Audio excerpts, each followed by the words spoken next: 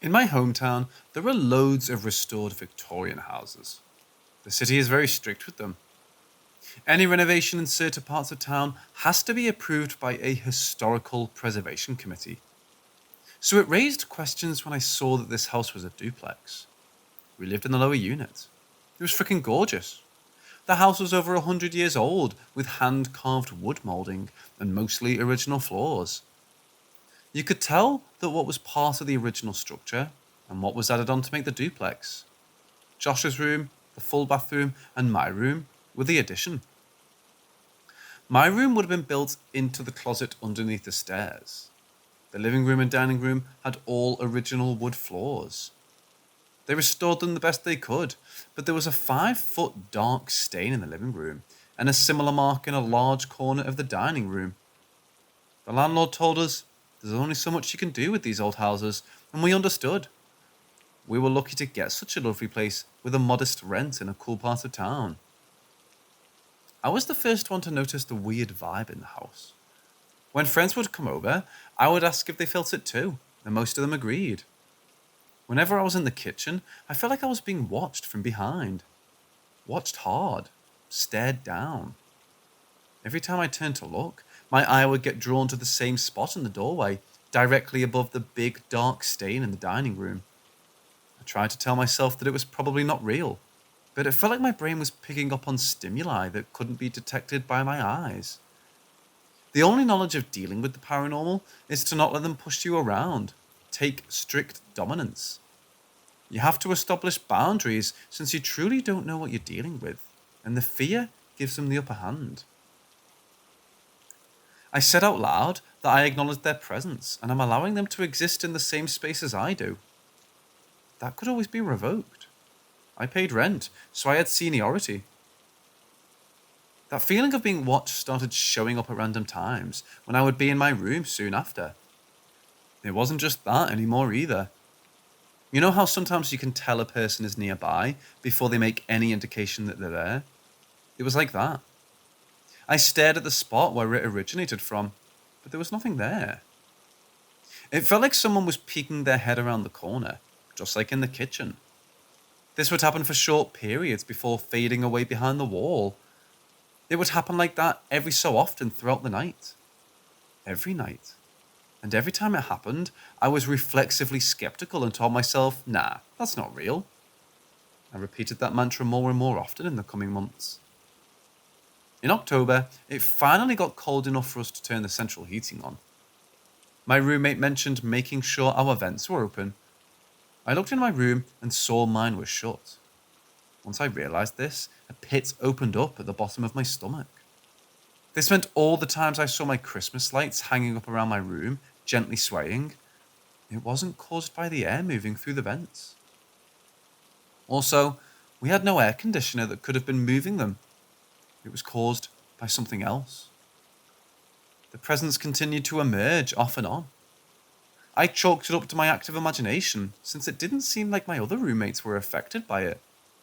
At some point, I even talked to the neighbours upstairs who told me they also felt a weirdness about the place. One night, when I had a friend over in my room, I was walking through the living room turning all the lights off. I turned the final one off and started back towards my room in the dark. As I was passed over the stain in the living room, I heard a voice behind me. It was gentle and subtle, with an upward inflection, like it was asking a question. I whipped around to see nothing, but heard firm footsteps approaching me from the corner. I noped into my room, where my friend was sitting. He asked what my problem was, and I told him the house might be haunted. He laughed at me and told me to get real. 2 minutes later, he goes, "Did you see that?" And I asked, "See what, buddy?"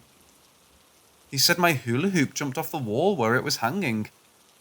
He stared at it intensely, trying to formulate a rational explanation for what he saw. I don't think he ever found one. This was one of the most witnessed events in that house.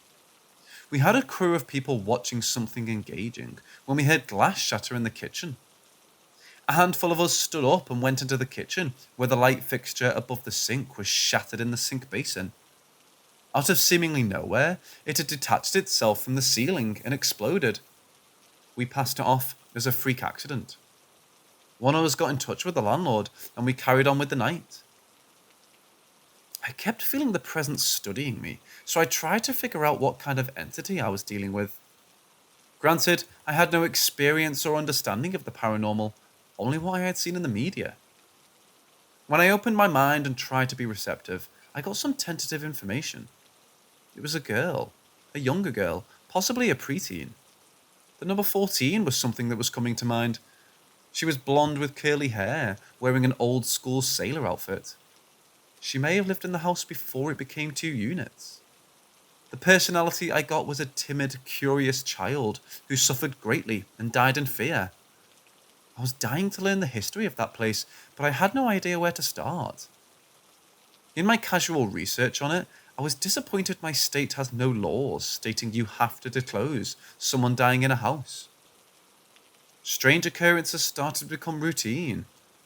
I thought we reached the peak of activity and I didn't have to have my guard up.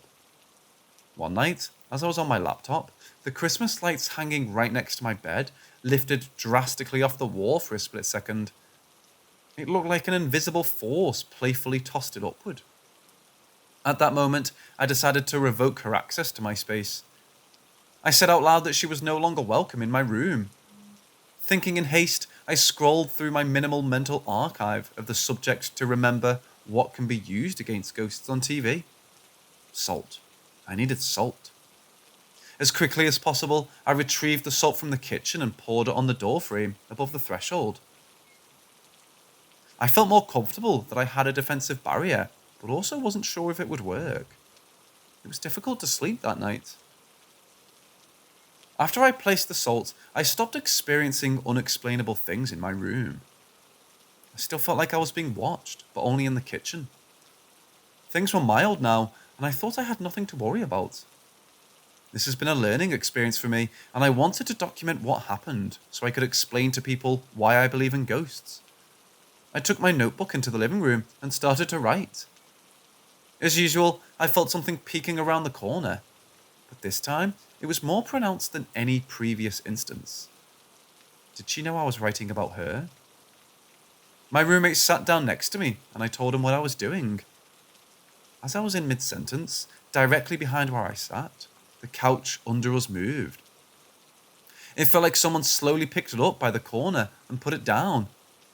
I immediately jumped up and ran outside.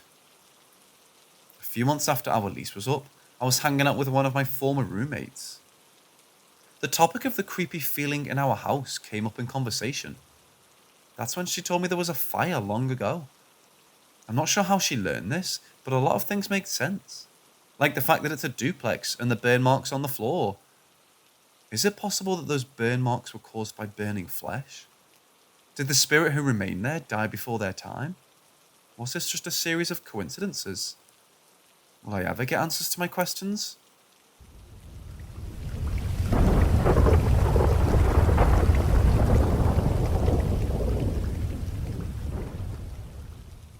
My partner and I were driving to a friend's house to visit for a little while. It's a very short, maybe 5 to 10 minute drive through busy suburbs that are usually very well lit. However, as we came upon what we call the halfway point between our houses, we stopped at a red light and I noticed that the streetlights seemed to be dimmed on the other side of the intersection. Not all of them, but a series of 3 or 4 lights on either side of the street, creating a very shadowy stretch of road about 40 feet long. I'm not insinuating that the lights being dimmed was in itself paranormal. I know nothing of how such public utilities work, and I'm sure it was some sort of power-saving procedure or some such. But in this instant, it was strange as we've gone through the same route many times at the same time of night, and I've never noticed them being dimmed.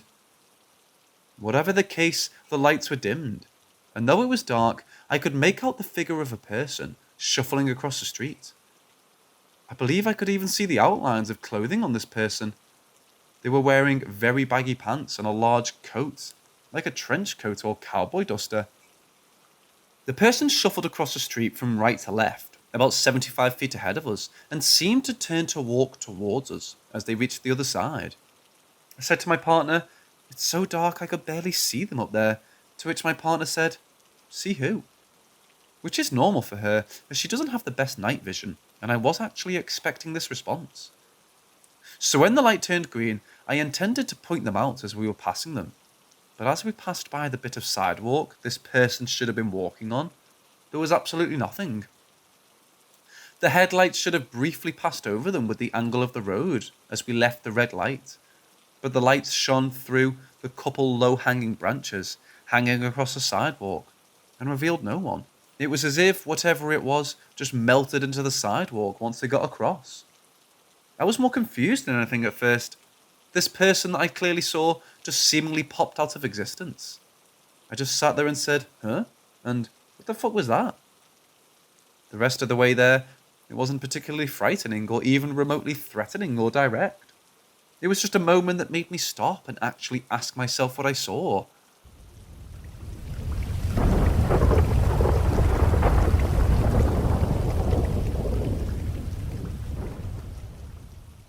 As a child growing up in the backwoods of Maine, I've had my fair share of strange things in the night.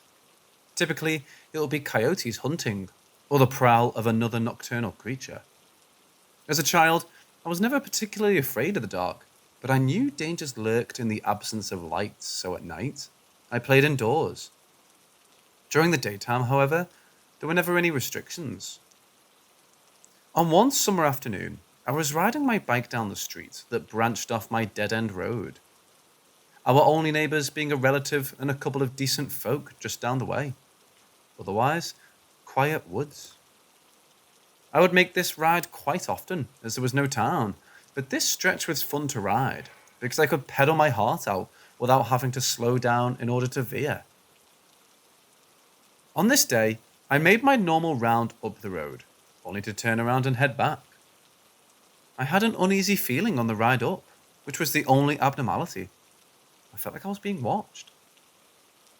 Something told me to look towards the woods on my right, and I did so reluctantly.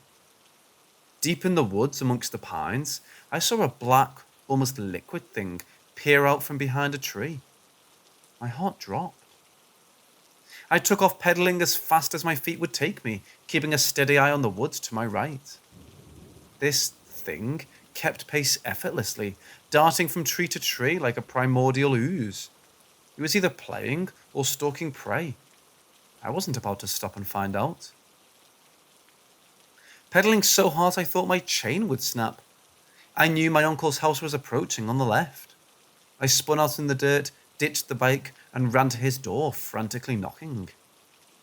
I turned around to see if whatever it was would be making its way towards me. I didn't see anything. My uncle opened the door, cigarette in his mouth, asking me what's wrong. I explained to him what I saw. He grabbed a rifle and said, probably just a deer, with slight concern in his voice.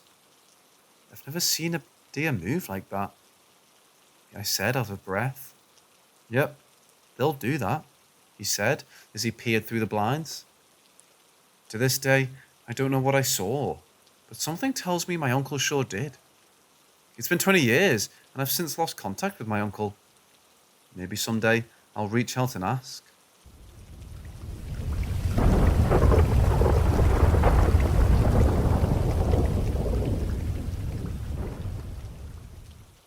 As a child, you're more susceptible to the supernatural, and there's always the adults that don't listen. I get it. Kids have wild imaginations. This house was no imagination, though. This house was dated, with what felt like the longest hallway. Also, to make matters worse, there was an old family cemetery in the woods behind the house. But of course, I was never told that until we had already moved out of the house, because my mom didn't want to scare me. With that being said, you would think she would have taken my experiences that I had there to heart and not brushed me off. But hey, I was just a kid. Here are two of the most startling experiences I and my brother had. I turned off my Walkman and removed my headphones, gathered my towel and headed to the bathroom. The shower was warm, the steam was rolling, the bathroom was painted white, and all the appliances in the bathroom were white, down to the white shower curtain. It made me feel safe because it was so bright.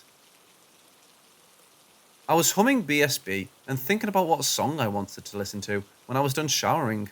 Suds all over my hair and face, eyes closed. I turned towards the shower head and rinsed my head, then turned away from the shower head, and just as I was turning, I saw a hand imprint that scraped the shower curtain on the outside. An adult-sized hand.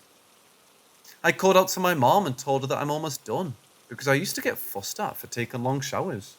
She didn't answer me, but I knew I'd better hurry my butt up. I finished rinsing off and turned off the shower. I opened the shower curtain and the bathroom was still so steamy and the door was shut. I thought that was odd, considering my mom had just come in there and I didn't hear the door close back. Also, the steam would have escaped. So I got a little panicked and hurried up and wrapped my towel around me. I sprinted out of the bathroom and into my room, right across the hall, and quickly shut my bedroom door.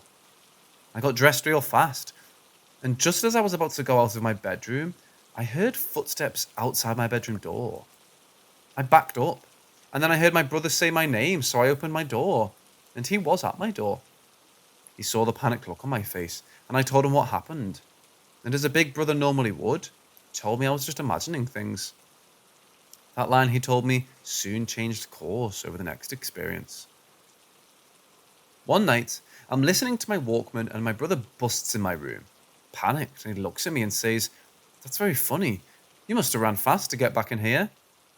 And I, with the most confused look on my face, said, "What are you talking about? I haven't been out of my room since we ate dinner." He told me that he was sitting in his room and he heard footsteps approach his door and then someone knock on his door very loudly. So I reminded him that Mom and Dad were home, and it might have been them just trying to see what he was up to. But he said that as soon as the knock happened, he jumped out of his bed and ran towards the door and opened it, because it startled him. But no one was there. His room and my parents' room were at the end of the hallway, and my bedroom and the bathroom were at the front of the hallway. This hallway was long. So I told him that there was no way I could have run that far to my room, shut my door, throw on my headphones, and be that settled into my bed. We both walked out to my room and walked to the front of the house to find both of our parents sleeping in the living room.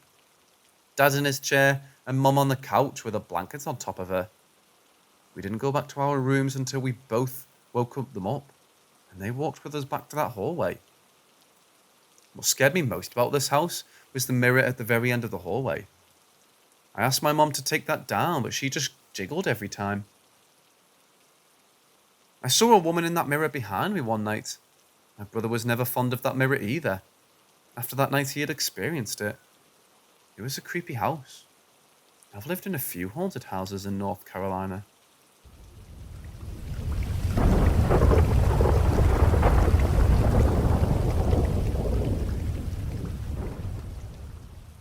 The house has 2 stories. Honestly, a beautiful house. It had a big yard and even clotheslines in the backyard. Downstairs was shaped really cool. It was a big circle, basically. The kitchen was massive, and the area where the bedrooms downstairs were was open with an access point to upstairs. Upstairs was where our parents' room was and a guest bedroom. My parents chose the room to the left, leaving the room to the right unoccupied. The house felt safe, up until one night. I was sitting in my bedroom with my bedroom door open, and I could see into my brother's room across the way. I was reading a book sitting Indian style in my bed when I saw out of the corner of my eye someone running straight across the front of my bedroom door and into the bathroom.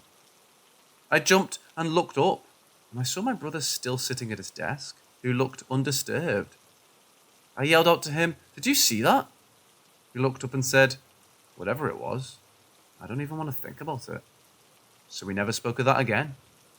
But we started closing our bedroom doors. After a while, my mom's friend needed a place to stay, so she opened the doors to her. She stayed in the guest bedroom upstairs. She was a really cool woman and stayed to herself mostly. After a few weeks, she started to hang out downstairs more often, and she seemed like she was tired all the time. But we got close, and she would watch my brother and me when our parents weren't home. One night, I was in her room and we were talking about stuff, and I told her about that one night my brother and I saw something run across the way, and she froze up and said that there was something in this house, and that she doesn't like to sleep in this room, and that the room she was staying in was always cold. So we stopped talking about scary stuff, and just ended up watching some TV and actually passed out in her bed with her. I woke up and it was dark, freezing cold, and there over the top of me was a very dark figure that seemed so angry. I nudged her and she said very lightly, "I see it. Close your eyes, it will go away." I closed my eyes and started crying, but as fast as it appeared, it also disappeared. She jumped out of the bed, flipped the light on, and we ran downstairs to my room. She slept in my room with me that night. The next morning, I went to my mom, and we told her what happened. This time, she believed me and told me that she's felt a presence in the house. And then she proceeded to tell me her and a friend that the last owner committed suicide in the bedroom that a friend was staying in. She told us that the bullet hole is still visible in the wall. My colour left my face, and I told her that I saw the mark on the wall last night when I was in the room with her friend. So her friend left the house. Completely understandable. It wasn't even the next week yet, when me and my brother were playing outside. It was dark, but we had a very bright street light that lit up the yard, and you can see the whole side of the house. I told my brother what Mom told me, and said that that explained a lot of the things that he's seen and heard. I had my back turned to the house, picking up the ball that we were tossing back and forth. And when I turned around, he was staring up at a guest bedroom window, stone cold still. I looked up and saw what had him so frightened. It was a dark figure of a man standing in the window with his hand up to his head, holding a gun. We ran inside, panicked. Our mom took us to my brother's room because our dad wasn't happy with our antics. She told us that she will do everything she can to convince our dad to move. Months passed. One night, we were all sitting in the living room, and my dad's chair was the closest to the side of the house. He was sitting in his chair, and something caught his eye to his right, and he turned his head really fast, jumped out of his chair, and swung the door open. No one was there. He swore up and down that he saw a man standing at the door outside, but there simply wasn't. We moved out of that house 2 weeks later and never looked back.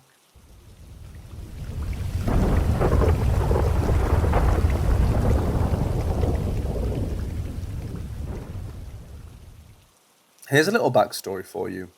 My wife and I were married after a 5-year courtship on January 1st, 2010. There were good times, and there were some bad ones too. I won't go into many details, but during the course of our relationship, she suffered a major back injury. While she was recovering from this, she got addicted to opioids. Hydromorphone to be exact. She got addicted hard. It overtook her life for several years.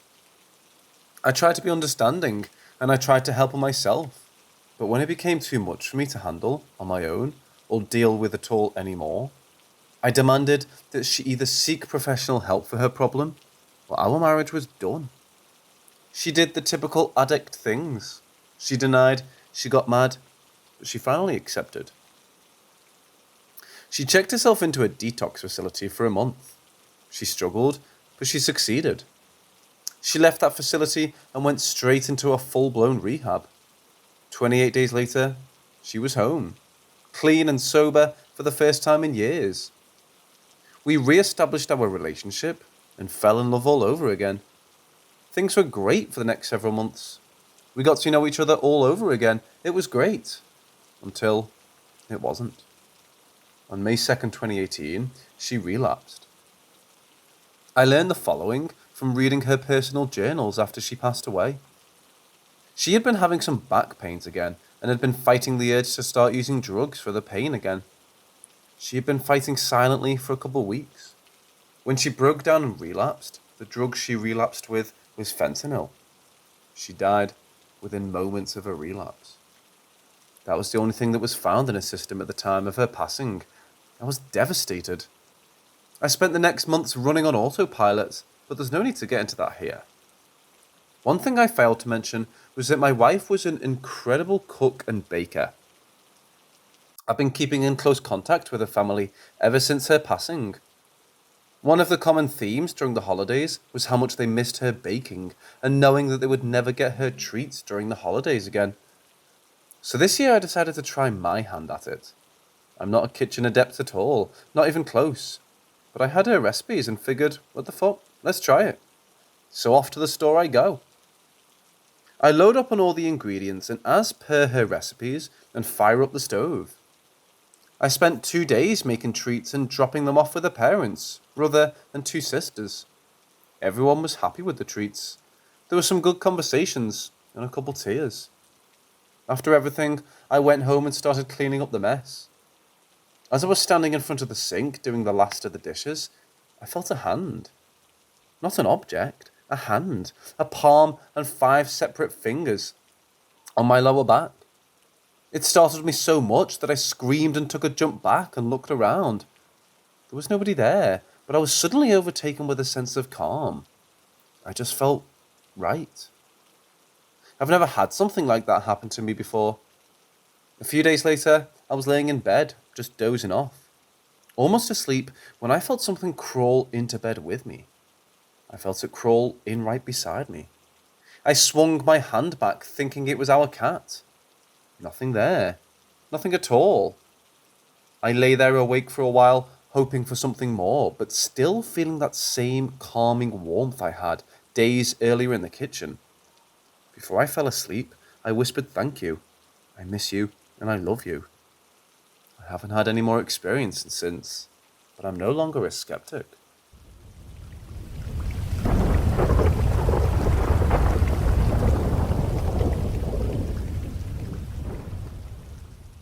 For a little while, my 8-year-old life seemed pretty happy. Normal. That is, until my mother fell very ill with breast cancer. My stubborn 8-year-old mind hadn't realised the danger my mother was in. I wish I had. Maybe then I could have understood what was happening a little better. Mom was too weak to walk up to the 2nd floor of our house to get to her bedroom, so naturally, my dad moved their bed downstairs into the family room. As my mother lay bedridden, unconscious and ill, strange things would happen as I lay with her. I would feel a presence, like I was being watched. Even as a little kid, I'd always been terrified of anything to do with ghosts. I was always afraid of being anywhere alone in the house. So when I felt that strange feeling, I began to cry. I cried quietly, I remember. I didn't want to wake Mom up as she was resting, but strangely, a wave of warmth overtook my body, and I suddenly felt very tired. I'd stopped crying. It was almost as if something were there comforting me.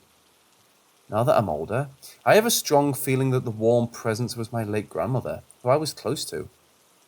Mom eventually went into hospice care, and she passed away there. There was a thick heaviness on our last visit. Do you know who Jesus is? My aunt would ask. That day, in the waiting room with all my family, when my aunt asked me that question, I knew what was next. Ever since my mom passed, I've always felt a different kind of presence in my house. As I lay in the empty, cold bed, I think of her as I fall asleep. Not long after I've fallen asleep, I awoke to the feeling of my hair being tucked behind my ear. In my drowsiness, I had forgotten all about Mom's passing. It was her. I saw her face and I felt her warmth and I went back to sleep. It wasn't until I was fully awake and aware later that day that I realised what had happened. I knew she was still with me. Fast forward a few years later. I'm 12 and living in that same house. I'm asleep in my room when something wakes me up. A tapping sound on my door. I jolted out of bed and opened my door as fast as I could. Nothing but a cold draft met me. You see, that tapping was how my mum knocked on my door to get my attention when I shut myself in my room when I'd get upset. It was her gentle way of telling me that she was there if I needed to talk, which I never did when I was upset, and she was still alive. I wish I had. I've moved out of that house since, and I haven't had any paranormal experiences. I'm almost sad that it's over, because I know that that presence was my mom. I know she was telling me she was still there. I know she's still in that house with Grandma.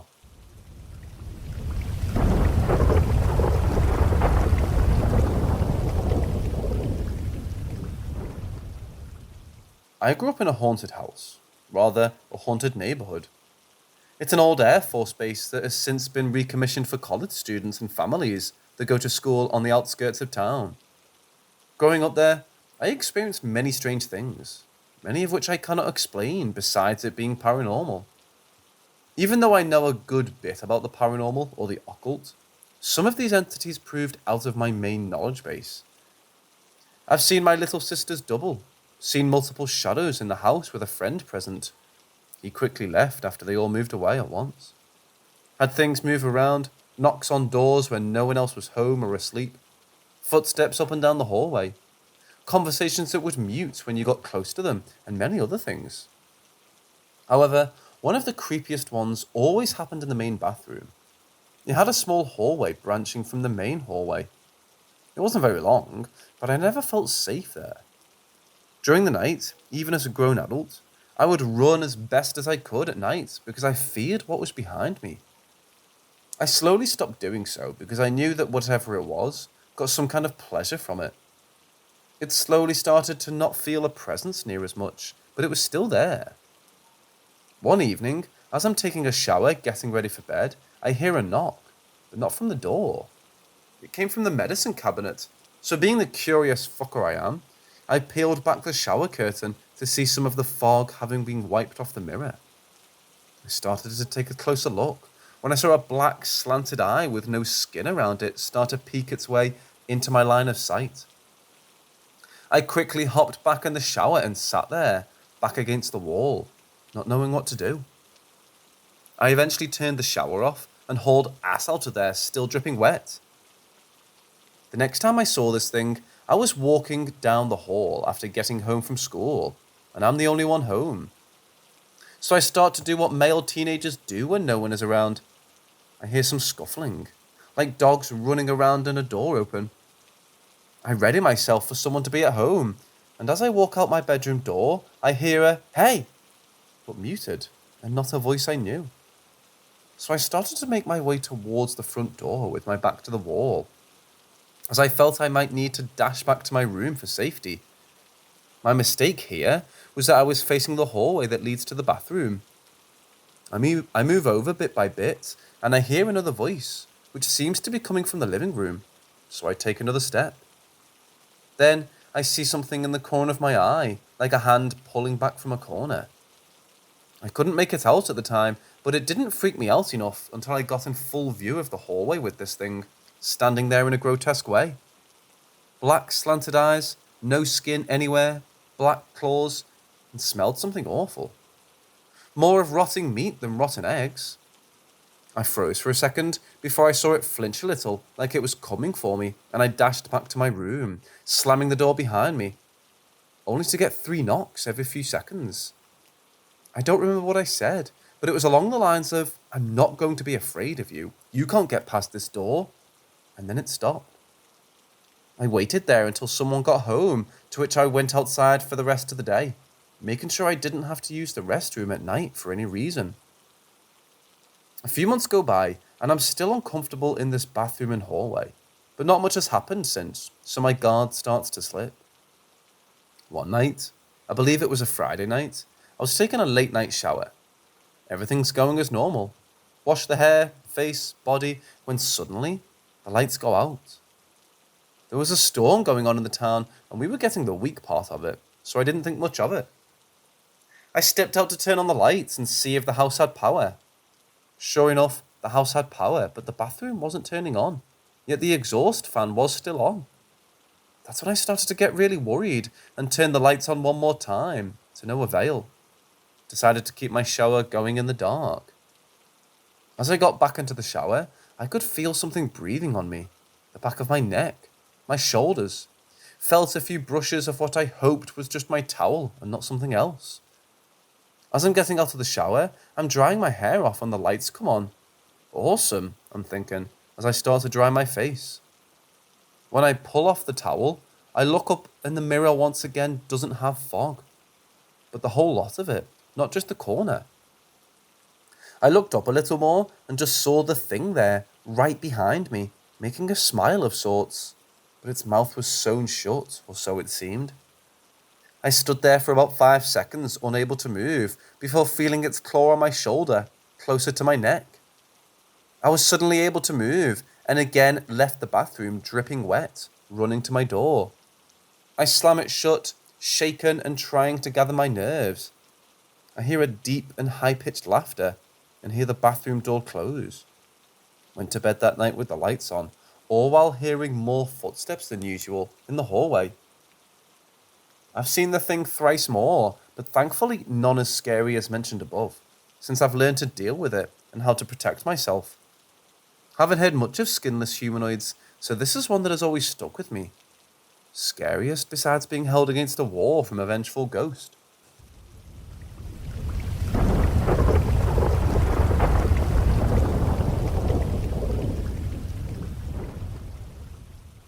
About 10 to 12 years ago, my closest friend and I were staying the night at one of their houses. This is an old Air Force base that had many suicides and other things happen, to which we still know not much of, even though it's come to be apparent with things we went through. One of my friends is also into the supernatural and occult and meditation and in tune with nature. We all were sitting in the living room, TV off, when we heard a noise at the back glass door that so happens to slide, like so many do. We all moved cautiously over to check it out since, robbers or whatnot. One of my friends pulled the curtains away and we all froze. For what seemed like an eternity, we sat there in disbelief, and finally the question came, "Do y'all see what I'm looking at right now?" To which we all asked, "What exactly?" "The girl with her face cut up." "Yeah, I see her," one by one answers. The friend lifting the curtain cuts back and asks what we should do. I said we don't have many resources to help out, but let's see if she's still there.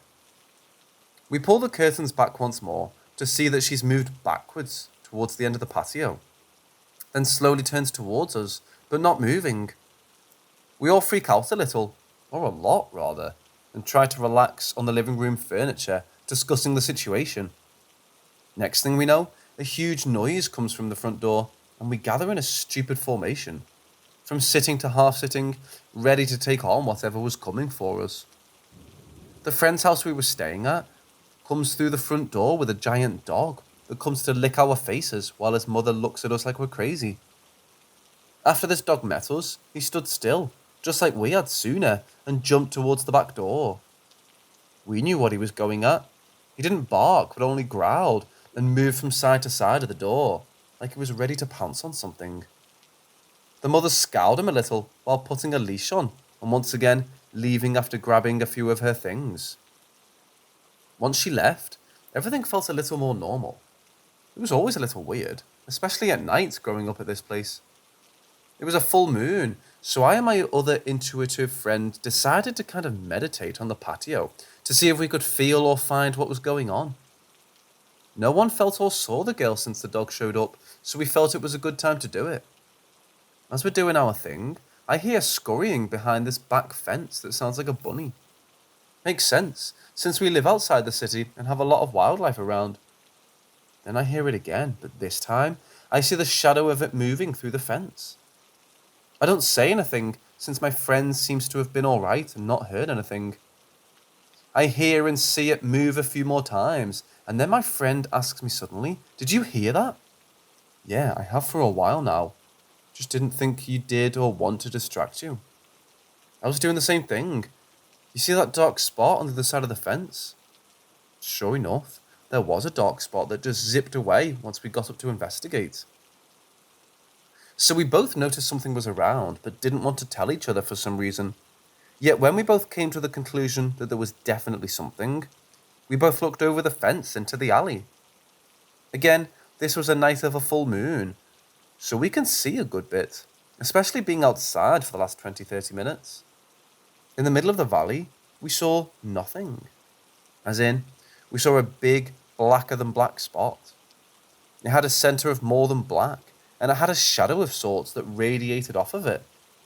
Frozen for a second, we turned to each other, asking if we're seeing the same thing. Sure enough, that spot is there, surrounded by moonlight and other things, with nothing to give that kind of shadow. My friend asks me to keep an eye on it, while he grabs a garden towel.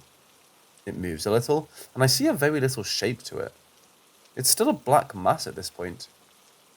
When my friend returns, he makes the note of it moving a little and asks if it changed shape. I told him it had moved, but there was a funky shape but returned to a black mass. Suddenly, my friend throws the garden towel at it and darts away. I've never seen something move so fast in my life, and it zigzagged away from what I could tell. Next thing we know, all of the dogs in the alley are going absolutely crazy. That's when we know we weren't the only ones to see or feel this. We quickly ran inside after about 10 seconds of listening to angry dogs and the scurrying of whatever it was. We returned to retrieve the trowel to find it sticking head first in the ground, but nothing was on it. Then, we presumed that whatever it was not of the normal world we know. It flared as it did, though made us believe it was something paranormal. And that we should find it again. Never have I seen that again, but I would like to, just so I could find out what it was. However, I've never seen such a dark mass in the midst of a full moon, especially with nothing to give it any shadow. It's a black mass I've seen before though, but this time it was out in the open, and I don't think it was related to what I saw before. We didn't sleep that night. And the next morning, when we went exploring, we kept hearing voices following us. We all went to our own places, but still struck with some kind of awe, and for me, and that one friend, a kind of inspiration to find out what that was we saw that night. We hope to find out but it may remain a mystery for a while. Until then, we shall discover other things and explore other places.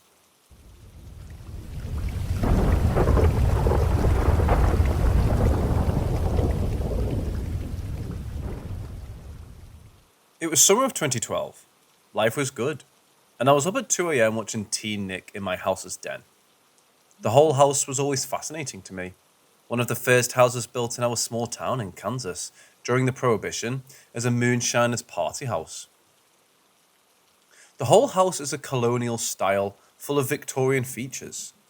From the outside, it looks like a 2-story, but there are actually 3 floors and half a basement. The architecture was always confusing as to how this was accomplished, but wedged between the top and main floor is a log cabin-themed room, our family room or den. It was a glorified bar room fitted with a monstrous fireplace, an Alaskan moose head from around 1920, and a salvaged chandelier from the former Douglas Opera House.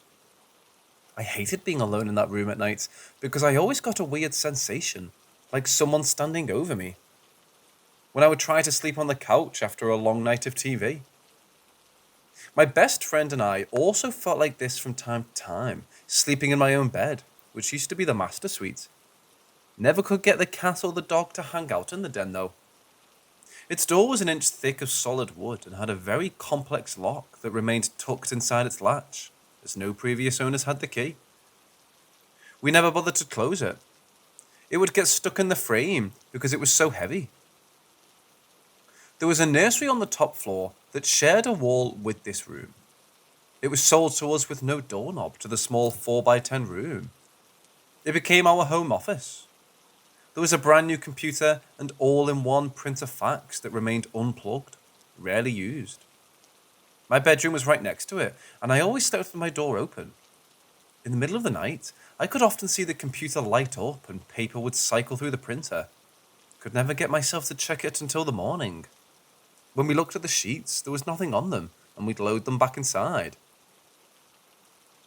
It was my sister and I's favourite place to pirate scary movies.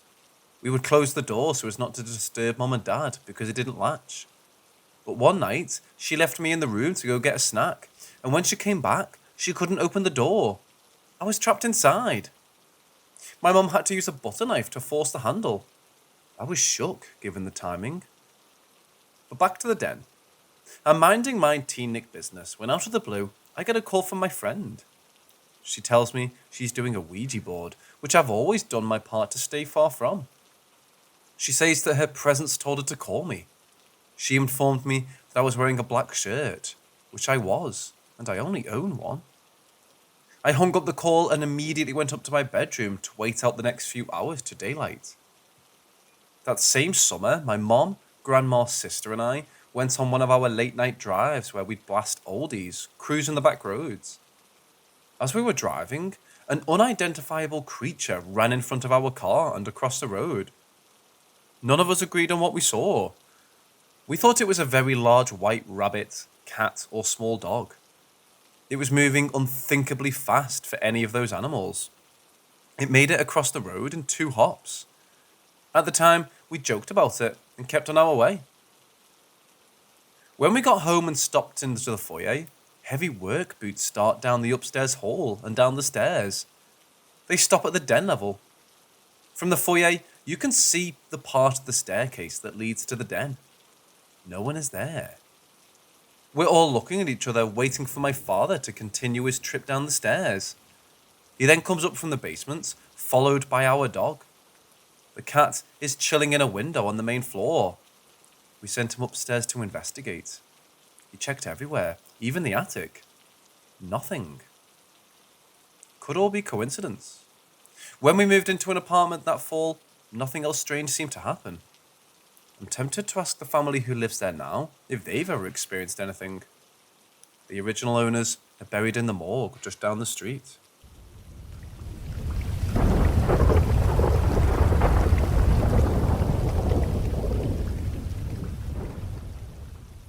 So throughout my entire life, I've had many encounters with ghosts, shadow people, etc. This includes voices calling out to me, seeing faces in the windows of my childhood home, seeing and sometimes interacting with multiple different ghosts. There's a lot more, but I need to talk about a very specific event that happened when I was around the age of 6 or 7. My brother, 2 sisters, myself and my dad were all sleeping in the living room together.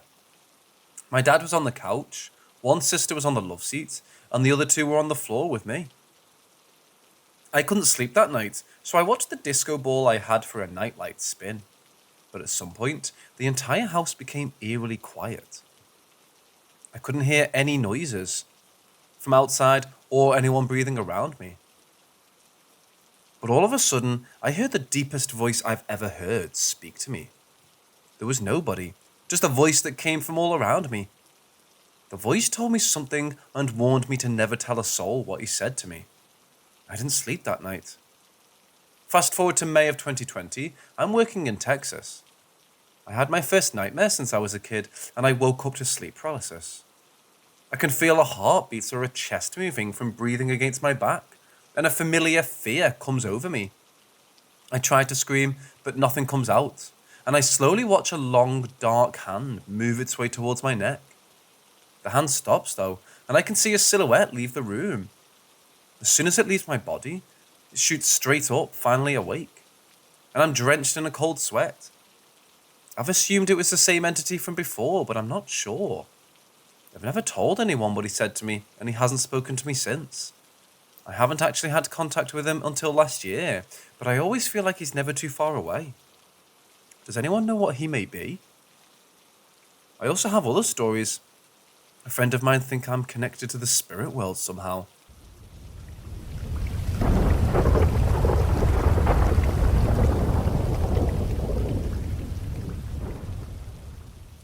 This happened in 2020.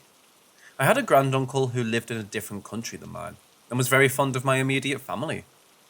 I had, however, never had the opportunity to meet him in person and had only ever interacted with him through emails and Facebook. I only knew what he looked like through family photos and his pictures on social media.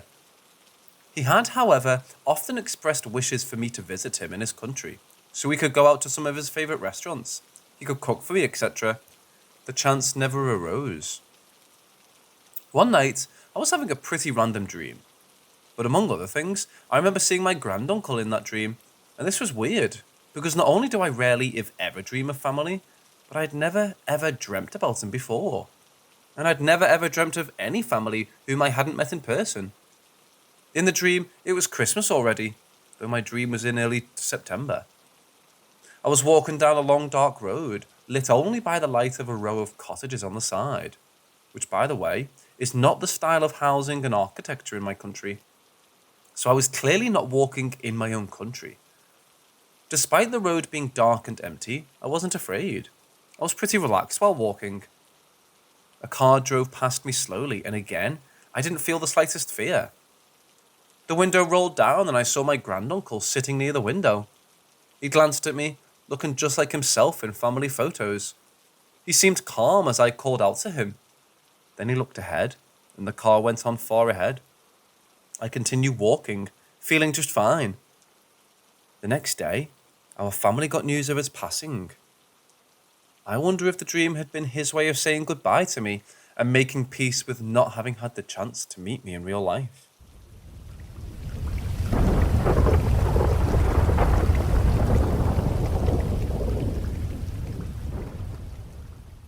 My family and I had moved to a different state and bought a house. I no longer live there, but I definitely remember a few odd things that happened while living there. Our house was built in the 70s and was a fixer-upper. A husband and wife had lived there, and a few years prior to us moving in, the wife had died of cancer. I didn't know this until after I had first paranormal experience in the house, because my parents thought my sister and I would be scared if we knew someone had died in the house. My first experience was when I was in the basement doing my makeup. We were renovating the upstairs bathroom, so I had to use the one downstairs. When I was putting on mascara and was close to the mirror, I saw a black figure in the corner of my eye. It was like a person was standing right behind me, and it felt like there was a dark presence. I turned around, and there was literally nothing behind me. Does anyone know the significance of this dark figure? I'm still not sure what it was to this day. The second experience I had was when I was sleeping in the basement because we had family visiting, and my grandma was sleeping in my bed. It was past midnight, and I swear I could hear running back and forth in the hallway upstairs. I have 2 cats, but both of them were sleeping downstairs with me. I went upstairs to check, and everyone was dead asleep. I continued to hear the stomping for about an hour, and I remember it being really hard to fall asleep that night. The last experience I had was the scariest. My sister and I had a friend over, and we were chatting about how we thought our house was haunted. My sister always complained to me about how she hears footsteps in her room, which was weird to me, because I had never heard any specifically in my room. We all decided to lay in my bed and see if we could hear anything. We were silent for a few minutes on end, and then we heard a huge sound like someone had thrown something off my nightstand. It was the craziest thing. None of us had moved a muscle, and we heard that huge sound out of the blue. We looked on the floor, and nothing had been knocked onto the ground. It made absolutely no sense whatsoever. My dad never believed us when we said we thought it was haunted. However, there was one time he was inside the house alone and said he heard the cupboards in the kitchen opening and closing while he was in the basement. He then came outside to ask us if any of us were doing dishes. We said no, and he thought it was weird, but dismissed the whole thing. These were weird experiences, but I never felt unsafe. Maybe some spirits were mad we were renovating the house. Not sure. Let me know if you've had similar experiences.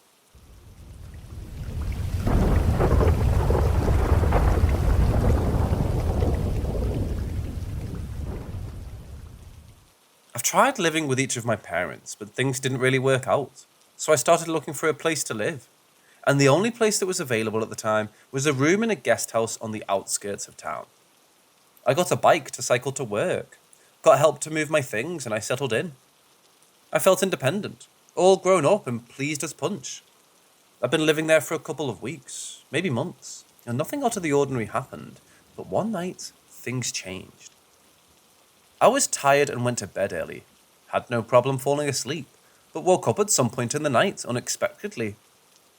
I assumed nature had called, so I went to the bathroom, got back in bed, and drifted off again. I was having a perfectly normal dream when suddenly I heard a noise in the real world that woke me up.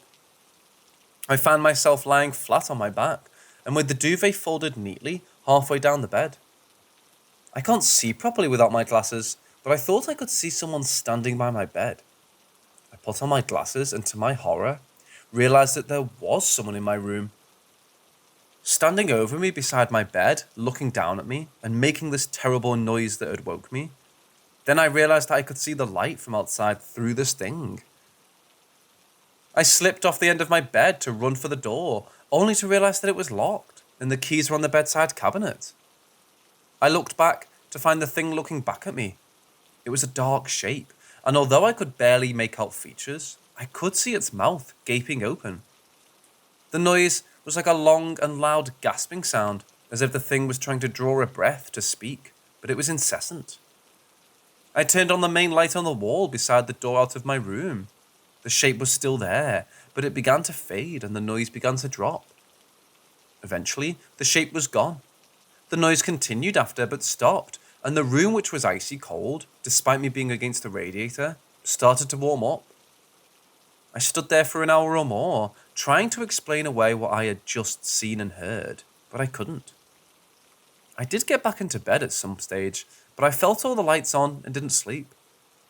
The next day, the landlord complained to me for leaving all the lights on, but I didn't tell him why, and I swore I'd never tell anyone. I must have looked terrible, as everyone in work asked if I was okay, and when I saw my dad later that day, he even said, "You look like you've seen a ghost." That's when I broke down. I told him what had happened and expected him to laugh or get angry, but instead, he told me about things that he and other family members had seen in their lives, then asked if I was okay.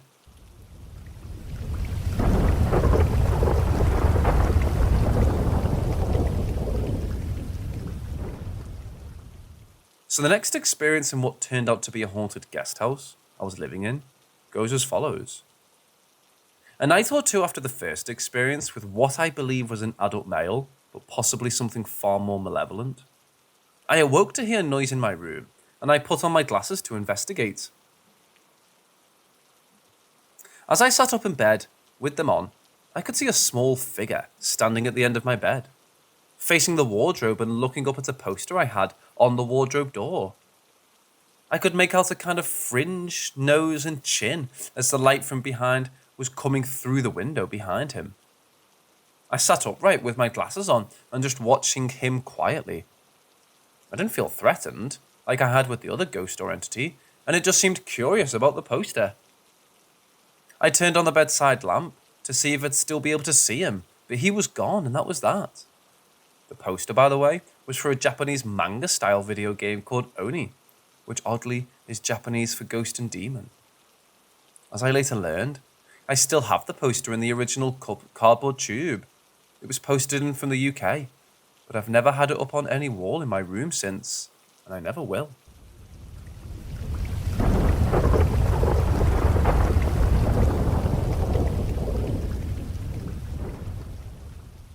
When I was young, my family and I moved to a small former mining village in Leeds, West Yorkshire, and the house was small but didn't have any adverse history that we could find. Nor did we hear anything from the neighbours. We settled in comfortably, but noticed that pictures wouldn't stay hung up on the wall, and the house was a pain to heat up. On 2 occasions, I experienced what I presumed to be ghosts in that house. First, my parents were downstairs watching TV, and so I went upstairs to watch a video in their room. And as I got to the top of the stairs, I saw 3 dresses dancing on their own without hangers. I stepped into the room, and it felt really cold, and then the dresses fell to the floor. That was terrifying. I was only about 8 or 9. The second event, I was in my bedroom falling asleep, and I think I was ill at the time. A woman came to my bedroom door, looking in on me to make sure I was okay.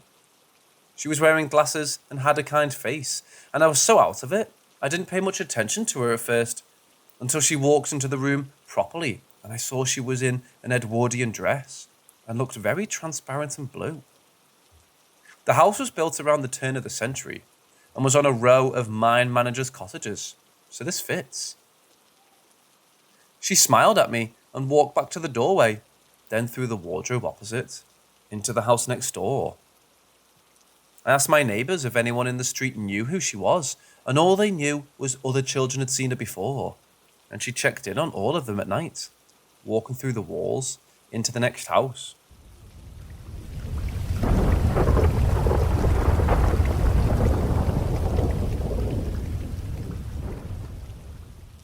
When I was a teenager, I would go to summer camp for a week. At this camp, you weren't allowed a cell phone and there were no computers or any other form of outside contact allowed. After dropping off kids, parents could go write postcards that the camp staff would hand out throughout the week to make younger kids feel like they were hearing from their parents throughout the week. But in reality, all the postcards were written the first day of camp. All this to say, while at camp, I had zero outside contact, even with my parents. I had a great week, and soon enough, it was time for my mom to pick me up. We walked to the car, casually catching up about my week and hers. She then, very excitedly, brings up a Rotary meeting she had attended on Tuesday of that week. She starts saying that they had a guest speaker, and I, annoyed, cut her off because she had already told me this. Being a moody teenager, I was annoyed and grumpily said something like, "Mom, you already told me about your guest speaker who studied abroad in Israel and how you think I should apply for the program she did." My mom stared at me, clearly freaked out. She then reiterated that this meeting had occurred while I was at camp. Therefore, I couldn't possibly have known about it. When we got home, we looked through all our texts and her emails to see if there had been any mention of the guest speaker, and there hadn't. She was a last-minute addition to the meeting, so my mom didn't know she was coming until that day. We still have no explanation, and since that event, my mom has told me that as a kid, I would do stuff like that a lot. My dad's side of the family is Cherokee, and I've always had really good intuition. My grandpa, for example, knew his mom had died before being told. Going back further, that mother had apparently predicted things all the time.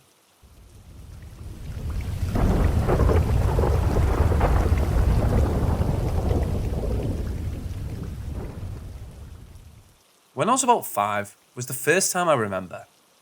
My parents had claimed that toys would play without batteries, and my mom was paralysed in bed with a skeleton leaning over her. But that was after they changed rooms with me, because I can still remember clearly a giant white face coming out of my wall and speaking garbled language. I couldn't understand, so I asked my mom, and of course, she was freaking out. Next is a more recent one. A year or two ago, I was in the bathroom at about 3:46, and then there was a banging on the bathroom door, and being the scaredy cat I was, I left it open just a crack. So I peeked through and saw a frickin' tentacle slithering away. The next morning I called my grandma, and she said the night before, my 5-year-old cousin said he saw a big statue with tentacles coming out of the ceiling above his bed. When I went to Colorado, they had us use dowsing rods on a ghost tour, and I asked if Slender Manor was real. I don't want anyone to freak out because this is real, but so is Slenderman, fellas. Another that is 1 or 2 years is my baby sisters would start screaming when we tried to go in the hallway because of the black dogs in there. That's too much for me. Final story, my mom said it's an ancient Indian demon, and I know this all happened because my great-great-great-grandma got cursed by a witch. The demon that I like to think was a Wendigo would always call my name. Spooky. Or if it wanted me to come to it, it would sound like my mum or grandma. When I was waiting to get picked up outside of school, I was the last one, when I heard my mum yell my name. I was glad she was there, but she wasn't. This also happens in my house. I brought this up to my 7th grade Spanish teacher who believes that stuff, and she said 100% Wendigo. She's like, they live in the woods. I'm thinking back, the school I went to that happened had woods right by it. My house, same scenario.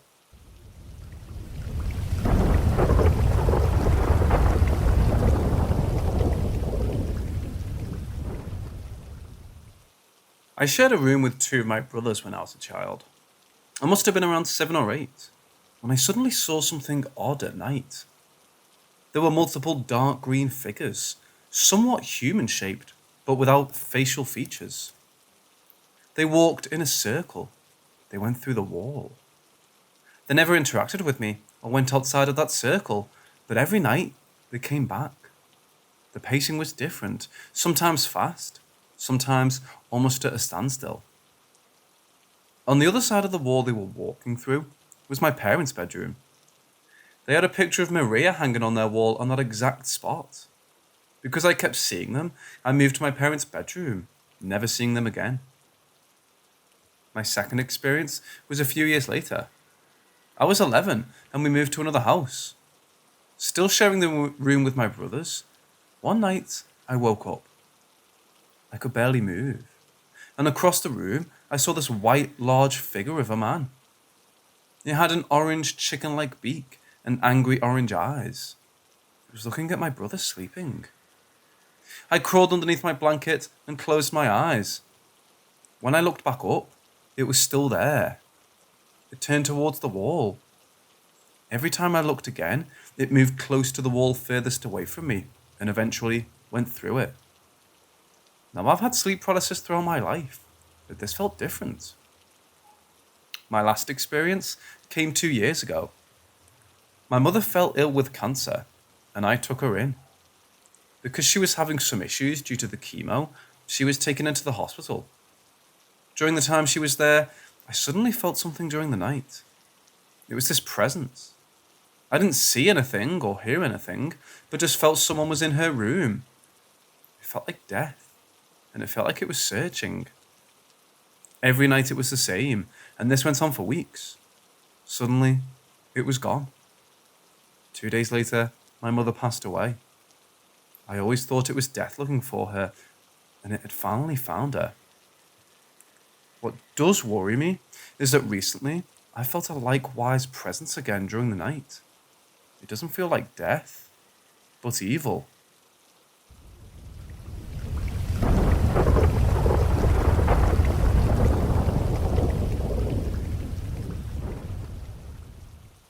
I'll start this off by saying that I've never personally experienced anything paranormal, nor do I ever want to. Something about it bothers me, so I'm thankful that I have no personal stories to relate here. The story I've decided to share is one that I heard from a family friend at a New Year's Eve party in 2011, on a private beach in Sydney, Australia, as the sun was going down. She was a middle-aged lady who had begun to discuss this house that her friend lived in, which was supposedly haunted. She described a number of things that her friend and her friend's family members had experienced on a regular basis there. The details of most of those stories escape my mind now, and because this is third-hand, I'll only share the single story that sticks vividly in my mind that she told me that evening. Her friend had an infant child, and that child would always sleep in a cot in the same room, where the child would be left alone during the night. The cot was always positioned parallel to one of the walls in the room, but not so that it rested against the wall. It was instead placed a few feet away from it. The mother became concerned when she discovered that each morning, when she would come to check on the baby, the cot had moved so that it was touching the wall. The baby was too small to be capable of moving it, and the cot was not on wheels. She would always pull the cot back to where it should have been, a few feet away from it, and each morning she would find it against the wall in the exact same way. Well, just for the sake of it, either out of curiosity or frustration, the mother decided to move the cot much further away from the wall this time, into the very centre of the room. Of course, when she came back the next morning, she found the cot had once again been moved so that it was resting against that very same wall.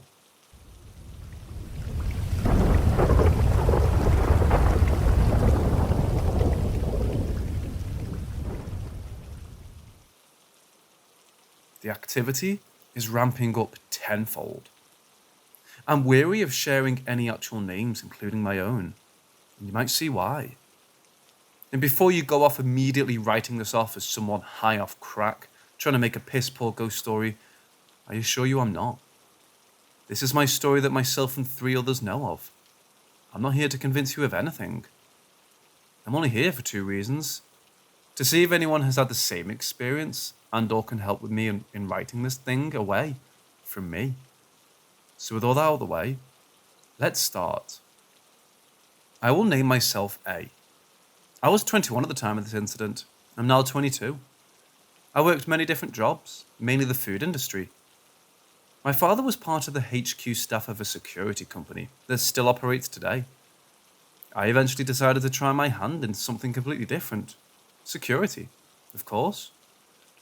I worked for the company for about 8 months as a level 2 officer, and after about 1 year, I moved up to level 3 officer. Level 3 is someone who is authorized to carry and handcuff, according to the company's policies and the client's policies.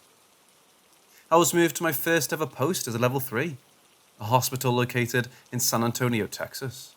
I won't give out the name. Anyways, I worked at said hospital for about 3 months, until I was told there was an abandoned section of the hospital. I was offered a tour. Before I go further, I should explain who was with me upon entering the abandoned section. First up is Agent Y. Agent Y was a former Secret Service agent who retired and eventually ended up in the security company I was in. Next up is Marine 1 and 2. As the names suggest, these two were former Marines. One was an infantry who was in the Battle of Fallujah and continued to see more action for another 6 years before leaving. Marine 2 was a former drill instructor. I'm saying this as a point of reference to show you that these people were not some wannabe thugs taken off the street to become lousy security officers. In fact, 70% of the company are of military or law enforcement background. Anyways, Agent Y was my supervisor of the site. Each site needed a supervisor. Agent Y also happened to be the hospital's main security supervisor. Agent Y and Marine 1 and 2 all went with me to the abandoned section. We all had our own flashlights. We explored essentially the whole building without any incident, until we reached the ICU. This will haunt me until I die. We reached the ICU. We were stopped as there was a 3-way fork. Each hall had a miniature hall connecting to the next. All 3 hallways were parallel to each other. We decided on the far left one and continued down. The plan was to go down all the way and circle back and take the next hallways. If it weren't for what I was about to experience, it was almost entrancing to see all the equipment and whatnot left there to rot. We reached the end of the first hallway when before all of us could turn around, Agent Y was first to notice that Marine 2 was fixated on a doorway. When we all turned in the direction of Marine 2, I immediately felt sick, like I was going to vomit violently. It started to smell like rotten meat. This all took within a span of 3 seconds. When we all faced the doorway, we all immediately noticed it. It was fucking peeking at us from the top of the doorway. It stared at us from the top of the doorway. I was more immediately drawn to its eyes. I would have expected normal eyes, but was instead met with inky blackness. There were voids where its eyes should have been. Marine 1 was first to run, followed by Marine 2. I then ran next, my heart shitting itself. As I was running, I noticed Agent Y outrunning me. For some god-awful reason, I was compelled to turn around to see if it was chasing us. The damn thing was floating towards us. From here, I'm not sure what happened as my brain blacked out. But what I do know is that a few months later, the abandoned building was destroyed. I genuinely wish it would stop here, but it gets worse. Agent Y, 3 weeks after the building's demolition, committed suicide. A few days later, Marine 1 died under unknown circumstances. I tried to live my life without acknowledgement of what I saw, but I still see that godforsaken thing in the corner of my eye. I fear I'm next. Any advice would be of genuine help.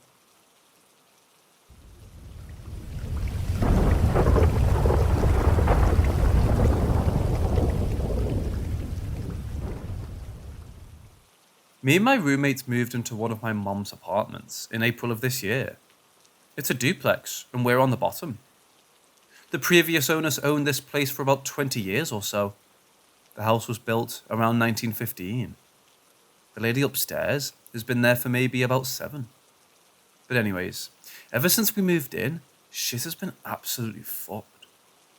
Me and my roommates have had our fair share of creepy occurrences as kids, but nothing like this. The first thing, we bought a nice rose gold knife set, and we put it in our stove. We heard some weird noises one night, so we both went out to check. We live right in the middle of the town, and at the time, our windows didn't lock. My roommate jokingly grabbed one of the rose gold knives, and I put it back in the knife block.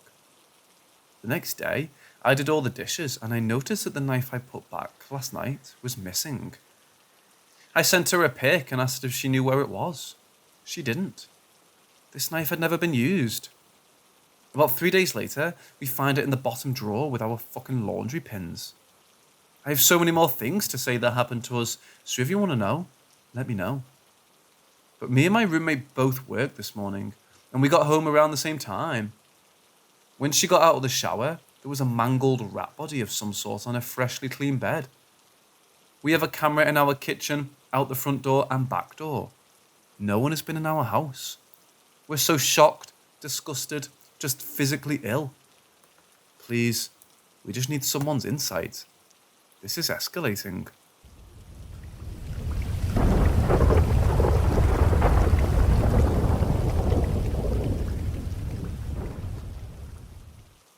This happened to me over 50 years ago. In Northeast Ohio, my aunt owned a huge 3-story plus full suite attic Civil War era mansion. I would often visit and play with my cousin in this house. As an adult, I realized the house was set up like the house in the movie Clue. It had secret passages connecting certain rooms on opposite sides of the building.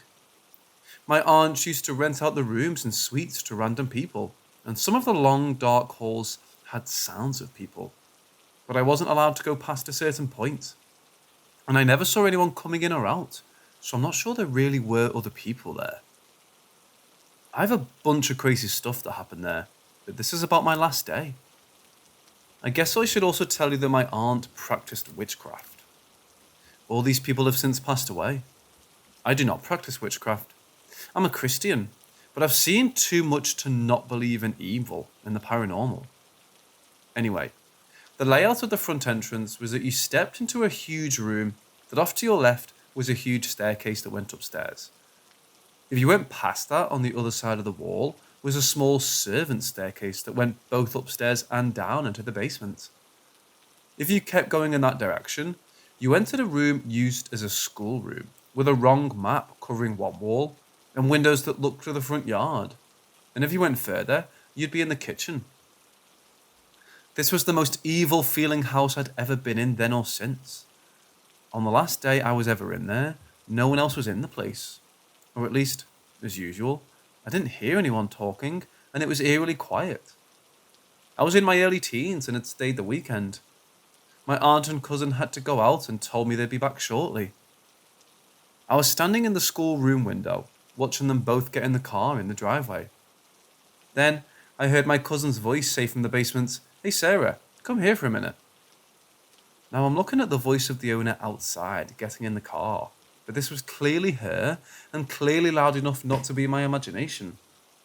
There was no other sound that it could have been mistaken for, and there was such a feeling of dread and evil, even though it didn't particularly sound in an evil tone. I was terrified. Frozen stiff for a minute while I figured out what to do.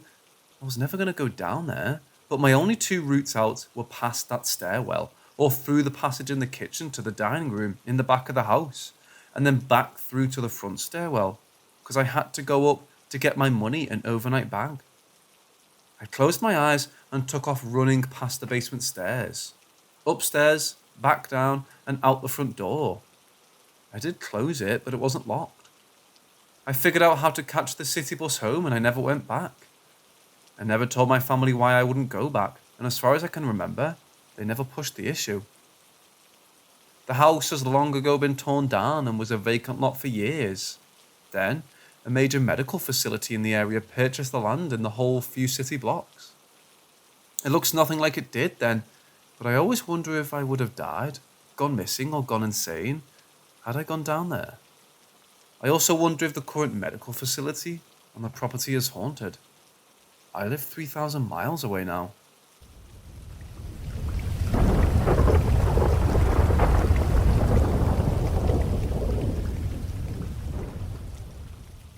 We moved in there as a family when I was around 7. It was a semi-detached UK house with 2 bedrooms and a loft. The bedroom my brother and I shared had access to the loft via a standard door and a staircase leading up to a large loft. My father used to sleep and work there before he moved out, as my parents were separated for a long time before their divorce. While he still lived there, however, I became accustomed to the sounds of him walking in the loft and down the stairs to my brother's bedroom. This is important for later. Again, I knew inside out what footsteps sounded like when someone was in the loft or walking down the stairs to the bedroom. Anyway, before my father moved out, a lot of shit happened between him and my mother, so I remember starting to feel a deeply troubling energy whenever I was in the house. After he had left, I still continued to hear footsteps of someone pacing up and down the loft, and sometimes down the staircase to the door where my brother and my bedroom was. My mother would often go up there to use the ensuite, so there were many occasions where I heard the pacing and went up thinking I'd find my mother there, but the loft would be empty. I heard these footsteps a lot in the evenings, all the way downstairs in the living room. They were heavy and sometimes would slow down or speed up. I dreaded when my mother would send me up there to get some wrapping paper or something other. I distinctly remember walking up to a landing where the main bathroom, master bedroom, and my bedroom were, while still hearing these footsteps going back and forth. I'd reach the attic door, and the minute I would open it, they would stop. Sometimes, when I felt brave, I'd do a thorough check of the loft space and ensuite, again finding no one there.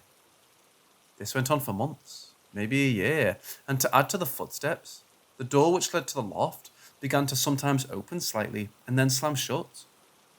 I put it down to the draft despite no windows being open and despite the force in which it would slam. I also deeply considered that I, an 8-year-old, was going crazy.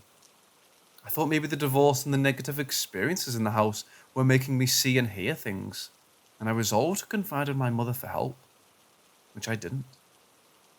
One day, my mother wanted to go food shopping. There was a Safeway about a 40-minute walk away from their house, but on that specific day, I was too tired to do the 40-minute walk and threw a tantrum, adamant I was going to stay home by myself. My brother and mum left, and I sat down on the sofa to watch TV. The sofa was against the wall of the staircase leading up to the landing with the bedrooms. After about 20 minutes, I began to hear the footsteps pacing in the loft and started getting spooked. I remember thinking, it's all good. They'll stop soon, or if they don't, nothing bad will happen. There's nothing up there. And then they started coming down the loft stairs. At this point, I turned the TV volume way up. I consoled myself again with the idea that this was a usual thing, and I remember telling myself, it's okay, they'll stay there. But they didn't. I started hearing them, heavier, walking across my room. That feeling was like absolute horror. Like someone was up there and now knew I was alone. Again, I thought, okay, as long as they stay a floor above, I'll be good. I calculated in my head that the steps should have reached the top of the staircase, leading to my floor by now. I held my breath, heard nothing, and was about to dismiss it all as stupidity. But then, it started walking slowly but loudly down the stairs just behind me. To the right of me was the door entering the living room, and I made the decision that I was not going to look. Because there was something there, and I could hear that there was something there. Anyway, I started singing to myself. I sang Twinkle, Twinkle, Little Star so loudly over and over again, and to be honest, I don't remember much after that, apart from hearing a knock at the door after what felt like literally only a minute. And then opening it to see both my mother and brother back with the shopping. The footsteps continued after like they did before this day, as well as the door slamming. I never told anyone, and we moved shortly after. I never brought it up again, until I was about 11. By then, I had chalked these events down to my life at that house having a negative effect on my mental health. So my brother and I had gone to dinner with my dad at Pizza Express, and we must have been talking about spooky things. I thought, oh, why not tell them what I experienced in the house? I told the story in a brief way, with not much detail, and I looked up and saw my brother literally go pale. All he said was, I heard them too. And he went on to describe the sound, the speed, and the heaviness of the footsteps. The change of direction, the door slamming, all of it. My father suggested it was the neighbours due to the house being semi-detached. But even as an 8-year-old, I was thorough. I made sure I could differentiate. I often heard neighbours running or going up and down the stairs, and that wasn't it.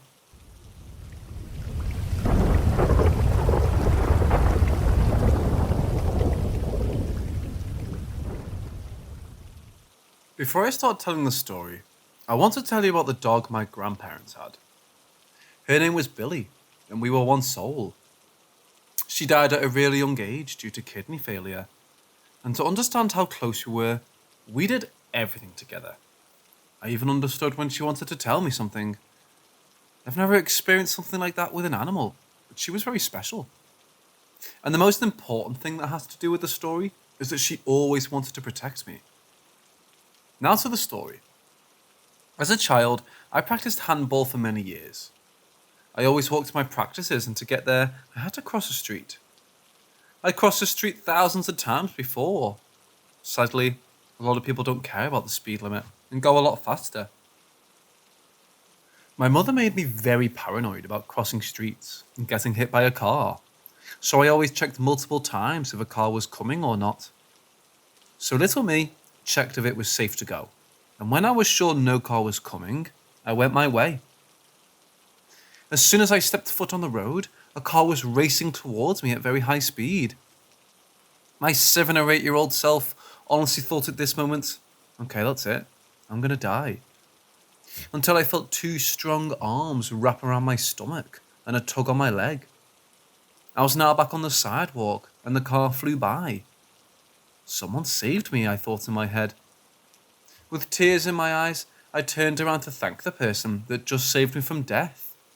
But there was nobody, not a single soul. The weird thing is that normally there are always people walking by or cars driving past the streets, but not this time. I was very confused and went home totally forgetting where I was originally heading. As I walked into my flat, my mother looked at me and said something about me looking like I've seen a ghost.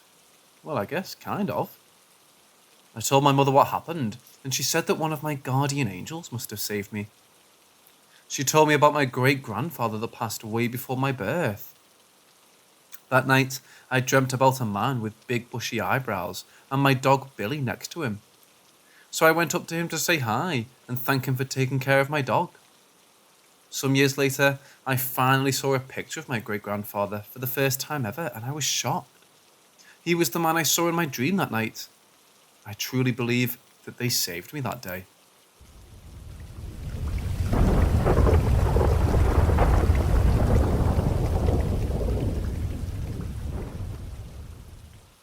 My family and I came back late at night from a family gathering. Everybody went to sleep, since it was late. To be clear, back then I had a room in the basement. Next to my room was my sister's room, and next to her room was my parents' bedroom. If you want to go to the parents' bedroom, you've got to go through my sister's room. Then there's a tiny floor, which leads to my room, as well as a bathroom and a stairway. My room also leads to our main floor. After you open the door, there's a stairway going up. So just as I was getting comfy, I heard strange noises from my parents' bedrooms, like something slowly approaching, but not steps, but like something on wheels. I heard it say something that I didn't understand, in a robotic kind of way. I was always freaked out, and I didn't know if I should turn the light off or on. I left it on. It was really close, and as every kid, I pulled my blanket over my head. The next thing stopped before my bed and said, "So?" At this point, I was absolutely terrified and I couldn't move because I was scared to death. I gathered my courage and watched what was standing there, just watching me. I think it was a witch, just watching me. You might think that sounds stupid now, or it's just the imagination of a child, but hear me out. I live in Germany, and my region is famous for Walpurgisnacht. So basically, all witches meet up at this place on the Hexen Tanzplatz and dance with the devil. So why is this important, you might ask? My aunt once gave my family a witch. It's like a sort of doll that you can hang anywhere, and it looks like the witch is floating on a broomstick. Anyways, this witch is still there, hanging directly before you enter my old room under the stairway I mentioned earlier. She also looks really scary. So now it's getting crazy. My sister once slept in my bedroom since we had guests, and I slept by my mum and dad. After that night, my sister told me that she saw some sort of witch. To be clear, my sister is 5 years older than me. It could be that she was scared because I've told her about my encounter before, and she was scared after that. Maybe she just imagined all of this. Her reaction the next morning was real. She was really scared.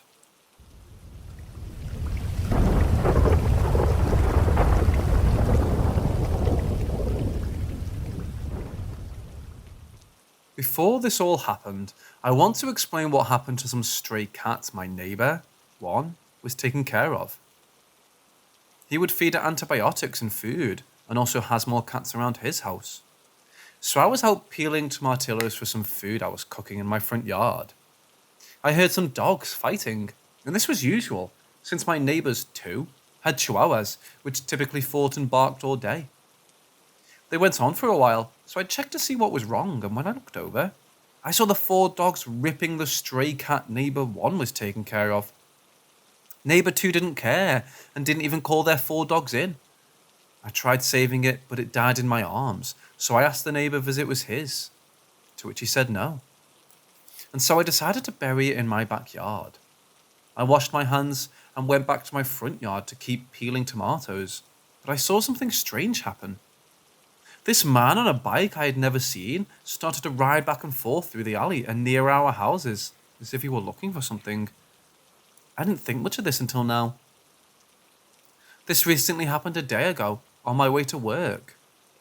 I woke up at around 4 and started on my way, as I would usually, but as I reached the intersection near my house, I saw a man with a black coat or robe down to his feet. The car lights were very bright, but his face wasn't visible at all. I was spooked, but didn't think much of it, and continued my day as per usual. After work passed, I heard back home, and I got out of my car and went to get my mail, which happens to be near neighbour 1's house. So as I always do, I started a conversation with him. He thanked me for burying the dead cat in my backyard and wanted to say something else. He had told me that he had also experienced and seen some man in a black robe near the same intersection around the same time, 4 a.m, though his experience was much worse. He opened his garage early like he would every other day to start out his yard work. But when he opened his garage and looked out, he was shocked to see a man in a black coat on the sidewalk. The man was standing there and was looking away from the houses. My neighbour grabbed an axe from his garage and waited. The man in the black turned and slowly headed towards neighbour 1. And out of nowhere, another man with exact features and no visible face came from the right side of neighbour 1 and started to walk towards the first man in black. It's as if they were meeting up. Once they got close, they started walking back and forth on the sidewalk. Neighbour 1 stayed there for an hour, but the men didn't stop walking back and forth. The sun started to rise, so he closed his garage and locked his doors. We haven't had any encounters since then.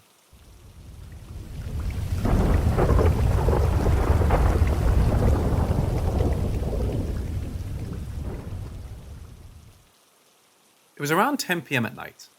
I was alone in my room, and I had a huge day ahead of me, so I wanted to stay sharp and get some last-minute studying done while on my phone before falling asleep. Then suddenly, I noticed in the corner of my eye, tiny orbs of white light started to amass just outside the window next to my bed. Gradually, the orbs of light grew brighter and more pronounced. As it started to phase through the window, my once darkened room became flooded with almost blinding white streaks of light. As more and more white particles were manifesting themselves right before my eyes, I felt a great fear that something was coming and that I needed to hide myself quickly. So I did the only logical thing I could think of at the time. I dove headfirst under the comfort of my bed coverings. From under my covers it was dark, but I definitely felt safer there despite sensing this unknown presence still approaching me slowly. I panicked as it was happening, but somehow I managed to calm myself down. I definitely didn't feel like I was dreaming. I was totally wide awake. I wanted to believe I was dreaming, but I managed to check my cell phone for the time, and it was only around 10 p.m. at night. Being able to quickly check the time on my phone seemed to confirm to me, at least, that I wasn't dreaming.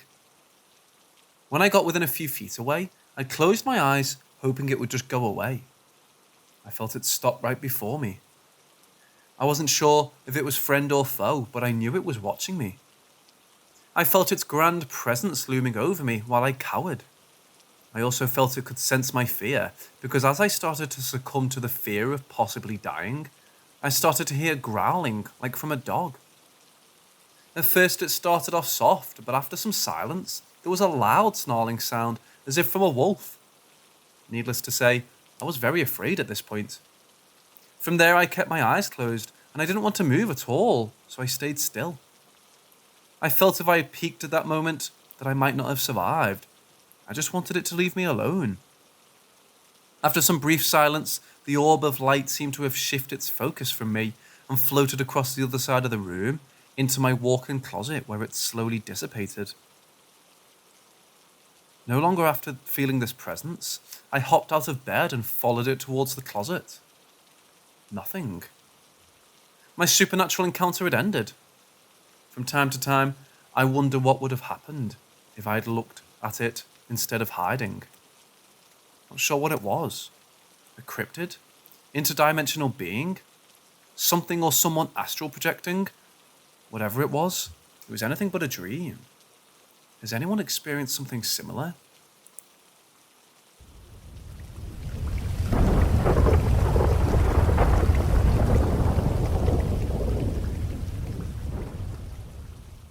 So basically, since I've moved to my apartment complex 3 years ago, I've been experiencing paranormal activity that I've decided to name Bill.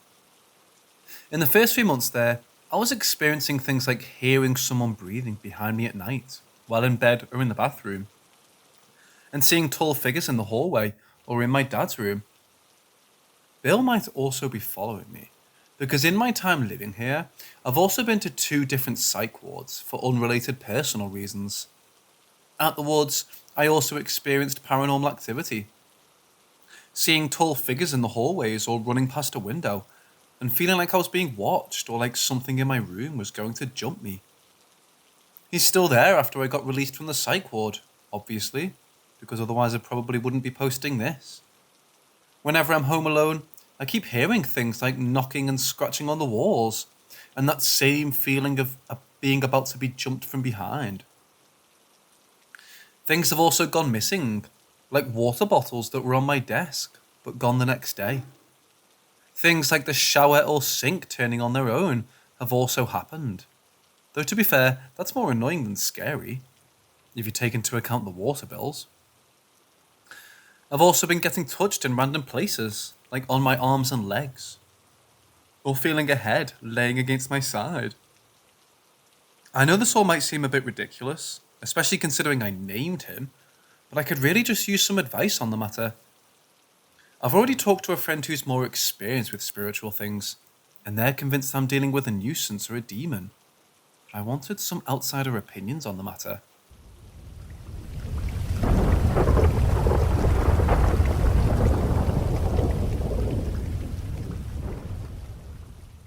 In April of 2021, I was on my way to get my medications when I got into a very serious car accident. My dog and I recovered after very serious injuries.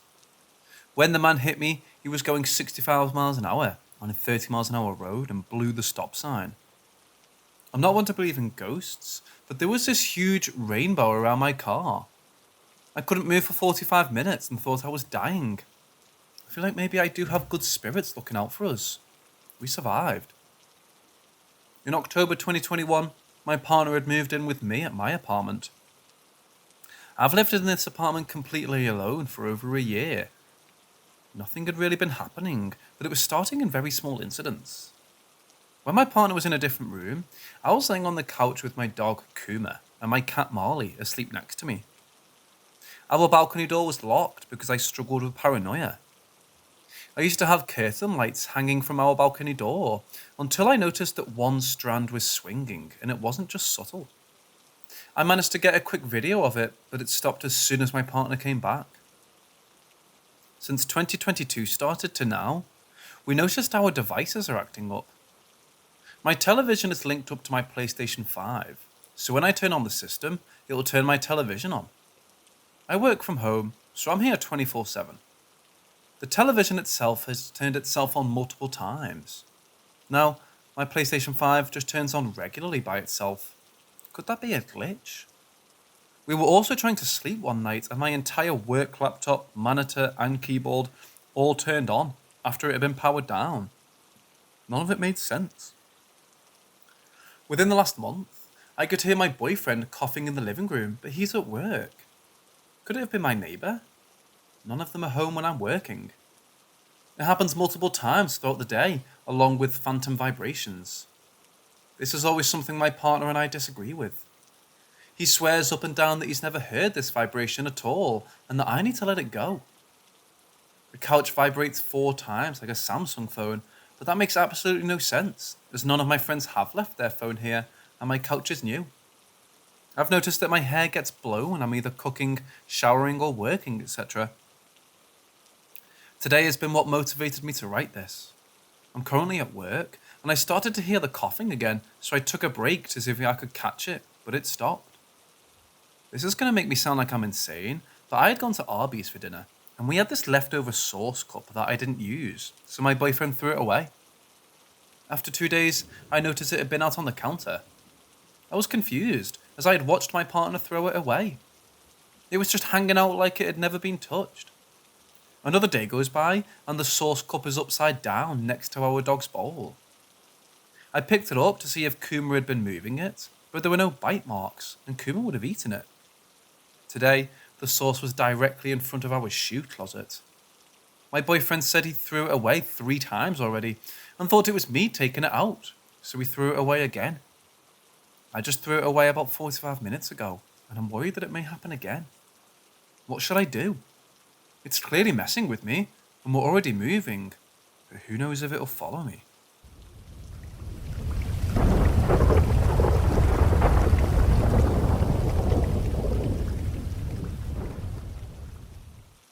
One month ago, in my apartment building, some weird noise started. Like someone was doing some construction work on their flat. I didn't pay much attention. Someone should be repairing stuff, or something of that sort.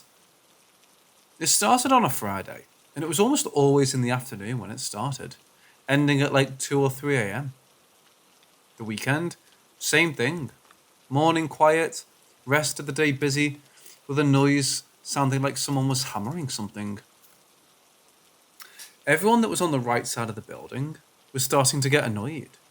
Mostly because everyone wanted to rest to be able to work on the next day. Of course, we started to try to find the location of the source, to try to pin down to this one apartment. There's also another building close to ours where the walls connect.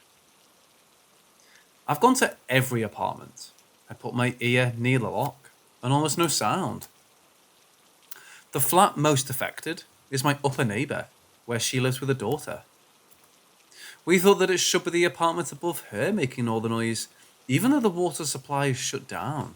Same with electricity, so logically, no one should be living there. But we had to be 100% sure, so we called the owner and asked her kindly to open the apartment so we could check if someone was using it, or had to force an entrance. No one was there, and the noise could still be heard. So we ruled out that the inhabited apartment was the source. Time goes by, and the phenomenon repeats every day, no mistake. Bangs on the wall, bangs on every division of the apartment of my neighbour, on the furniture, things falling in the bathroom and kitchen, etc. The police were called 3 times, but of course, they couldn't solve anything. They entered this flat, also heard the noises, but couldn't pinpoint where all the sound was coming from. It also travels very fast, from the kitchen to the living room, etc. Also, on this corridor, we started to bang the wooden walls, and we would have replies. Even asking questions and saying, knock once for yes, knock twice for no. We would get replies. If I knock 1 time, 2 times, 3 times, 4 times, etc., I would get the same number of knocks answering me. It's very weird. Fast forward to the last few days. Both my neighbour and her daughter went away for the weekend. Magically, the sound stopped. I didn't know this until yesterday. I just thought, finally, the fucking noise went away. They returned yesterday. And guess what also returned? Yeah, that's right. Knocking hell again. So I was in the corridor with both my upper neighbour and another from the same corridor chatting. Both her and her daughter were outside the flat, her daughter playing with another girl. And by this time, 0 noises. We're all chilling in the corridor. But later on, her daughter went inside to pick a doll to play with. We started hearing the knocks again. Every single time her daughter went inside, we would hear, after 5 seconds, the knocks. So I asked my neighbour, "Can I go inside?" She replied, "Yeah, of course." I went inside, in full silence. I stood there for like 30 seconds. Nothing. I come out, ask my neighbour if she could go inside as well. She goes inside, 0 knocks. We ask her daughter if she can go inside again, and boom, knocking all over the place. I kid you not. This didn't miss like 12 times she went inside, every single time. Later on, another neighbour arrives in the corridor. We made the same request. He went inside, 0 noises. Daughter goes in, full-blown knocks.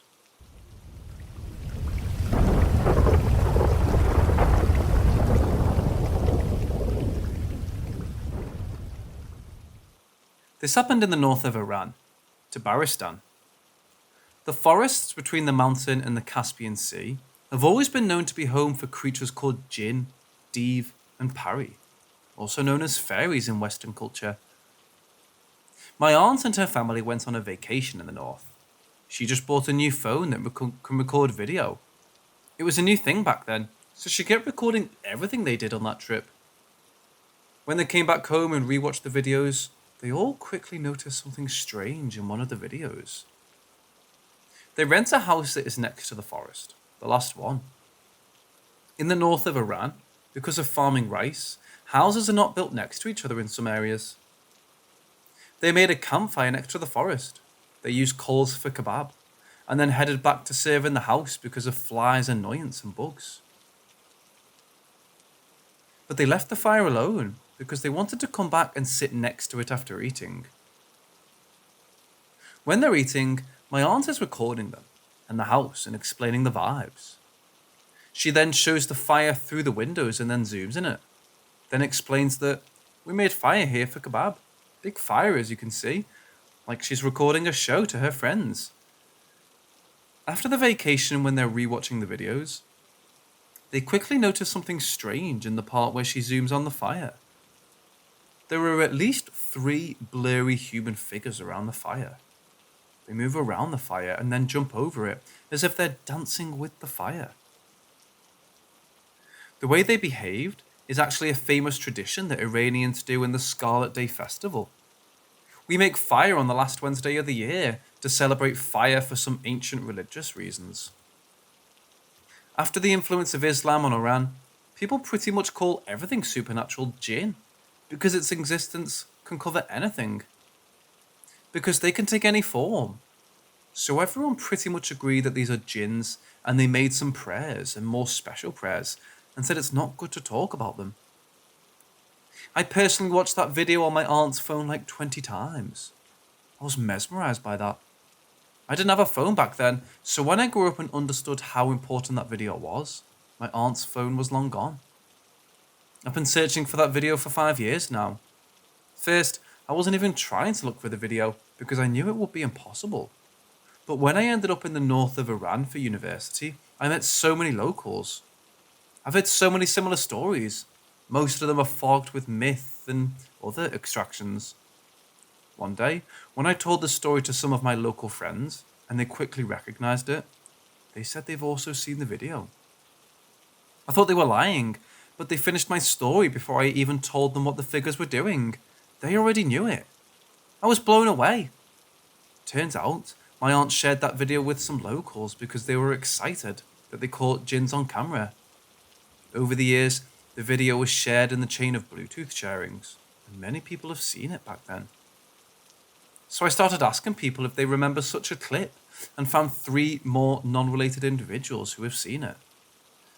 I tried searching the internet, deep web, dark web, any web you say, and haven't found it.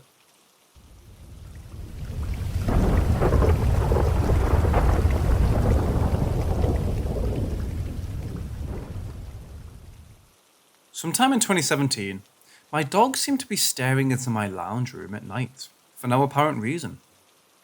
My house is cluttered, so I couldn't do anything to explore it, but every time I'd see him in there, I'd just look into the lounge room as well, trying to see if there was anything there. I couldn't see anything many of the times, so I just asked my dog, "What are you looking at?"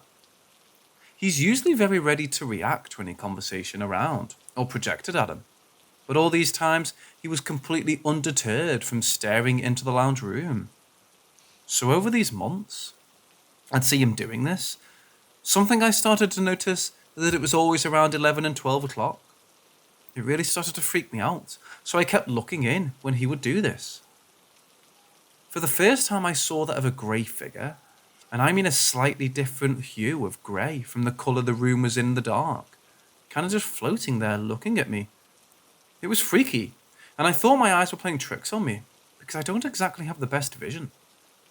I blinked a few times, and the figure disappeared. I was pretty spooked for the night, and couldn't stop thinking about it.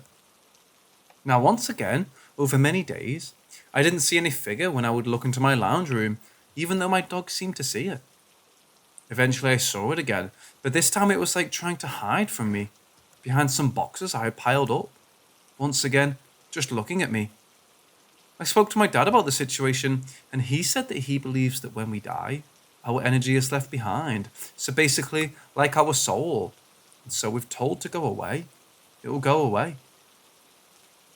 I ended up seeing my dog looking into the lounge room again, and so I stood there alongside him, ready to say the words. But I felt scared. I didn't know whether it would probably found out, "Oh, my cover is blown," or something like that. So I didn't say go away, at least I don't think so. My memory is very bad, and this is the only part that I'm pretty clueless on. But if I didn't decide not to do it, I think fearfully whispered go away. And then I didn't really see my dog looking into the lounge room anymore. He would just go to bed and sleep.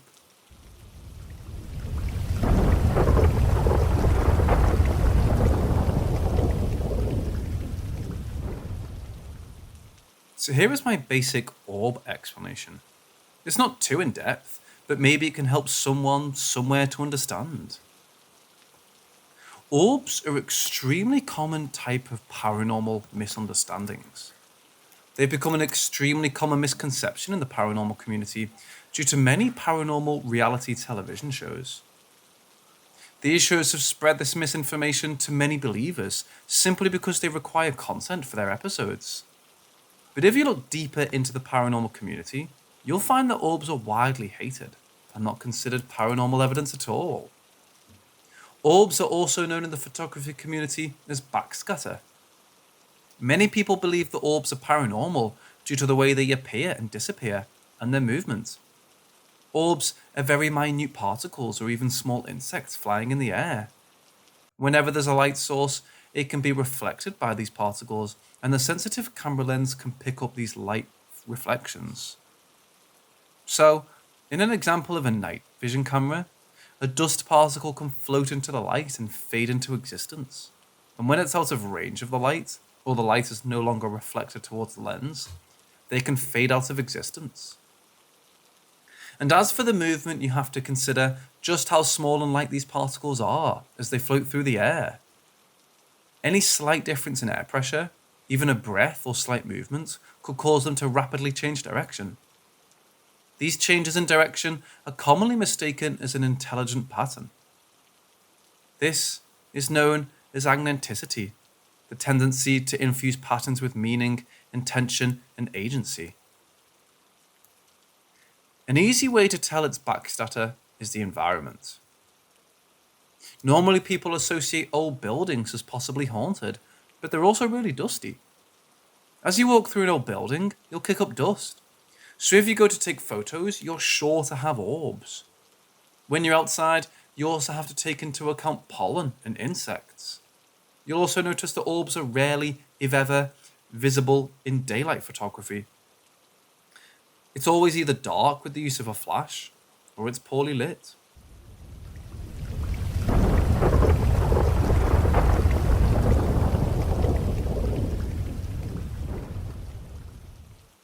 Ever since I was about 1.5, I'd have terrible night terrors.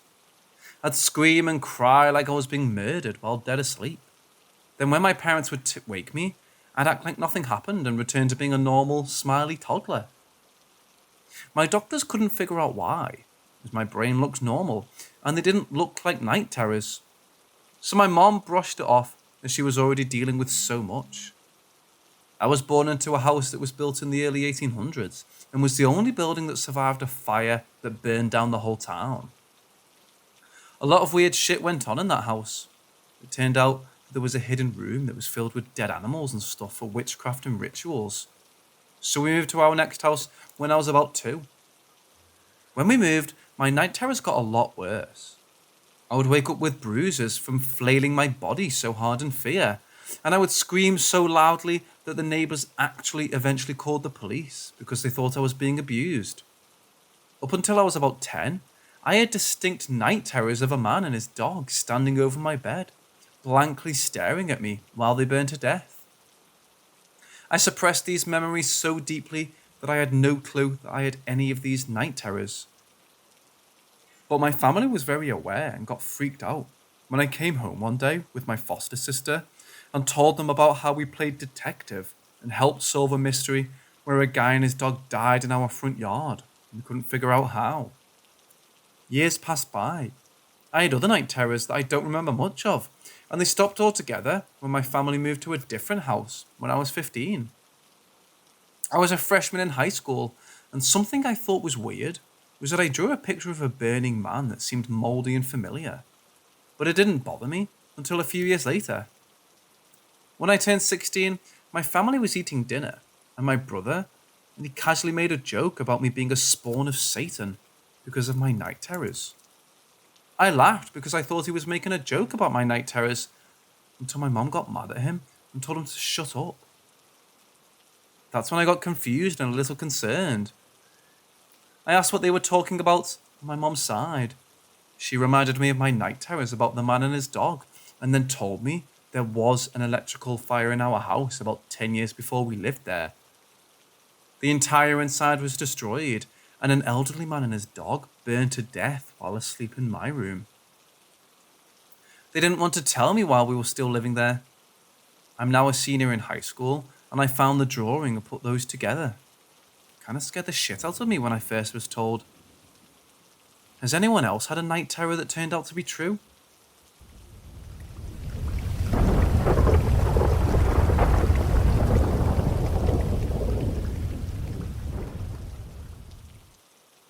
The paranormal tales surrounding the Bel Air house are not new. In fact, it dates back to the early 20th century. There had been certain events that brought about the haunting of Bel Air house. It's simply abnormal, due to the fact when you see the Bel Air house, the primary thought you get is that it's an innocent-looking residence that sits on top of a cursed coal mine. However, if you enter the house, you'll come to see that the house belongs to a horror movie.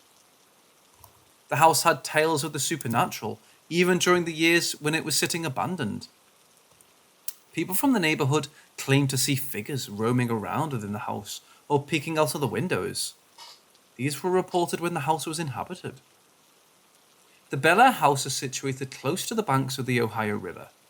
This is the land where the French and Indian Wars took place from 1754 to 1763.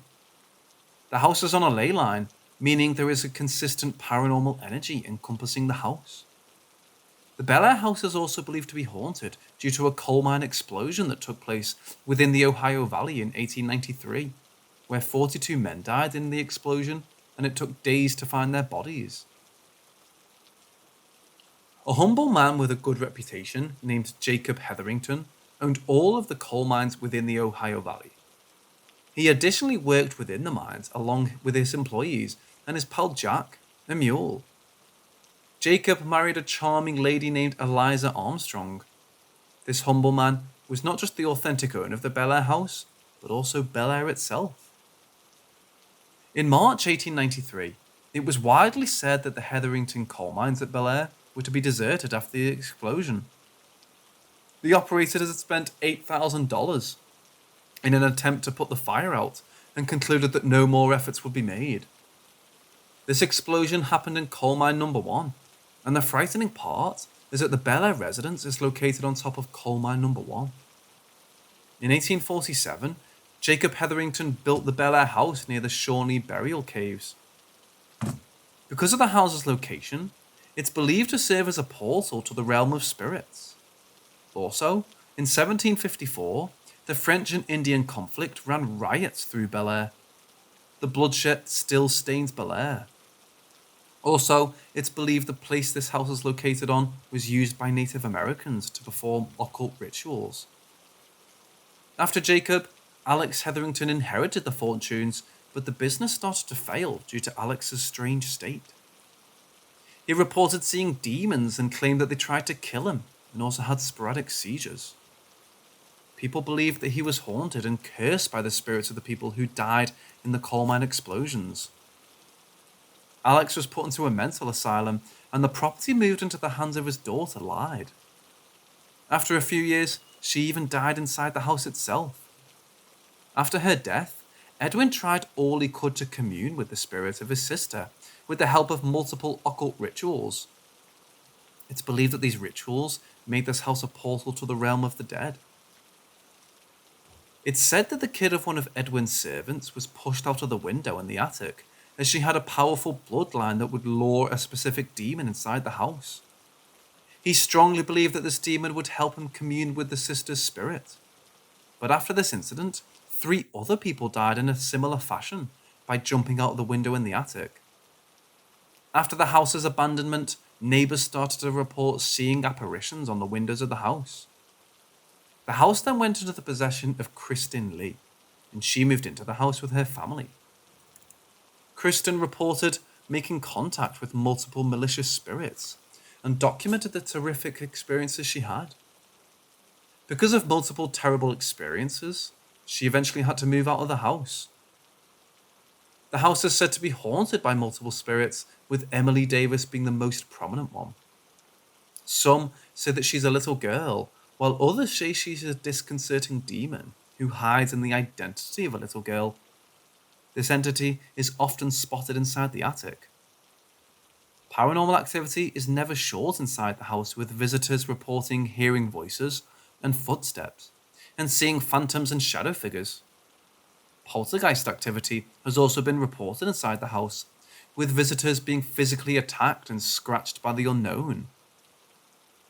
The Bel Air house is now open to paranormal investigators, and it can be rented from their official website. Kristen, who's the current owner, still hosts the place and shares the creepy encounters she has inside the house. So if you're brave enough, try paying it a visit once.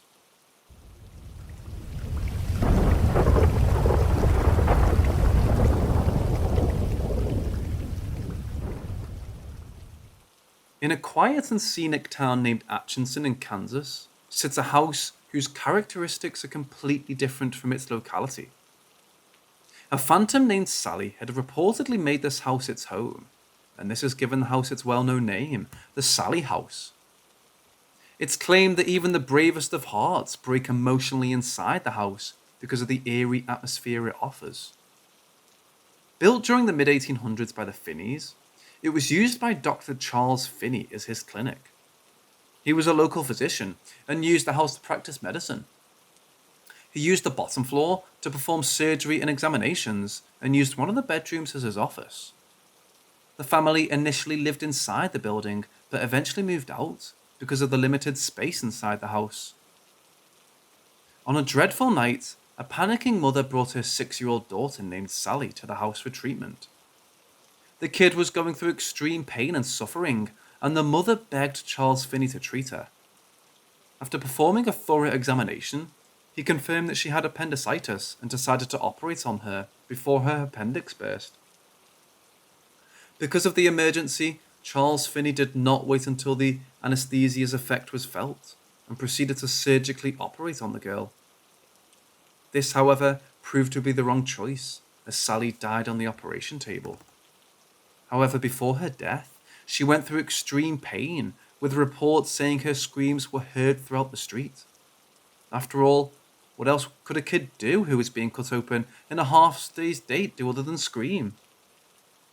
The house was left abandoned after this incident, and locals say that occult rituals were performed in the house's basement after its abandonment. The house was later bought by a young couple, Tony and Deborah Pickman, who moved into it in 1993 with their newborn. They eventually moved out of the house again after Tony was attacked by an unknown entity inside the house. This led to the house being featured on a television show named Sightings, which increased its popularity among the paranormal investigators community. The Sally house was listed on Zillow for $1 million in February 2016, and then its price greatly dropped to almost $500,000 in August 2016. In November 2017, it ended up being taken off the real estate market. Some claim that the house is haunted by the spirits of Sally, while others claim that a demon that was called by the cultic rituals the house hosted haunts the house, and apparently hides under the identity of Sally's apparition. Also, after investigations, the Kansas Paranormal Group claimed that the phantom of a middle-aged woman also haunts the house. The house's former resident Tony reports seeing his dog growl at the empty spaces, mainly near the upstairs nursery. He also reported that he eventually started feeling scratches on his chest and abdomen while he stayed in the house. He says that the operating area grew cold all of a sudden and objects moved all on their own. He says that the event where he was lifted and pushed off the stairs by something that can't be explained proved to be the last straw. One of Atchison Chamber of Commerce members, Andrea Clements, reports getting a headache and scratchy feeling in the back of her throat every time she enters the house. A paranormal investigator named Elijah had investigated the house multiple times, and every time we've come, it's gotten progressively more intense. What we feel, it's more dangerous, is what he had to say. He firmly believes that the house is haunted just by Sally, but also by something more sinister as well. During his investigations, he reports seeing balls and toys move on their own in the upstairs rooms, and also reports hearing footsteps inside the house during the night. Visitors to the house say that their gadgets abruptly stop working inside the house, only to work again after they leave the place. They also say that batteries drain extremely fast inside the house. Some have seen objects move on their own, and some even say that things were aggressively thrown at them by something invisible. Many visitors reported seeing mysterious scratches and bruises on their bodies during and after the visit. It should be noted that most who report being hurt by the entities inside the house are men. Visitors have also reported being touched and feeling cold spots on their bodies. Some have also experienced sporadic mysterious drops in the temperature. The house not just scares people, but also animals, as trained guide dogs constantly refuse to enter the nursery and growl and bark at empty spaces.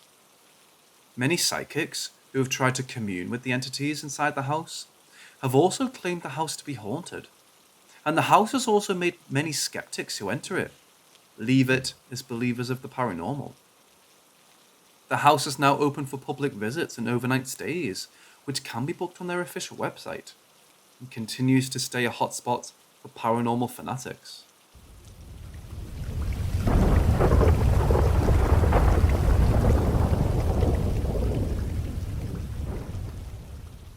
Last Monday, I was at the clinic checking on my dad, and I decided to stay the night with him to keep him company. We started to talk about all sorts of things, and then I mentioned to him that I had the creepiest sense of déjà vu prior to coming to the clinic. One thing led to another, and we went on talking about the brain, false memories, and so on. Then my dad told me one of the weirdest things that he had ever experienced back in his 20s. He never told anyone about this before, so I was intrigued. He said he was still a college student at that time. It was the holidays for our country, and he came back to his hometown. He had some old friends who invited him to their place for dinner. He stayed up with them until around midnight. Then he left to go to his parents' house. My dad's hometown is small, and people don't hang around the streets, especially late in the fall. He remembered walking and then hearing the sound of hooves clicking against the concrete sidewalk. He looked behind him, and he saw a horse. The horse didn't have a saddle or a bridle on. Dad said it was a typical dark brown horse, the kind your mind would conjure up whenever you thought of the word horse. Dad thought that it must have run off from somewhere, but he didn't know of any farms around the town. The horse kept walking. It moved past my father, paying him no attention. Dad was confused, so he followed the horse. The horse took a turn, and my father went after it, only to find nothing. The turn the horse took was a dead-end alley. Dad said there were no doors or passages or side buildings, just a plain dead end. The horse was nowhere to be seen. The sound of its hooves disappeared. Dad was so creeped out, he ran all the way home. To this day, he has no idea where that horse came from and to where it went.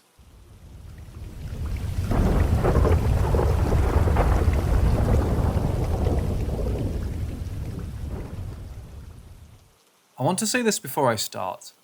I'm 28 years old, healthy of body and sound of mind. I don't do drugs, I don't drink, and I'm not under any form of medication. I haven't experienced anything paranormal in my life, except for that one dorm room in which I lived back when I was in college. Even then, I never saw anything, just felt something, which my roommates also experienced at that time. With that out of the way, I'm going to tell you exactly what I went through. A week ago, at about 2 in the afternoon, I was coming down the stairs, from the second floor to the first floor, in order to feed my dog and cat. I, with startling clarity, remember tripping on the way down, falling and breaking my neck.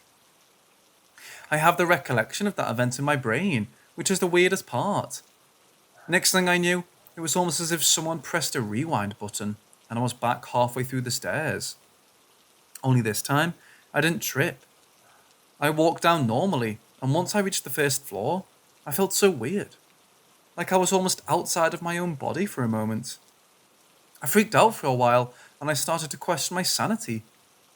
Eventually, I moved past what happened, fed my pets, and busied myself with paperwork. That day, my cat, who was usually very aloof, kept following me around the whole day, staring at me constantly. He even slept on the bed that night, and he doesn't usually do that. I have no way to explain what happened. Was it a hallucination? What kind of experience is this?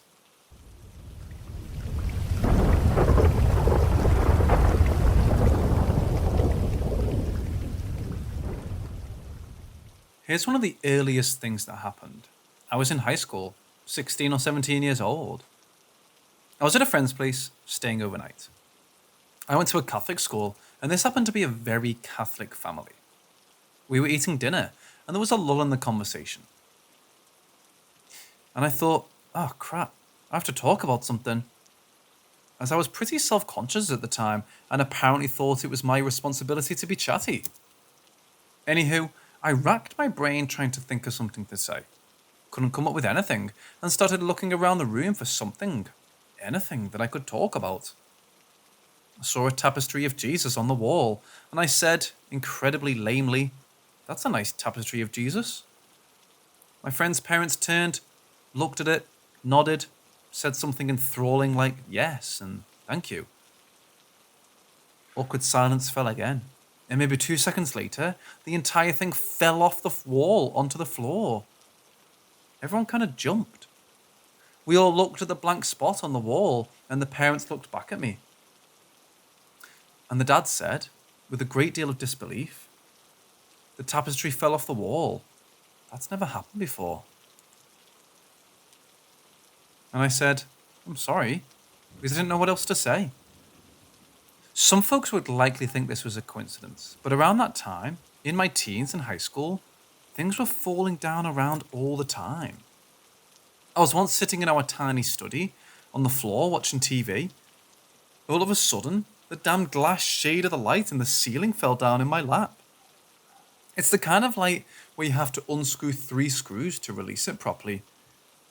A heavy chipboard poster fell on me while I was sitting on my bed once, out of nowhere. When I found out my grandpa died in my teens again, I was distraught and sobbing in my room about how I never got to say goodbye.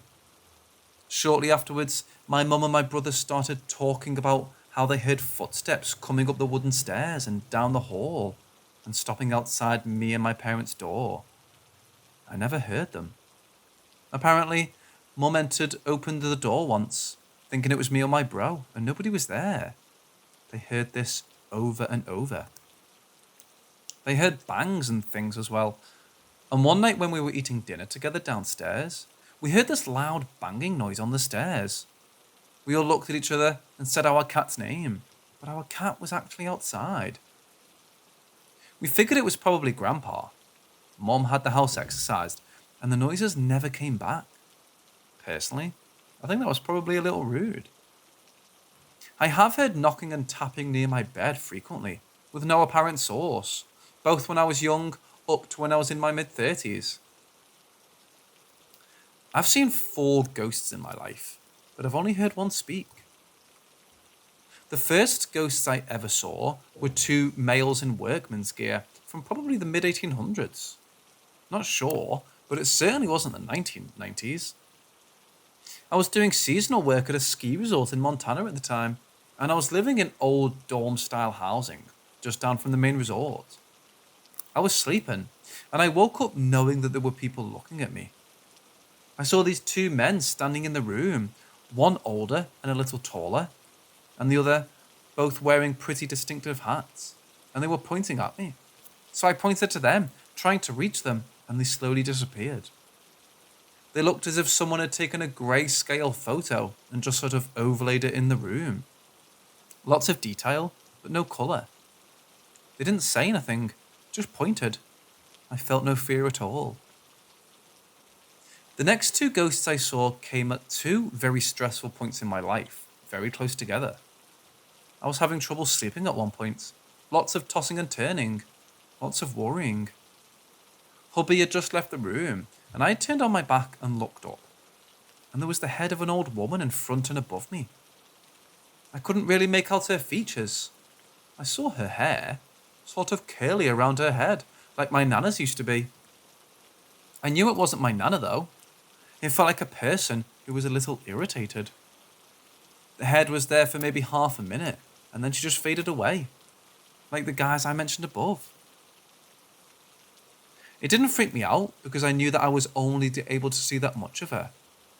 I didn't see it as only a head floating around, just only the part I could see.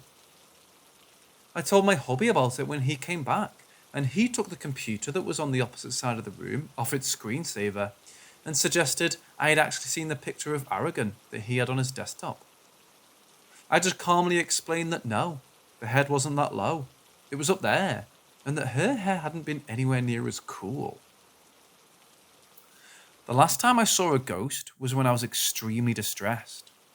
We just found out that a family friend had been murdered. They knew who did it. The husband of the woman who'd been murdered was going to come and stay with us for a while, and I was basically drowning in how horrible this all was. I was downstairs in the study and crying, and I slowly realised that I could see the oddly negative shape of someone sitting in the computer chair diagonally across from me. I stopped crying very quickly because I realised that I could actually see the head of this person, their legs over the chair, and their arms on the armrests, but there was no detail at all. This was in a brightly lit room. It looked like a featureless shape of a person sitting there, but in a weird negative way. Not dark at all. It's very hard to describe. Closest thing I can think of is like the invisibility camo from Predator, with less choppiness. I stared at this person blinking and I said, "What?" out loud. And slowly it faded. I was confused more than anything, but also strangely comforted. Lastly, the only ghost I've ever heard speak was at Fort Delaware, in the Endicott. I had 2 visits to Fort Delaware as I worked in the parks at the time. The first was for a Halloween tour that I'll explain in a minute. The second was as an emergency stand-in interpreter during an actual ghost hunting tour, organised after the Ghost Hunters episode. It was an interesting tour. I had to learn about the history and use the rooms pretty quickly while we took the ferry over. We basically moved from room to room, as did about 6 other groups, staggered across the fort. At each stop, I would talk about the history, and then the ghost hunter crew member would start asking questions and watching the little light up doohickey for responses. Nothing really happened on most of the tour, but I'll never forget the sound I heard when I was passing through the Endicott, right near the spot where that footage was taken of the soldier, and where ghost hunters caught something on the flare. This was, by the way, before I saw the episode. A guy had gone in front of me, and the rest of the tour was way ahead. It was really dark in that spot, but we had flashlights. And I heard from my right something very whispery, very raspy, that spoke 2 syllables. I asked the guy when I was through that bit if he'd heard it, and he said no. I've no idea what it said. My name is 2 syllables long, but frankly, it could have been anything. Weird, weird sound. I found it utterly hilarious and a little irritating when I finally watched the Ghost Hunters episode based at Fort Delaware, because they mentioned a ghost account by a lady who saw a lamp off a table. They dismissed it immediately as she just knocked it off the table. No, I was on that tour. I was busy walking back and forth on the roof of the fort, swinging a lantern while dressed up as a Union soldier. This was during a Halloween tour before ghost hunters had been there. Halloween tours were totally for fun. We had mad scientists chopping up people in the Endicott, ghosts and zombies everywhere. It was great. I was on the boat heading back when the lady told her story. She was an utterly normal, friendly lady in her late 50s. Her sole job was to wait in the officers' rooms under a window that faced the courtyard and scream when the group passed. She had been waiting for the next group to arrive. There was a lamp on the table next to her. She was sitting there, not doing anything, not fidgeting, not kicking out with her legs, not moving. She said that out of the blue, the lamp was thrown off the table to the floor. It didn't fall. She didn't knock it off. She told everyone sitting with her on the boat because she was freaked out. Somehow, that made it to the Ghost Hunters team and was dismissed just like that. It annoyed me so much watching that episode.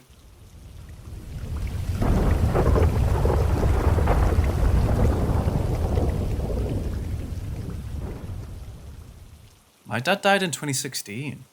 I was able to spend a lot of time with him before we went, and my brother and I set him up in an amazing care facility in Australia, where he was for a couple of months before we went. This place had a small cafe with a barista, and I would frequently go and grab us a coffee. Dad couldn't walk anymore, and I was having a harder time getting him into a wheelchair to get him out of the room and inside. He also wasn't eating as much or interested in much of anything. This is all pretty normal for someone who's dying. I knew he was, and I knew he'd go pretty soon, but nobody else seemed to think so for some reason. I asked Dad if he'd like a latte, and for the first time in a few days, he said yes. I was excited he was interested, so I headed over to the cafe, got us both a coffee, and headed right back. I walked into the room and said, "Got your coffee, Dad?" I noticed Dad was staring at the far corner of the room. He looked from the corner of the room to me when I walked in. Then after I spoke, he looked back to the corner and back to me and said, "What about Mom?" My mum died in 2008. Now, since I've seen ghosts and had a bunch of weird experiences, I'm all aboard on this train. And without missing a beat, I look at the corner and him and I say, "I can get a coffee for Mum, no worries." And Dad looked from me to the corner, back at me, the reality clearly dawning on him, then quickly shook his head. While my dad did have some confusion when he first came to this place, he settled down pretty quick. He didn't see anything else that he mentioned and was lucid right up to the end. I'd like to think that Mum came to see him off.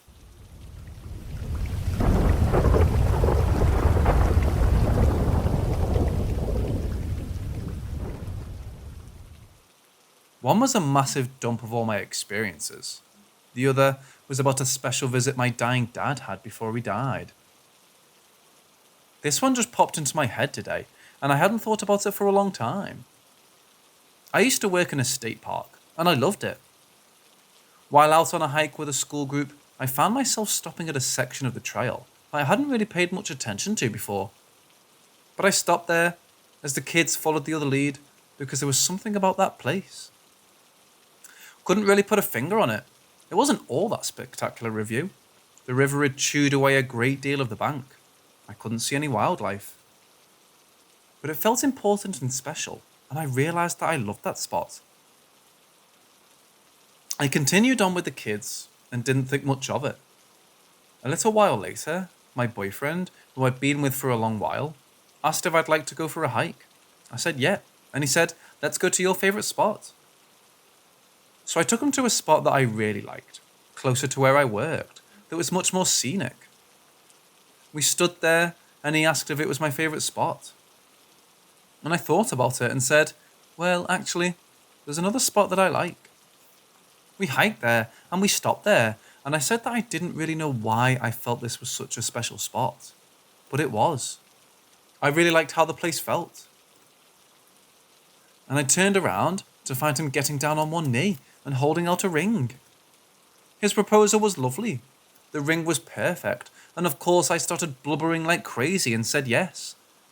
Honestly, I probably should have guessed he was going to do this because he got dressed up too. But it's like I knew something very special was going to happen in that place. And it's a little funny too, that the only reason it happened in that place is because I felt something special was going to happen there. I've had little knowings like this my whole life, but this one will always stand out.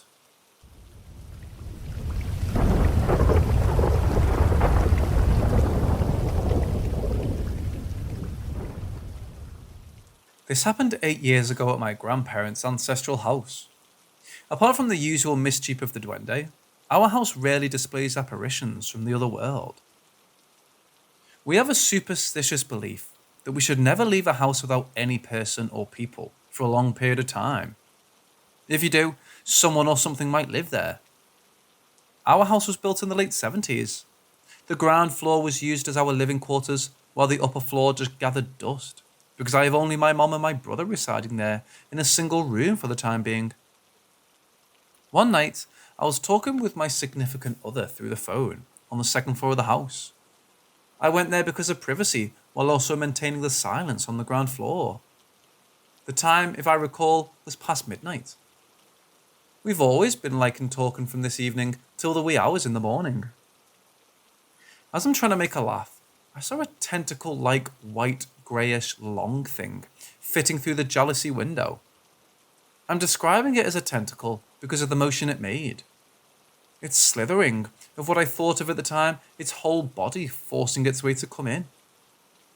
At first my brain was still not afraid, because it might be a snake, because we have lots of trees inside our property. Notice I said tentacles, because I can't for the life of me relate that thing to a human hand. I just saw it as a long white thing. Know how a grandma uses her hands to do Tai Chi? That's the way it's moving. Next thing I know, there's another long thing which I now realised is the other hand to get inside. What fucked my brain out was the wizard's head was trying to get inside also. I'm afraid. That's why I can't look at its face. My breath is now shallow. I can't think of anything. I'm stuttering, and my significant other noticed it too and asked why. I told her what I saw and said, keep talking to me. I shut my eyes, but once I opened it was still there. Now it's waving its hands and shaking its head vigorously so it knows that I can see it. I muster up my courage and nudge myself a little so I won't be able to see him. I think I moved 12 inches on the right just so I can remove him from my vision. Know what I did? It also moved to its right just so I can also see it. This thing knows that I'm afraid. In the beginning, the motion of its hand is like a Tai Chi grandma. Now, it's dabbing to its right so I can see both its hands. Once that happened, I steeled myself and almost jumped the stairs to go to my brother and mother. After a few moments, I asked him to go with me, but we didn't find anything.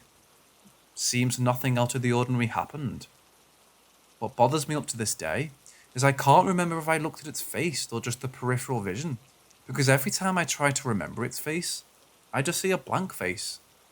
No eyes, no mouth, no facial hair, just blank. Up to this day, I don't know what kind of ghost it is, but typing this up until 3 a.m. gives me the chills.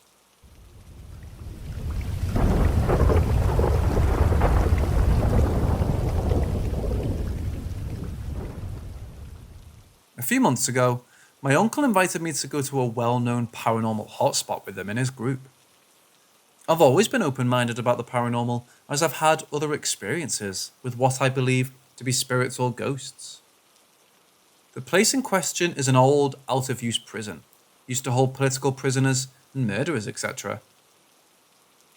Me and my uncle arrived first, and so we thought he should show me around.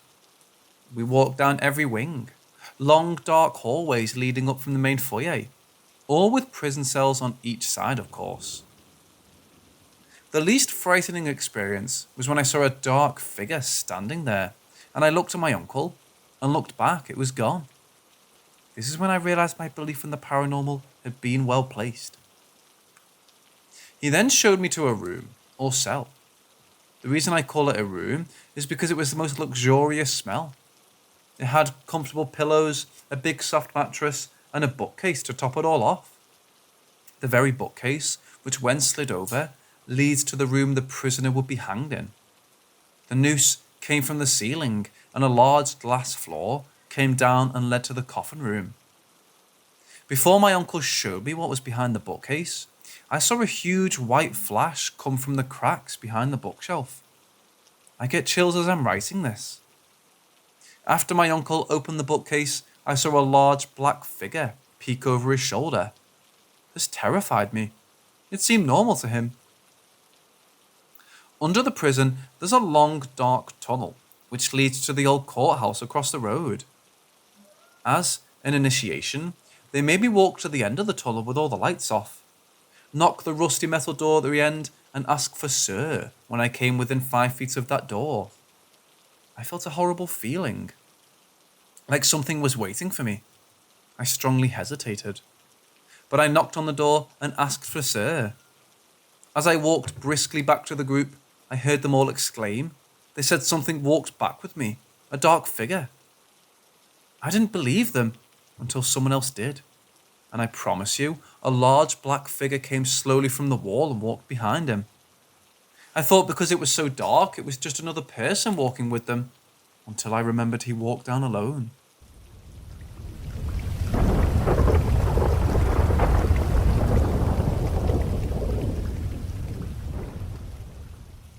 So this has been going on for many years, but I just ignored it since it happened like 3 times. But now it's way more common, and it's freaking me out. So I'll start with my first experience, the closet. I was 12 years old, I think, and me and my sister shared the room. It was summer, and we were about to go to the beach. Since I'm a guy, I took my stuff off and entered the closet. At that time, my sister left the house. I changed and was about to leave the closet, but the closet door just shut so hard that I saw the movement of the door closing and I couldn't leave. I tried everything, but when I saw, I just can't open it. I called my sister and said if she doesn't open the door, I'll beat her. Boom, door opened on its own. I was about to beat her, but the room was empty.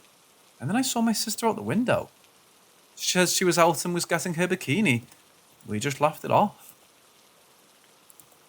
The second experience was also in our room, but with my sister and 2 cousins. We bought so many sweets and treats and were having fun the whole evening. But then we heard a weird noise somewhere in the room, like a sharpening knife. My little cousin got really scared, so we all tried to cheer him up. Now we went to sleep. All night, I heard someone walking across the room, I was too scared to check. In the morning, we sat down on the floor, and my older cousin said she barely got any sleep because of someone walking in the room, and I froze. Since she was on the floor, she could have at least seen who the person was walking, because I was sleeping with my face to the wall. Younger and sister didn't hear anything, but got scared anyway. After this, I had problems sleeping. The third thing that was weird was two mirrors breaking all of a sudden on their own in the middle of the night. It's been years since that happened, and the next thing's happened in the last 3 months. A glass of Coca-Cola just crossed the whole length of a table in front of my mom, sister, and me. We thought maybe the table glass moved, but then why didn't anything else move? My mom saw someone closing the bathroom door, thinking it was me, but I was in my room. She was like, "Luca, hurry, I can't hold it anymore." And then I left the room and said, "What is it?" Mom entered the bathroom, and it was empty. Now, my room is divided by the wall, creating 2 rooms. One for my sister and one for me. And when we went to talk, we used our phones. I had to study that night, but my sister wanted to play some Tycoon on Roblox. And since all I have to do is to be and save money, I accepted. We were talking, and we heard someone washing the dishes in the kitchen. And we were like, "What the fuck? It's 2 a.m. When we checked, the kitchen was empty. My dad heard loud running footsteps in the hallway in the middle of the night. We don't know if he heard any of us. My mom's sister and I went to KFC for lunch, and we made sure everything was turned off. TV, lights, laptops, etc. And we closed the windows and locked the house. When we came back home, the TV was on. My mom was angry, but I know I turned it off. And the last one is the scariest thing that happened last week. Me and my sister were home, she was in her room, alone, and I was making the food. I had some problems, so I really focused on what I was doing. "Come on," said my sister, or so I thought, and I answered, "What now?" I didn't get an answer. Then something poked me on the shoulder and I said, "Leave me alone, I'm doing something." Then again something poked me on the shoulder and I was like, "Lorena, leave me alone." Again something poked me and I turned around and screamed, "Lorena!" But no one was there. And then I checked her and she was in her bed.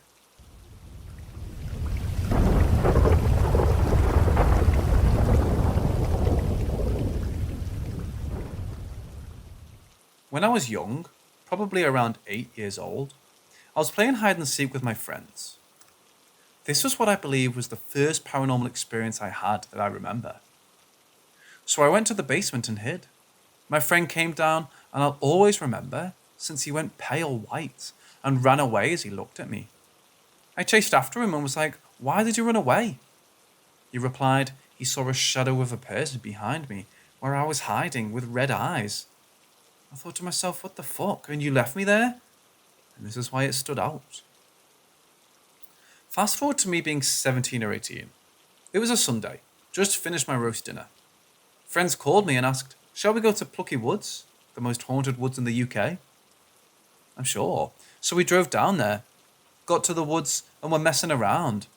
And then, as it got dark and the sun set, the woods literally went pitch black. These were the times where I didn't have a torch app on the phone and had to take photos in order to get some sort of light. Shouted to my friends to meet them back at the car. As I was taking photos to avoid falling over, etc., I noticed in the camera there's a green mist of some sort.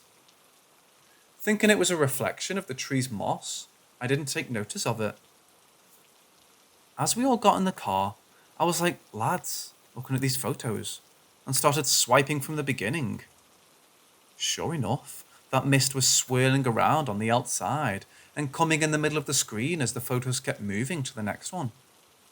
Then it turned into a face similar to the Mummy movie with his face in the sand. As we all saw that, we screamed, mainly because the inside car lights just started flickering randomly, on and off. We drove away from there sharpish. I get the chills thinking about it now. Deleted everything, unfortunately, because I didn't want anything like that latching onto me, or so I thought. Fast forward 4 more years later in Germany. I moved to a different room in the camp. Everything seemed fine, except in the middle of the night, I started getting sleep paralysis. Waking up with a shadow of a person standing over me, pinning me down. The only way for me to wake up from that was to scream. Honestly, even screaming at that stage took a lot of effort. My roommates are like, what the fuck? I'm trying to rationalize things during the day. This kept happening for another few days. At one point I was like, fuck, it shows me what's the worst you can do. I felt my leg being grabbed and dragged. Never dared it again. We went back to the UK for a few weeks holiday, and even my mom was like, you screamed last night. I didn't even remember it, but I had a vivid dream of being choked and lifted in our hallway. So when I returned, I moved rooms, and even in that room at midnight, as I fell asleep, I woke up again with the noise of some of the guys outside the block. I see a shadow in the corner of the room, and fuck me, it jumped on top of me and grabbed my upper arms, which I screamed. And even the guy next door asked me, what the fuck? What was that about? In the morning. I showed him the bruises, and I was glad we moved to a different block then. We've had occasions where people hear showers being turned on and off when no one's there. So I went to Canada, forgetting about these terrible events, and as I got asked to stay for 3 weeks over Christmas to cover the cells, I was sure it would be an easy 3 weeks, and then 3 weeks holiday after that. That Sunday, the last person to get moved out of the cell, so I was free starting Monday and just on call. So on the first Monday night, I woke up to my duvet getting pulled off slowly. So the next day, I was like, fuck it, I'll leave the light on. I was the only person in that block. Imagine an old asylum. Those were similar to what we stayed in, converted to accommodation. Tuesday night I wake up again, and this time with the light on, I see a shadow over me. Yeah, I kept my eyes closed. So Wednesday onwards, I had to resort to drastic measures and literally kept myself awake till I passed out and watched funny movies, etc. But I could hear it. Knockings on the middle of my wardrobe. No, it wasn't the radiator or plumbing, because trust me, I know the sound difference between them. I remembered my friend stayed last Christmas time to do guard duty, so I asked him if he experienced anything weird. His reply was it's a friendly ghost. Let it in and accept it. He told me the exact same shit that happened to me as his personal experience. Having seen enough horror movies, it's 100% a no-no to let anything in. 3 long grueling weeks of staying up until I passed out, finally over. Promised myself to never ever volunteer for that again. After a few days in my old room with sleep paralysis, I met one of the guys who now had that as his bed space. So after the party was at my old room, and I was like, this is my old room. Experienced anything weird here? His reply was yeah. I've woken up from sleep paralysis and had a shadow of a person standing at the end of my bed a few times. His answer sort of gave me closure, that I definitely wasn't crazy and imagining it to myself.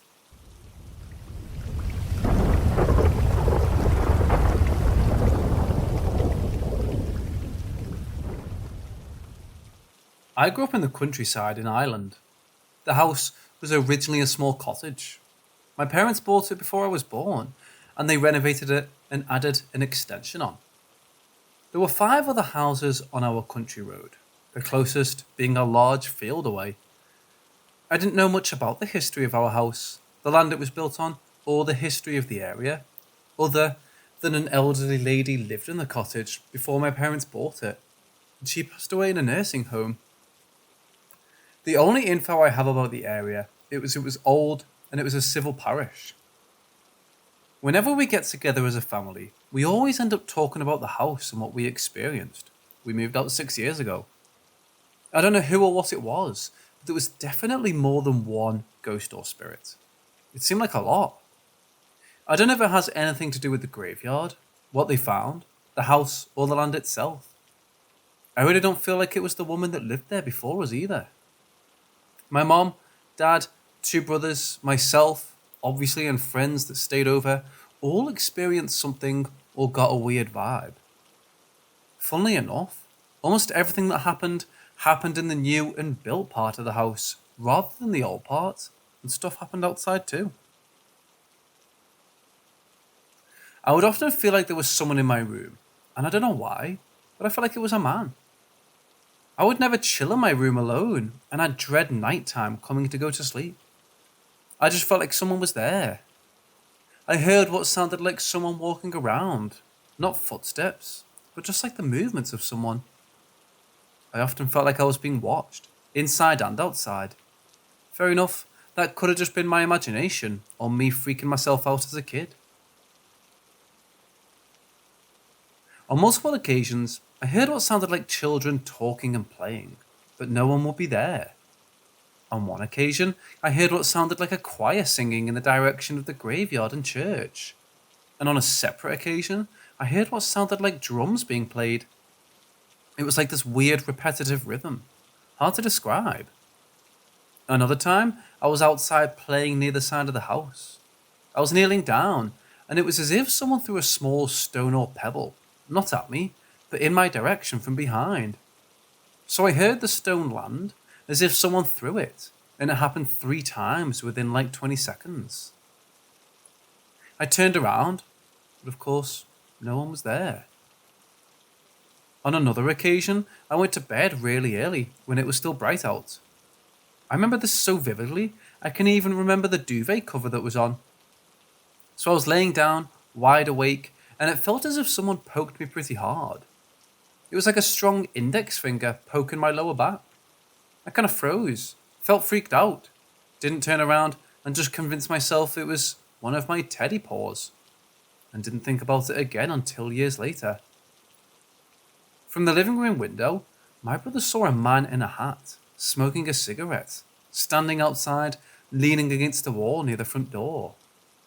He got up like, who the hell was that? Went out, no one was there or anywhere near, and he didn't hear him run away, which brings me to my next point. On a couple of occasions, my mom heard someone knock on the back door, but when she went to answer it, no one was there. Again, she didn't hear them walk or run away.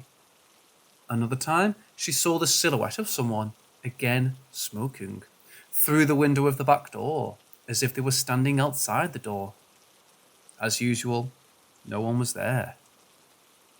On a couple of occasions, she felt as though someone was sitting in the back of the car with her when she left our house to go to the shop in the late evenings. The feeling was so strong that she'd keep looking in the mirror and even stop the car and look under the seat to make sure no one was there. My dad, who's a skeptic, saw a black shadow down the end of the hall go from one side to the other. My other brother felt like someone touched his foot in bed, and on a couple of occasions heard what sounded like someone walking down the hallway and stopping outside his door, as if they were going to come in, but hesitating. He would call out to see who it was, but no one answered, so it wasn't any of us. He would also see the hallway lights being turned on and off, and when he was outside around the back garden, he would get this sudden urge or feeling that he should go inside, and he would run our dog, started and barking at nothing a couple of times. And a friend of mine that stayed over hated when she had to wake up to use the bathroom in the middle of the night, because she felt like someone was watching her from the end of the hallway.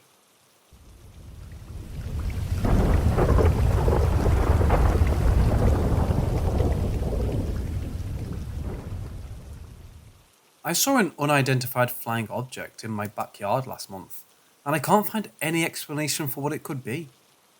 I was inside our house finishing up some work, but I could see my boyfriend and our dog in the backyard through the back door window.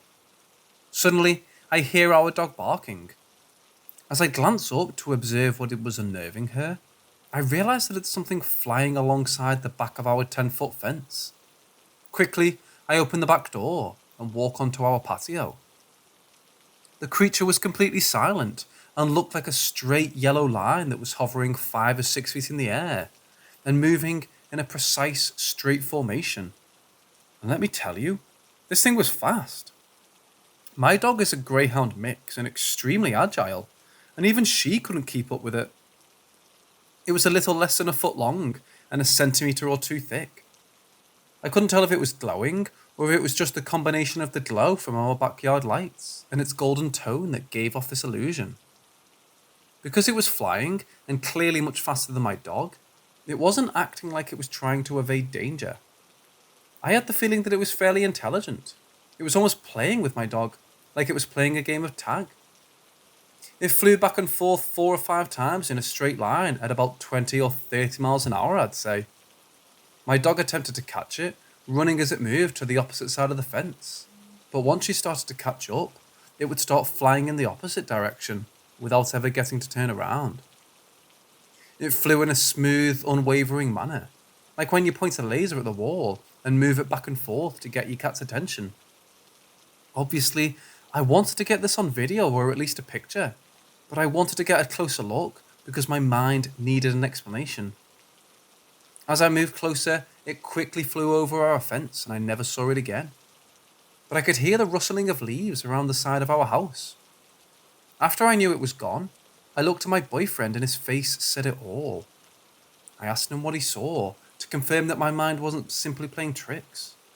His experience was the same as mine. We both have been looking for this thing every night since we saw it, but to no avail. We still have no idea what this unexplained creature could be. Has anyone else had an experience like mine? Or any explanation for what it could be?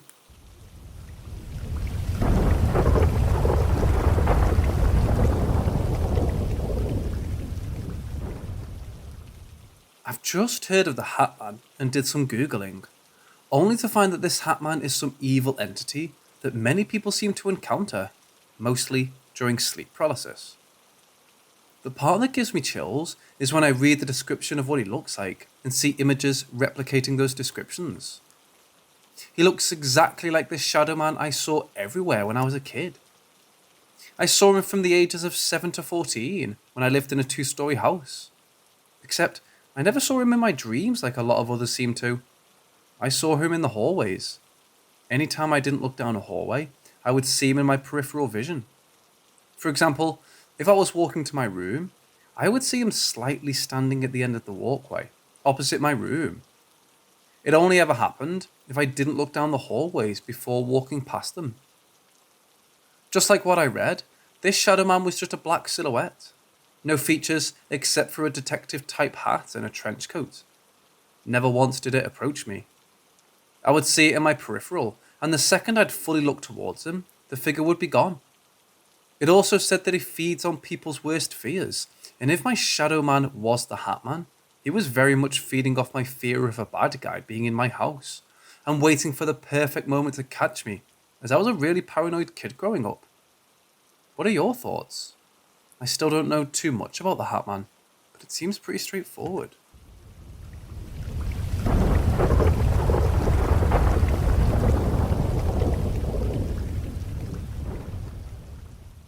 About 2 years ago, I was watching a movie at my sister's room and saw some white figure at the window in my peripheral vision.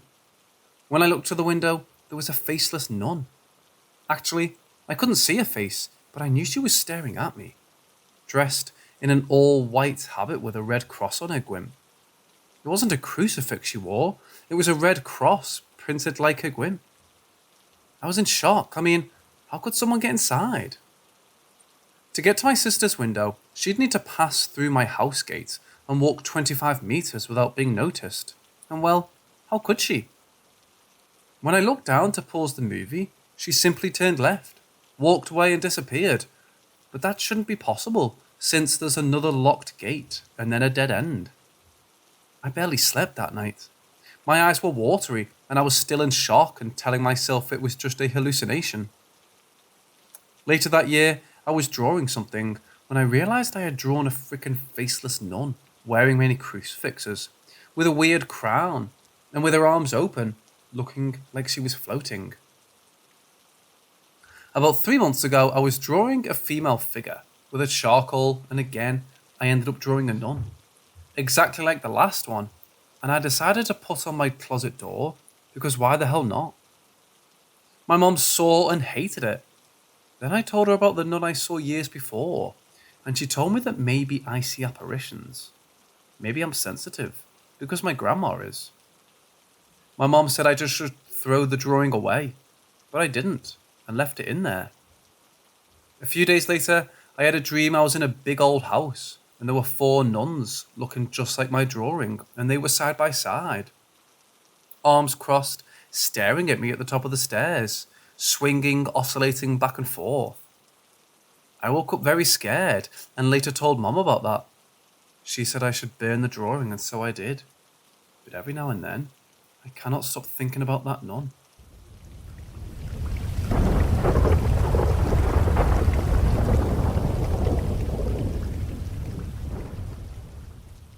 This is WOR New York. Stay tuned for conversation. First, this bulletin from the WOR newsroom.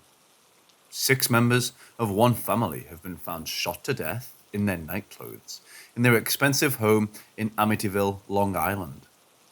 The only available information at this moment, according to the Amityville Village Police, is that the victims have been identified as members of the DeFeo family. They were found by their 23-year-old son, Ronald DeFeo, who is believed to be the only surviving member of the family. 6 members of one family were found shot to death in their home in Amityville, Long Island. We'll have further details on the 11 o'clock news. This was the first radio broadcast to announce the murders in the Amityville Horror House at 112 Ocean Avenue. The entire DeFeo family was shot by one of their own, Ronald. This terrible event would spark the start of a current-day legend. A legend which around 15 Amityville films were made. Ronald, to begin with, claimed that a hitman murdered them, whom he named.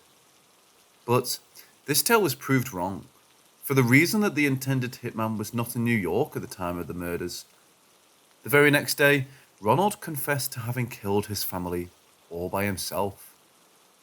He stated, "It all happened so fast. Once I started, I just couldn't stop. It went so fast." What he called it started around 3 in the morning at 112 Ocean Street. Ronald took his .35 caliber rifle and psychotically shot his brothers, sisters, mother and father. 1 bullet for his siblings and 2 for his parents. Later, Ronald bathed and redressed, threw his gun into the swimming pool, and then went to work normally. It wasn't until later that day, around 6:30 p.m, that Ronald opened up about the death of his family.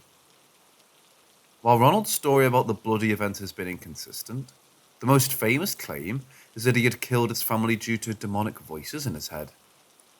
At some point in his trial, Ronald's advocates set up a defense of insanity, which was supported by means of a court psychiatrist.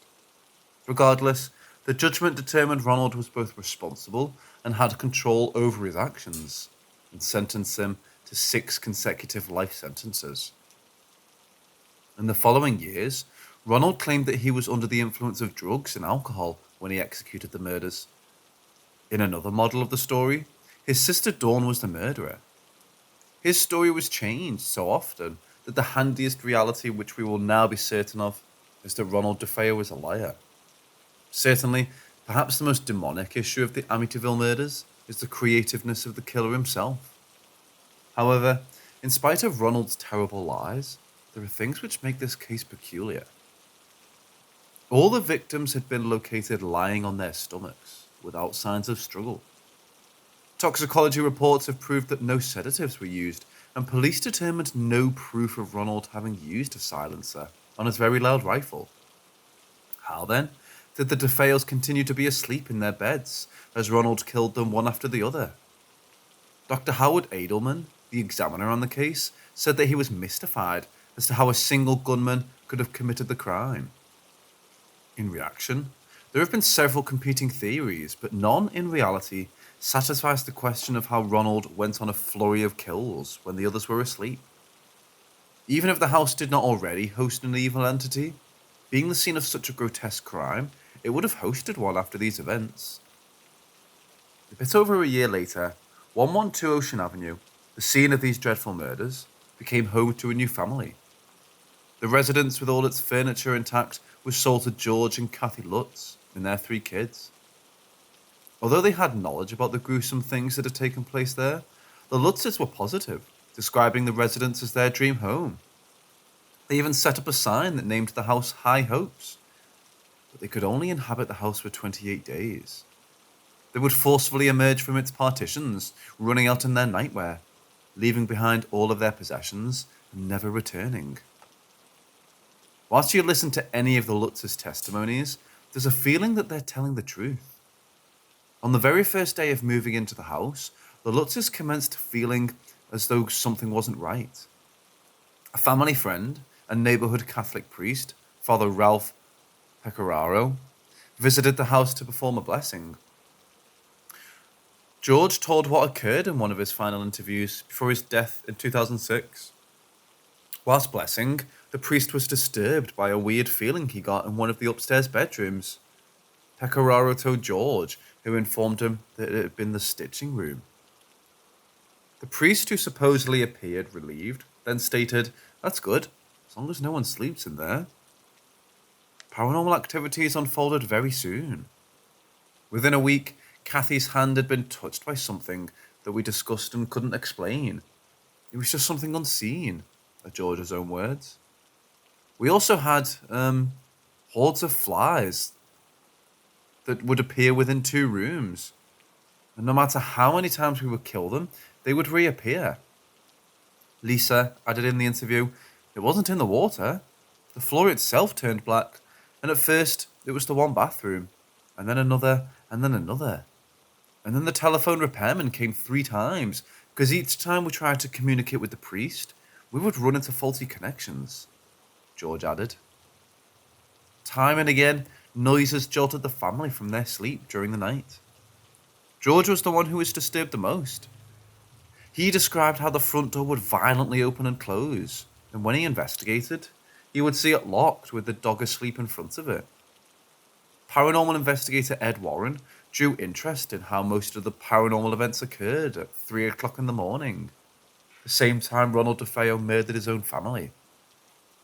Kathy Lutz mentioned that she got into a state of deep, contented lethargy in the house. She would by no means want to leave. Even the simplest of chores became too much for her. Others have said how the house appeared to age Kathy, both mentally and physically. On the night that they fled the house, George claims to have witnessed his wife become an aged woman before his very eyes. The visage took several hours to wear off. Although it's too easy to push aside the Lutz's tale as a made-up one, the consistency with which they maintain their story makes it arguably believable.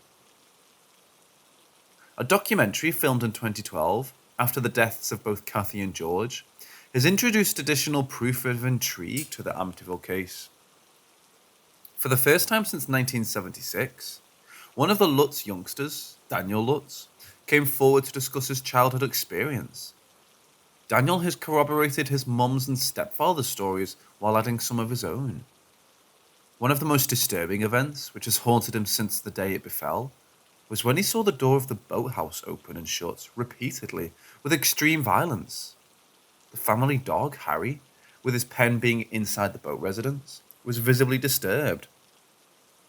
In an attempt to get away, he jumped over the fence of his pen and apparently seemed to hang himself. After rescuing the dog, it took Daniel and George an amazing effort to close the door. It was then Daniel remembers one of the weirdest elements of his stories in Amityville. In the course of the interview, his own disbelief at what he saw, even a few years later, is quite obvious to look at. When the reporter asked, "What did you see? What was in the window?" Daniel replied, "It would have been what looked like a cartoon character of an angry pig with wolf-like teeth." When he and George went upstairs to investigate, they found a rocking chair moving all by itself. Daniel claimed that he was possessed by a powerful entity in the house. Even after leaving the Amityville house, Daniel was sent to a Catholic monastic school by his parents. There, the priests performed exorcism rituals for a year to rid him of the demon which had possessed him in that house. I had just gotten in a fight with George about, I don't even remember anymore. So by the time I got to the second landing, I was projected up the stairs into the wall, and my mother was like 15 feet behind me. I know that the spirit of some other thing passed right through me. My mother was standing right there, and she broke down and cried. That was the most horrible thing she'd ever seen. And I stand up, and my body starts like I no longer have control of myself. She jumped around in shock, like something just scraped her or touched her, and it entered into me, through me. And if I have to describe what it felt like, it'd be like the numbness after being shot. From somewhere in the room, it said, "It is you." It's like a sub bass, like a gargle and a crackle to it. And that stuck with me for at least a decade on a daily basis. Are words from Daniel in the interview. On the last night the Lutzes spent at Amityville, an unseen force lifted Katie and the two boys up with their beds. Daniel says he still remembers the sense of terror he felt as the headboard of his and his brother's beds smashed at each other and the ceiling. They were trapped on the beds as it levitated. This became the tipping point, and they couldn't tolerate it anymore. After 28 days of living with a constant feeling of terror, the Lutzes called Father Pecoraro, who suggested that they go away from the house and spend the night at another place. In March of 1976, psychics, paranormal researchers, and a news crew were allowed access to 112 Ocean Avenue. Amongst the investigators were Ed and Lorraine Warren. During the initial investigation, Lorraine got repulsed when she entered one of the rooms, which was later observed to have been the bedroom of Ronald DeFeo. Lorraine believed that even as numerous spirits roamed the house, there was one unique entity which was more powerful and malevolent than the others. When we went into the house that day, we didn't realise that it was diabolically infested. This case had everything. It had the monstrosities of the night, which roamed that house, which infested it, which caused a young man to murder his whole family. The Amityville case affected our personal lives more than any case we've ever worked on. This is what the Warrens had to say about the house in an interview. Warren's photographer captured the notorious photo of a spectral kid in a doorway. A few have speculated that that is the youngest member of the family to be murdered in 1974, John Matthew DeFeo. Daniel Lutz states that each one of the hauntings was brought about by George Lutz. In spite of denials during his lifetime, Daniel asserts that George was a person who enjoyed occult rituals. I think somewhere along the line that George's beliefs and practices, and things that he was directly involved with, triggered and was a catalyst to what was going on in the house. It was kind of like a magic trick gone bad that you couldn't shut off, said Daniel. He also states that George used to be an abusive stepfather, a reason that led him to leave the house at the age of 15. It's interesting that Daniel might corroborate the tale of a man who repulsed him and abused him as a child. His statements might give insights into why George preserved all of the possessions of folks that had died in the residence before. Should it be that, as a dabbler inside the occult, George knew something of the alleged power of death and blood? Possibly George Lutz has attempted to interact with this energy. In this process of interacting with the souls of the DeFeos, did George disturb something darker? As a result, did he unleash demonic forces which he couldn't control upon himself and his own family?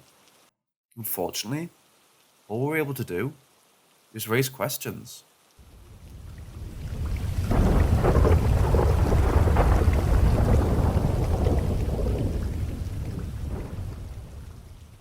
Some time ago, me and my family went to a city close to ours to visit family.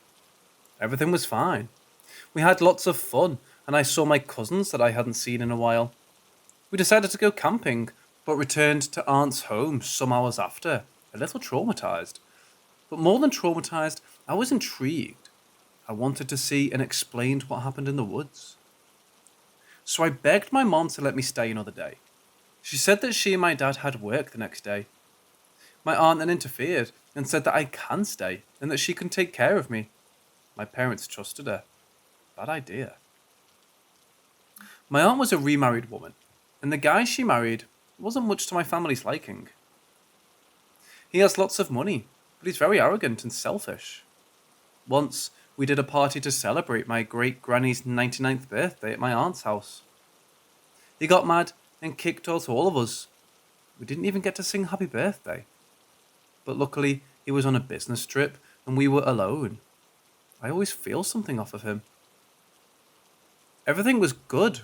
My cousins and tried to return to the woods to continue investigating, but for some reason, we got the feeling that we weren't going to make it, so we decided to return and go to the cinema. When we got out, it was almost 10 p.m.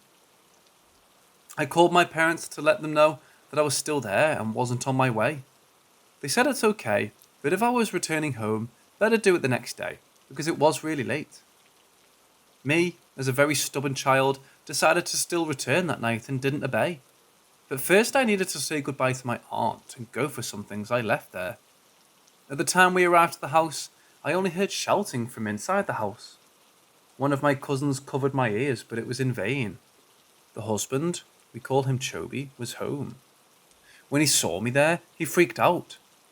He started yelling at me that I shouldn't be there, I wasn't family, etc.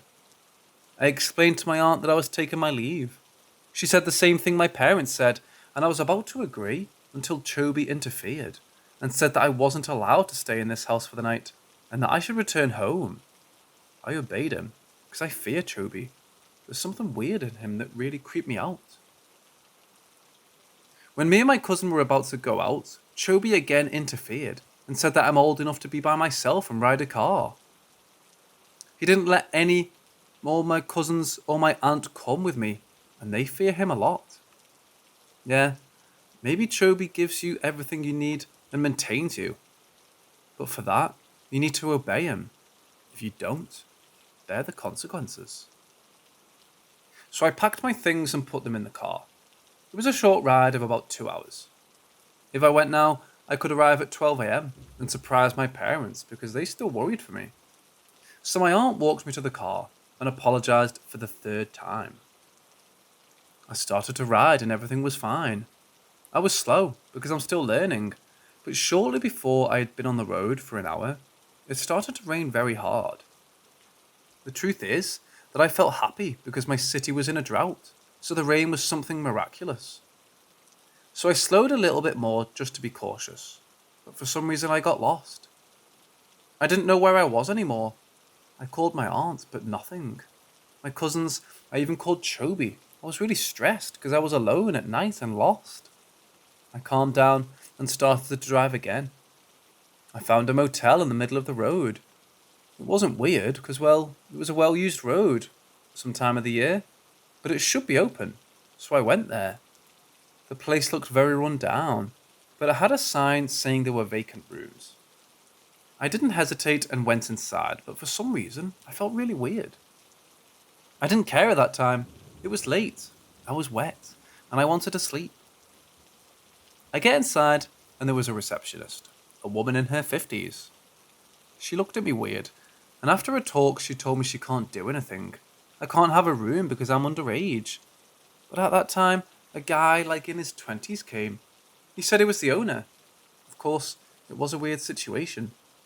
He said that I can have a room and gave me a key with a really creepy smile. I take it and smile awkwardly. The receptionist was there with a really worried face. I was on my way to my room when I heard someone crying. I see in the distance a woman, but I felt that she wasn't normal. I ignored her. It's not that I go there and talk with ghosts, so I went to my room. But I couldn't sleep. Something was bothering me. Then I started to hear whispers. That's normal, to be honest. But I could still hear a voice saying, "Get out of here." That's when I decided to listen and went out. Went to the car and stayed there for a moment.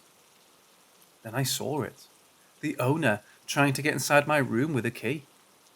When he entered and saw I wasn't there, he rushed outside and started to scream, heading to my car. I rapidly hid in the lower part. He peeked inside. The fear was killing me, and little by little, the tears began to roll out. I had to get out there as fast as possible. He didn't see me. Lucky me, I guess. I called my grandpa, a police chief. He said he'd do anything possible to save me, but I needed to get away from there. As soon as the owner left, I saw the golden opportunity to go and ride as fast as I could. But there was a problem. I left the keys in the room. I started to cry more when I heard tapping on the window. It was the receptionist. I thought I was going to die there. I thought it was the end. But then she showed me the keys and left them there. She helped me. She saved me. The owner started to return, screaming. I peeked, and he was really mad. He then cursed and saw the ghost woman in the pool. The man rushed there. I don't know if he was thinking it was me, but my opportunity to get the keys and run away was there or never. I did it. I turned on the car, and as soon as I did it, I see the man turning and start to run toward the car. I rushed and get out of there. 5 minutes in the road, a car was behind me at speed. It was my end, but I don't know, God. My grandpa and dad arrived with a police car, so they knew where I was. I saw the car passing beside me and returning where it came. I stopped the car and started crying out loud. That was the most terrific day ever. I arrived home and told them everything. Just like in the clown thing, my grandpa immediately investigated. After some weeks, the guy was arrested, and turns out he was a fugitive. He raped women and came to kill 2. I suspect that one of them was the crying woman. When I asked him about the receptionist, he told me that in there they just found the guy alive. He asked me then how did the woman look, and I gave a description. His face turned pale immediately. He showed me a picture, asking if that was the woman.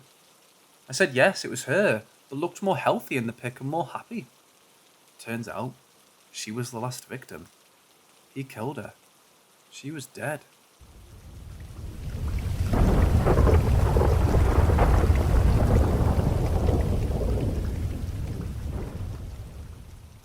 This story isn't personally mine. I came in after the fact. I'm a custodial supervisor for about 30 employees at a college. I have this one employee who's a skeptic. She doesn't believe in ghosts or anything supernatural. She's made that very clear on a few occasions. I had her cover the library for a week when someone was on vacation. So it wasn't a building she spent a lot of time in before, but she still knew it enough that she was fine on her own. One morning around 4:30 a.m, she calls me and asks, what time do the staff start to show up here? I go on to tell her they start to show up between 7 and 8 a.m. I could tell that she was flustered by her reply. No, you're wrong, they're here now. Someone's in the bathroom. They're in there making noise, walking around and flushing the toilets. I hear them. I'm like, yeah, no one should be in there. Go in and see. No, I'm not going there. Get over here and tell them to get out, was her response. So I'm like, okay, I'll be there in 2 minutes. I'll stop by. I get there and she's standing in front of the bathroom, yelling at me to go in there and tell this person to get out of the bathroom. They shouldn't be down there. I walk in the bathroom, check every stall, come out of the bathroom, and look her in the eye and tell her, nope, no one is in there. She then accused me of lying, said there's no way. She'd been standing in front of the door the whole time, didn't see anyone leave, and heard the same noises till right before I got there. I told her to relax. It wasn't a big deal. There was no one in there at all. This was more than likely just a normal library ghost. Of course, at first, this didn't get me anywhere. She still didn't believe me that no one was in there. I then went on explaining to her why I say it was the ghost. Years ago, in about the 70s, they had been doing work on the elevator, and unfortunately, a little girl who was at the library with her father fell down it and died at the bottom. Or the basement, in other words. I even showed her the plaque that was for the little girl. This bathroom that she heard everything in was in the basement, right across from the elevator, no more than 10 feet from where the little girl died. This happened a couple of years ago, and just last month, the same employee was going on about ghosts being not real. Then I reminded her about her time at the library. She then admitted that every time she's in that building cleaning in the morning, she makes a point to tell them not to bug her and leave her alone. Well, they have to help her work. But she still sticks to the same, they don't exist.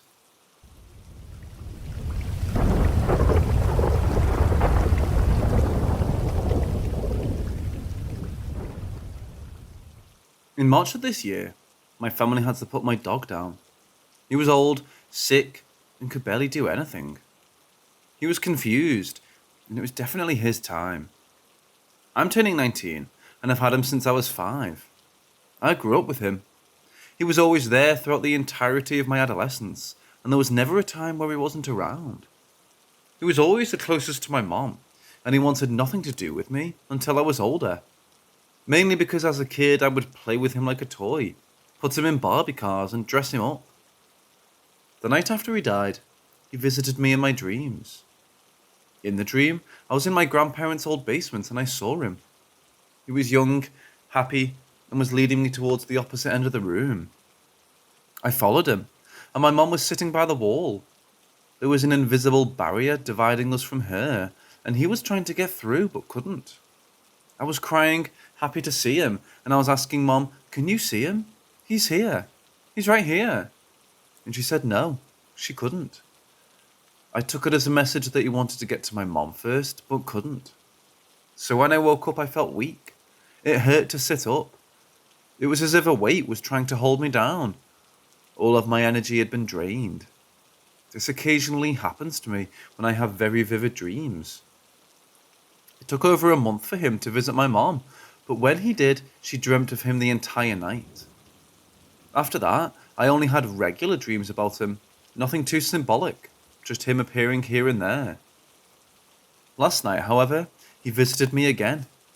In the dream, I was on the phone, standing by the closet. I was about to say something, then I passed out and fell to the ground.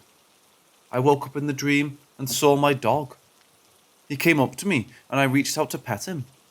It felt so real. I could feel his fur and everything was so realistic. He looked so happy to see me and I just sat there going, "Are you real?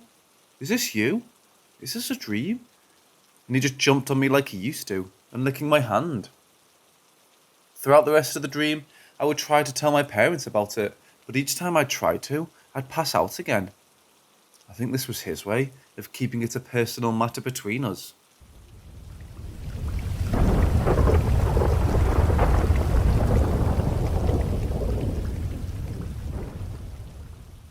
My parents divorced when I was 7 years old, and my mother was left with 5 children to raise alone.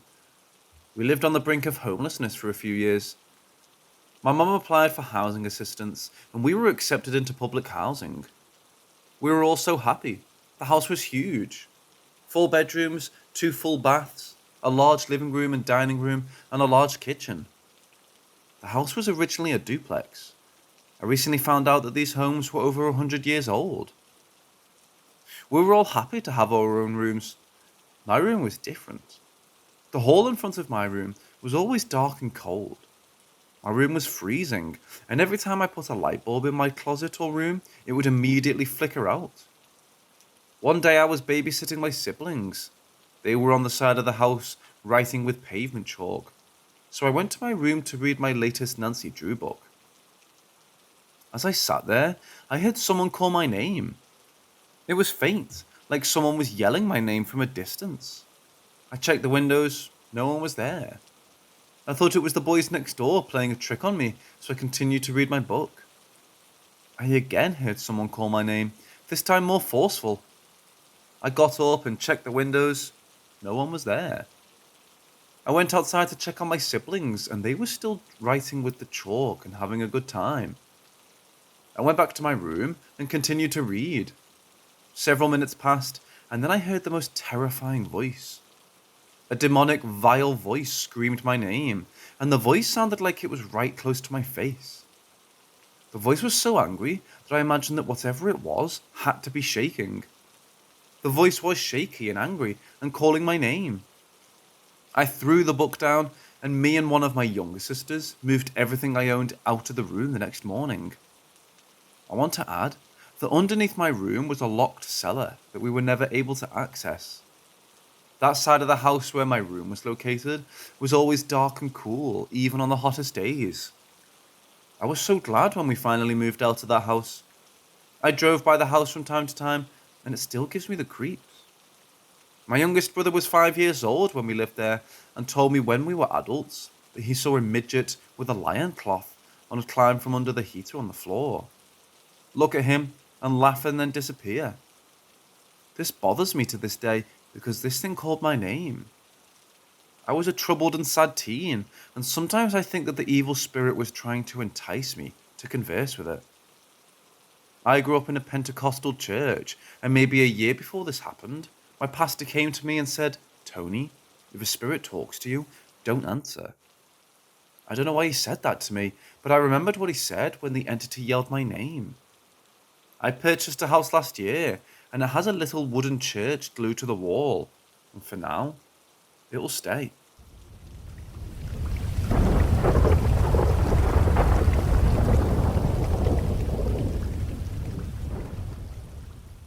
I want to start off by saying that I only talk about this because it's part of my healing process, and helps me to deal with the trauma of losing my infant son. In 2007, I was 9 months pregnant with my last child. I've had preeclampsia with previous pregnancies, and a placenta abruption with a pregnancy 7 years prior, so I was being monitored closely. Not as closely as I should have been, but that's another story for another time. The evening of December 12th, I became ill. I felt dreadful and looked at my abdomen and thought it looked rigid and strange. Instantly, I knew I was dying. I can't explain it, but simultaneously, I heard a whisper in my left ear. A soft, gentle whisper that said, "The baby has died." I instantly thought I was losing my mind and yelled at my son to call 911. We were in the middle of a winter storm, so our phones were dead. I finally got a neighbor to call my husband, who took me to the maternity ward of a large hospital. One of the most experienced nurses happened to be on duty, thank goodness, because I coded when I got to the floor. I'd had a 3rd-degree abruption, 4th degree of death. I spent 2 weeks in the hospital and had to go on dialysis for a while. My ammonia levels were high, so for a while, I thought I had given birth. I did get to hold him. He was beautiful with dark curls. When I got to the med-surg floor, I was coherent and trying to come to grips about why this had happened to me. One night, I had awoken to voices. I thought it was my family in my room. My eyes were closed, but I was awake, and I heard what sounded like 20 people talking about me. I was laying there trying to understand what they were saying about me, but all the people were talking so fast and in a hushed tone. I opened my eyes to find no one there, not one soul. What scared me was as my eyes opened, one person said, "Shh." The second person said, "Shh." Then there was a collective, "Shh." I was terrified, in a dark room with the door shut, and I had a hard time moving around because of my emergency C-section incision. I started calling for my husband.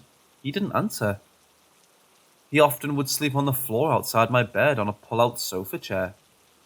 Suddenly, a small olive-toned girl of age 6 or 7 appeared beside my bed. She had 2 curly ponytails and was dressed in 1970s type clothing. I couldn't see her eyes, just dark shadows. She pointed to the other side of my bed and said, "He's over there." My husband had been on the left side of my hospital bed and was asleep. I turned back to face her, and she was gone. Having that experience in the hospital helped change my insight about death.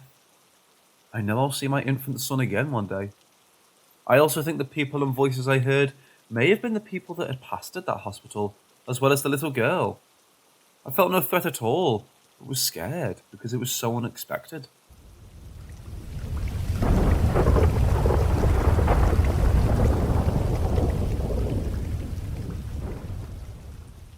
When I was a kid, I grew up in a house that had a ton of ghost activity in Puerto Rico, where I'm from. Honestly, in my opinion, demonic even. For background, me, my parents and my 2 siblings all had experiences. When my parents first moved in, their bed would shake at night, and it didn't stop until I had the house blessed by a priest. My brother once was crying uncontrollably on his top bunk bed and refused to look up because he said there was a demon on the ceiling laughing at him. My sister's room was the worst though. She would wake up crying from nightmares almost every night.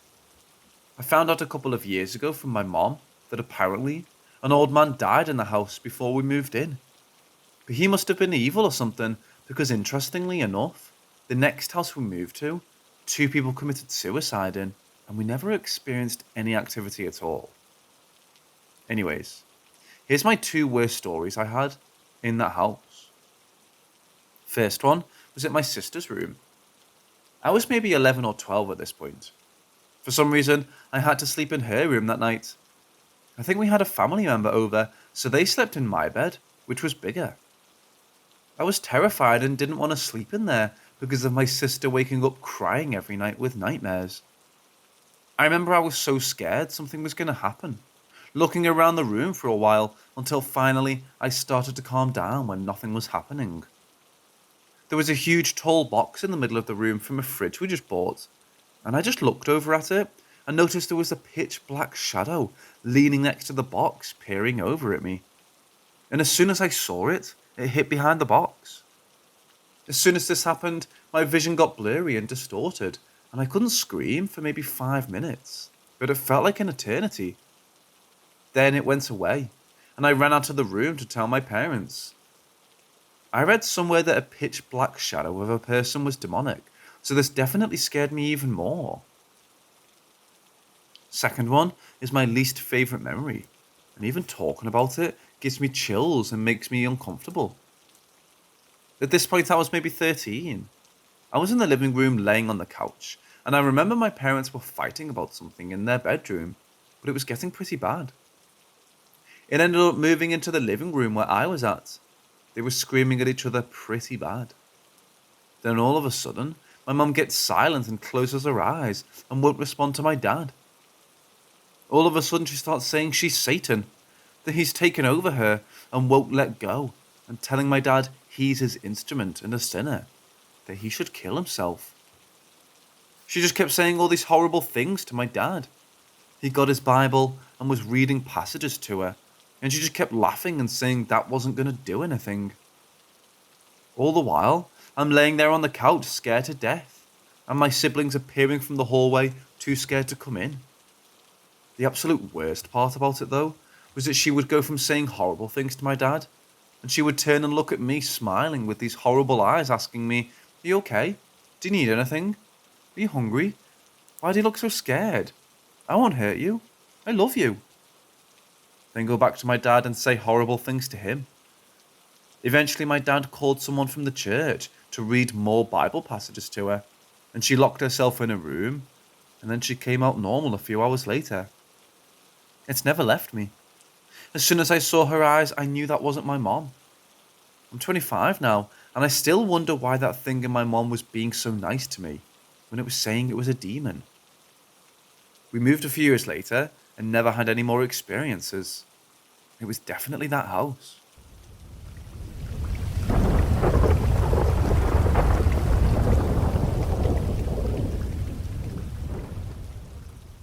We moved into our first home in February of 2016, but it was an old home, built in the early 1900s in the historic part of town. I loved it. All of the hand-carved woodwork and glass doorknobs with skeleton locks. It was exactly what I wanted and perfect for myself and my husband. I was 3 months pregnant with our first, and we were so excited to start our family. As we got settled in, we noticed the house was very noisy. I rarely have my home quiet due to having tinnitus and always needing some kind of background noise to drown it out. On the rare occasion the house was quiet, there was always lots of clicking and moving, mostly coming from the loft-style attic we had. We shook it off to the house settling and being old. At least, that's what my dad told us. So we moved on. Spring came and we were scrambling to get ready for the baby. The house needed a lot of work, but we were determined to get it done. The first major encounter was on a beautiful spring day. It was the weekend, and my husband and I were spending our day off working on the house. I was cleaning the kitchen, and he was working on my car in our detached garage. The way this home was built, you could see the detached garage from the window that's above the kitchen sink. I would glance out every now and then to see what he was up to. A little time passed, and I hadn't looked out at him. I started doing the dishes when I heard him walking in the living room towards the kitchen. I could feel his presence, and without turning back, I said, "Hey babe." No answer. Wondering why he didn't answer, I looked back over my shoulder, only to be met with a dark silhouette of a man standing between the living room and kitchen. In the blink of an eye, the figure was gone. Unsure of what I had just seen, I yelled through the window for my husband, who was still in the garage. He came in, and frantically I told him someone was in the house. Immediately, he went and grabbed his weapon and checked all over the house. Nothing was there. In all of the years we lived in that house, not once did my husband see our roommate. I saw him all the time, out the corner of my eye, peeking around corners, but more than anything, I saw him looking into the living room from the staircase that led to the attic. In the beginning, he frightened me, but after a while, I got used to him being there.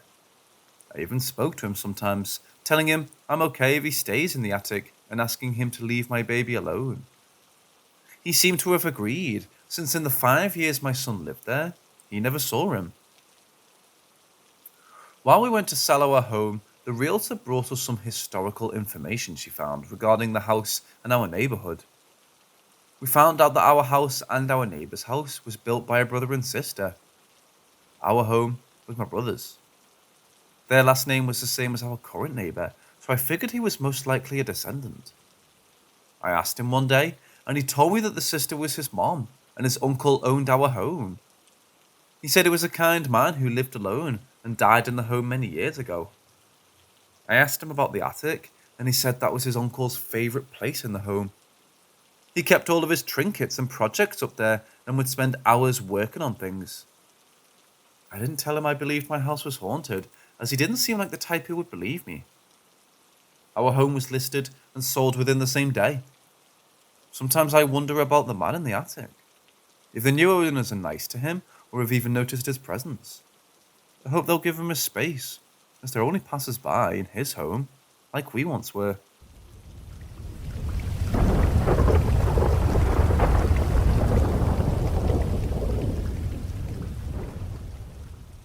Ever since I was an infant, my mother had noticed that I had an aptitude for the paranormal, and I was her third child, so I know it wasn't something she was expecting. My brother and sister had never terrified my mother as much as I had.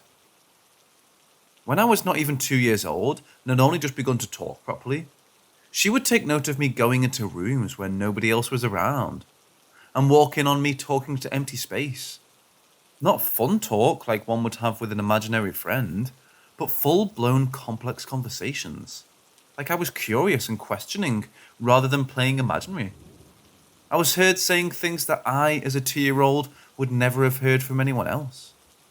Then one night, not long after, I had a dream and woke up sobbing when my mom asked me if I'd had a nightmare. She said that I had told her that my friends are dead in the lake, like it was a revelation. As if through a dream, I had finally realized that the friends I had been talking to were dead. After that, there were many other experiences, even as I got older. When I was 11 or so, I was curious about out-of-body experiences, and I read that if you lie down and imagine water rising around your body, you can force yourself to have one. I tried many times and only succeeded once. I felt myself float, looked down at myself, got freaked out and fell to the floor beside my bed and woke up in shock. I've told my mom that I saw people around our house once I had grasped the concept of spirits, and I told her about their distinctive appearances. The man with the hat, the girl, and I distinctly remember seeing a cat in the old house I lived in on multiple occasions. Now that I'm much older, I still feel sensitive, but I've stopped seeing visions. I still remember many of my experiences though, so I'm curious if anyone else has had such experiences from when they were kids. I firmly believe that the younger you are, the more prone you are to the paranormal.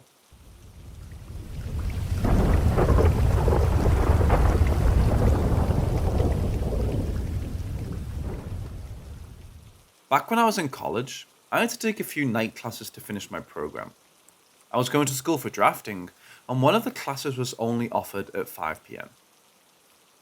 This was a bit of a pain for me, as I still lived with my parents, and the college was located an hour away. So getting off at 3 p.m, then driving home, and heading back was pointless. That's why I typically stayed and just killed time at the school unit until it was time. Sometimes my dad, who worked down the street from the school, would wait around, and my mum would meet us for dinner. But other times it was just me killing time. Yeah, it was a pain, but you do what you have to do. One day, near the end of the semester, both of my parents decided to meet up with me, just as we had before. It was getting close to Christmas, and this town happened to be where our closest mall was located. So they decided to use the chance to get in some Christmas shopping. And after we finished eating, they did just that. I went to school, they went shopping, and that was that.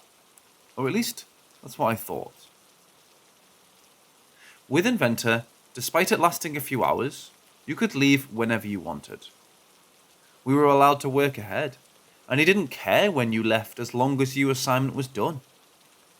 Being someone who picked up on the program and 3D modeling quickly, I was in the group of kids who were constantly 10 or so models ahead, so it didn't matter when I usually left. This being the end of semester, however, I was out of work to do.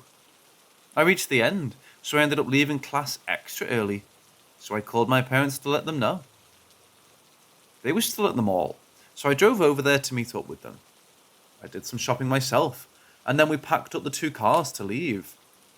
Since they had gifts for me, my dad decided to drive one car, while my mom went with me in mine. Dad left first, so I didn't see what they had inside, and I took out after him.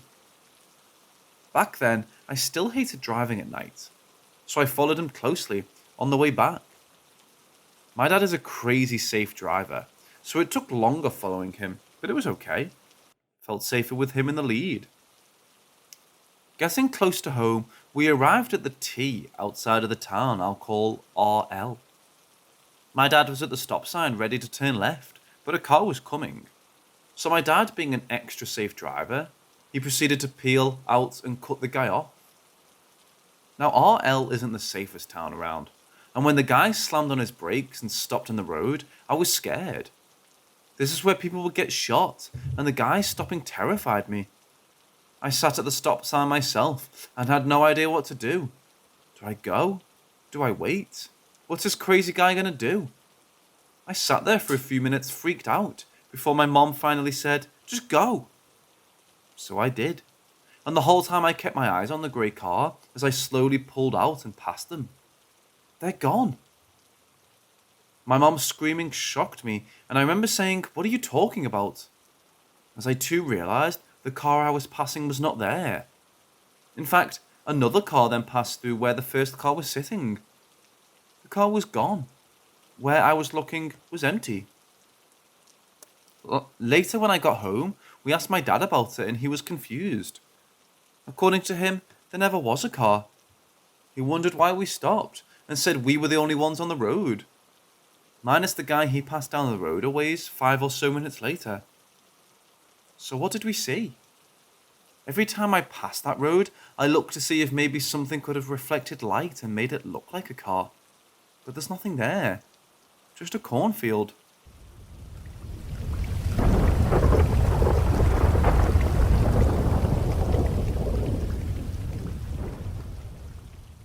My story is extremely complex, so I'll try to hit the bullet points as quickly as possible.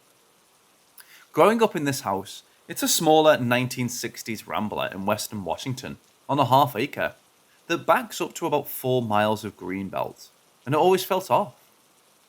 The backyard and looking into the woods, I'd hear things and just have that full panic whenever I'd have to go out. Experienced full giant orbs that would float through the kitchen on certain nights. It would make people fight. My parents got divorced, and my dad lives here alone for about 7 years, and he becomes rageful, out of his mind. In his bedroom, I'd hear breathing, snoring, all of that in his bed, behind me when I'd sit where the computer was. Fast forward to 24, I had just recently gotten sober, gotten my life together, and moved back to take over the house for him, while he bought a new house with his girlfriend. My mother passes from a drunk driver incident, and immediately things happen again. I find Catholic pendants everywhere, and when I hold on to them, they disappear within a week or so. 2 weeks later, we had a tree service come a few giant cedars down. and a guy fell from 25 feet climbing and died right at my front steps. Then, everything became a whirlwind. That feeling when a person walks in and you can feel their energy right behind you. It was like that times 10. One morning, I walk out of my bathroom. My office is open to the window right where he passed, and I see a giant man in white walk past. Mind you, this is 7 a.m., a totally clear sunny morning. The one that really got me the best, I was out in the driveway working on my car, middle of the night, and someone said, "Hey," directly behind my head. I'm under my hood, so I jump out, hit my head, and scream in the same motion. So that was about 5 years ago with the deaths. Now it's toned down, but they're very subtle and smart about it. Glances of people from your peripheral, slight walking and tapping noises. I have a home studio on the same side where the guy passed, and I woke up last week to my speakers on. My interface cranked with the mic on, so it's full feedback out of nowhere. Somehow, I've never caught any pictures or really damning visual evidence, but I'm working on it. I'm with a spirit box.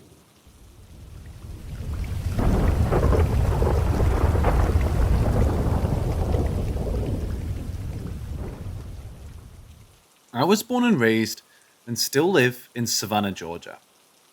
I've always believed in ghosts. As a kid, my aunt lived in a very haunted house, and she and my mum had lived in haunted places before then. My aunt's house was historic, gorgeous, and my mum and siblings and I all hated it.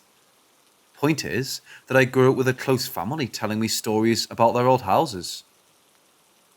In 2011, I took a job at a haunted row house on Mary Marshall Row. You may have heard of the haunted Marshall House Hotel. I go in the basement one night.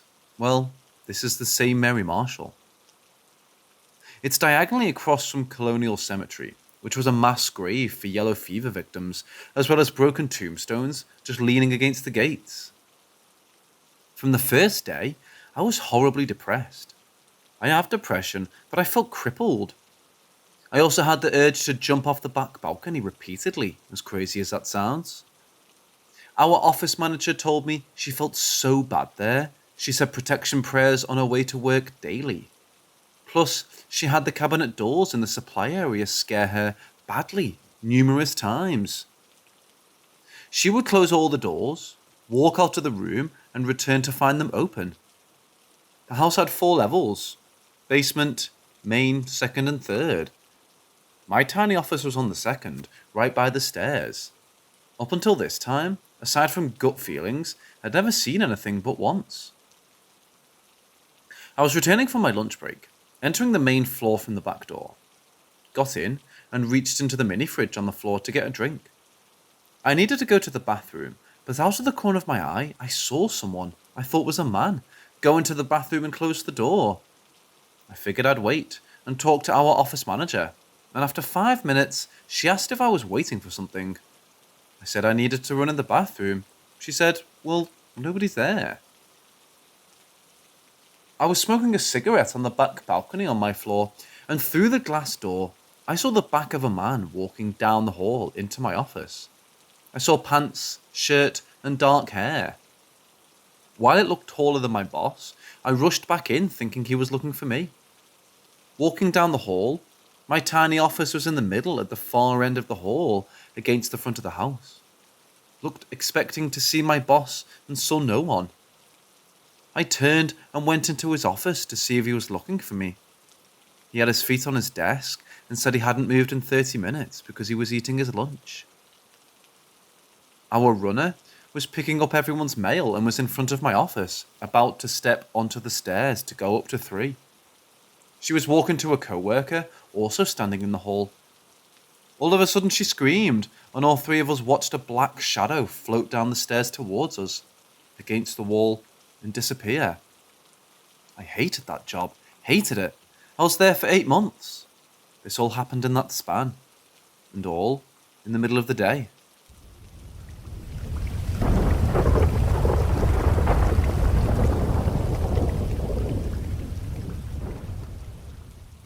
I began working for a company whose corporate headquarters is located in 3 separate buildings on the city's first square. When Savannah was built, it was built in a number of squares. This one saw public markets, slave auctions, and public hangings in colonial days. When I began making friends, I'd heard that the main building was haunted by a little girl named Gracie. I assumed that they just referred to her as Gracie because everyone from Savannah knows the legend of Gracie. My friend, who gave me express permission to share, told me that the ghost was indeed Gracie, though I never believed it. She was one of the company's first employees, and she had entered the basement level office many times before anyone else was in mind, the music blaring. She would turn it down and later it would rise again. She got used to it and would tell the spirit, "Okay, we can't play anymore. It's work time." Gracie Watson is a young girl buried in the famous Bonaventure Cemetery. She was born in 1883. Gracie's father took a job managing the prestigious Pulaski Hotel, and he, his wife, and Gracie, their only child, lived in the hotel. Gracie was known as the life of the hotel, loved by guests and staff. In 1889, she came down with pneumonia and passed away. Gracie's grieving mother soon began claiming that her spirit was still in the hotel. She could still hear her daughter giggling and bouncing a ball on the back stairs. Her husband was convinced that it was grief and took a job at another hotel, then eventually leaving Savannah altogether for his wife's mental health. I'd known Gracie all my life. As kids, we would go to Bonaventure to see her grave, where people still leave toys. Legend has it that if you rubbed the statue's hand at night, her eyes would open. Everyone had a different version of our little urban legend. I worked in the basement for 2 years until my department was moved. After my move, another friend, who also gave me his permission to share, had an experience. He's in his early 50s and a church-going Catholic who's extremely well-rounded and in a senior position. One day, standing at the desk of another employee, he saw out of his peripheral vision a little girl in a white dress walk out of the basement conference room and walk into a wall and disappear. The person he was standing by said, "You just turned white. Are you okay?" He was in shock. When he told me what happened, I asked if he'd ever had any experiences before, and he said never. He wasn't scared when he saw it. It was just shocking. On a couple occasions, I've seen a spirit. That was my reaction as well. Not scared like I'd expect. Just happened matter-of-factly in the middle of a work day. I was fascinated and began researching the building location. Turns out, that particular building had indeed been the old Pulaski Hotel. On top of that, the bottom of the back stairs of the old hotel would have been in that basement conference room.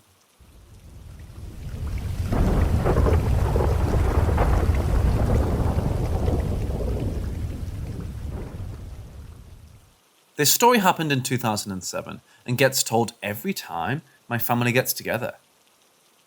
My nana owns a farm, and she's always had a herd of cows and a guard donkey. In one of her cattle fields, there used to be a large circle of mushrooms that my nana said was a fairy circle.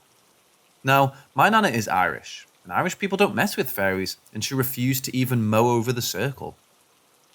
When she married my step-granddad, he didn't believe in fairies or the paranormal, and he wanted to remove the circle from the field, but my nana told him not to. He thought that she was being silly, and they would argue about it all of the time. Long story short, he went behind her back and had the fairy circle removed while she was away. When she found out what he did, she refused to talk to him for days and was very angry and upset. 2 weeks after the circle was removed, all of her pregnant cows aborted their calves. My nana was devastated since she's very experienced and careful with looking after her cows, and she had never lost all of her calves before. She has lost 1 or 2, but never all of them.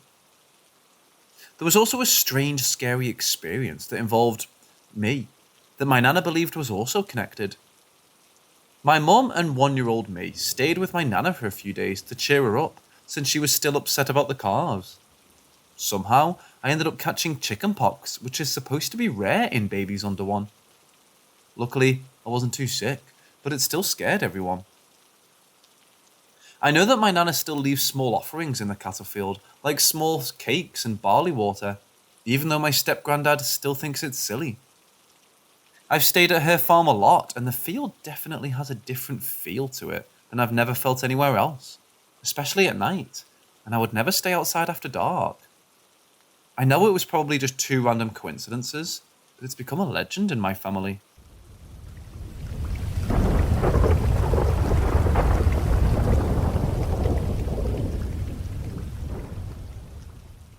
Since I was a child, I've had these weird dreams where I saw myself in a situation of everyday life.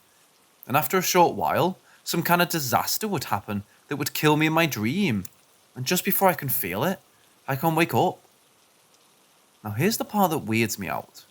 Some variable time later, I get to see the same time frame. The last scene that went through my eyes just before said incident happened and ended my life. But the difference is that this time, such thing doesn't happen. I could compare the experience to watching a picture.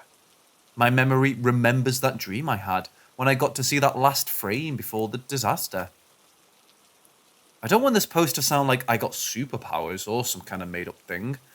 I've always supposed this had an explanation, and when I asked my students if they had similar experiences, some of them told me they've been through that as well. As an extra, I'd be definitely grateful if you have experienced something like this and share your experience. Or if you could explain to me why this happens, and if there are any case studies or documents relating to it.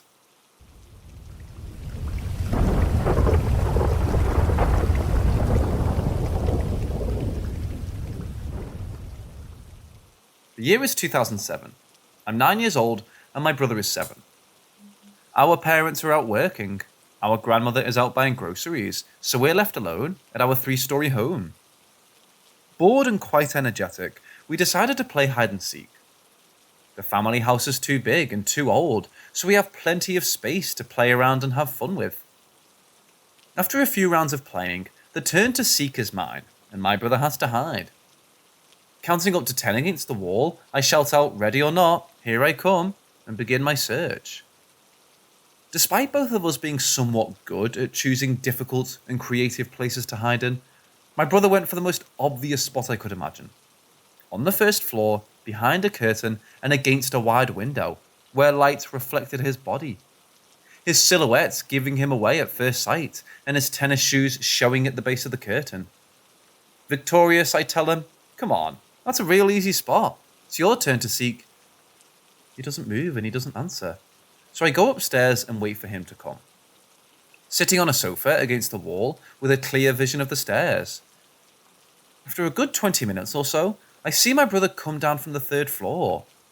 Confused, he asked me, "Why didn't you come seek me?" I stayed silent for a moment and asked him, "Did you put your runners at the base of the curtain?" He answers firmly, "No."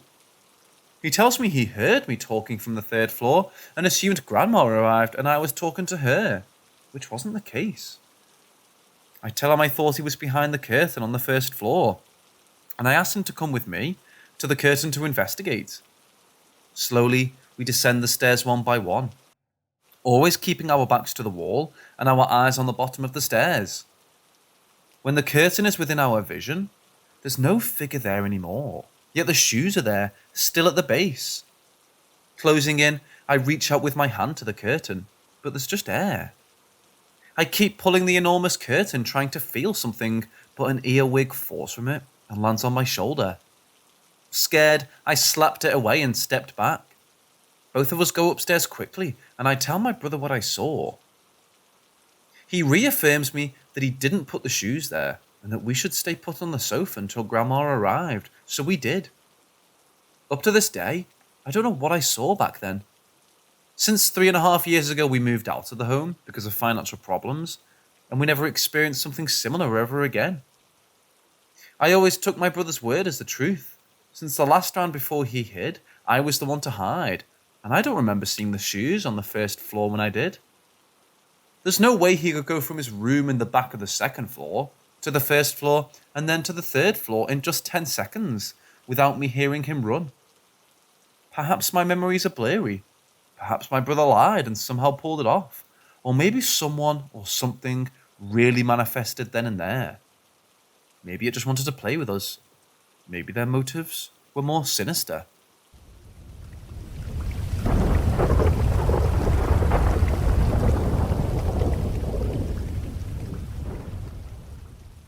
When I was about 5 or 6 years old, I used to sleep in a small room with my mom. We shared the same bed and room. The room didn't have a door. The room was also about 8 by 8 feet. It was small. There was only a small bed and a wardrobe. It was also my grandma's house. One night, I woke up during the night and noticed a lady standing or floating, watching me by the door. Her face was blurry and her body was a long white dress, kind of like a wedding dress or a gown dress. When I noticed her, I wasn't scared or felt anything scary. I was just staring at it. I also tried to wake up my mom, saying, "Mom, there's a lady at the door." She would just ignore me and didn't want to look at it. A few more seconds of me staring at it, I went back to bed. The next morning, I told my family about it during breakfast, but everyone ignored me and told me it was part of my imagination or a dream. As I grew older, my older cousins would tell me the paranormal stuff had always happened in that house. That during nighttime in the kitchen, utensils would start making noises and plates would be moved around as well as cups, as if someone was cooking. Then one time, one family member told me that my grandma's mom used to live in that house and used to sleep in the room I slept with when I was young. She also passed away in her sleep in that room. So after years of wondering what I saw, I finally had closure. My dead great-grandma visited me because she never met me and just wanted to say hi. I also feel like she looks out over me.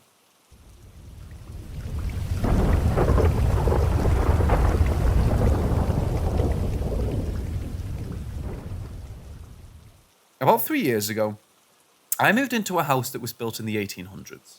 It was an old Victorian house. Nothing out of the ordinary ever happened there, just your old squeak sounds at night because of the wind and rain. One day, I met a girl and we started dating. One time she slept over and we started Netflixing and chilling. As we're doing it, I started squeezing her neck with my hand. I'm into choking while doing it, but she didn't like it at all. It nearly turned off the mood. After a few weeks, we stopped seeing each other for various reasons. We weren't compatible, and so we broke all communication off with each other. The night we broke up, I went home and went to sleep. This is when something indescribable happened.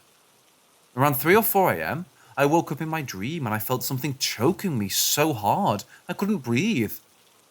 I was gasping for air. As I was being choked, I saw 2 bright energy bulbs by the side of my bed and I said, "Help me." As soon as I said that, I woke up feeling a bit frightened. That same morning, I wondered what had happened. Then I came to the conclusion that it was the girl's dad who did that to me. You see, the girl told me about her dad and how he died when she was a teenager. She's an only child, so I believe he always looks over her.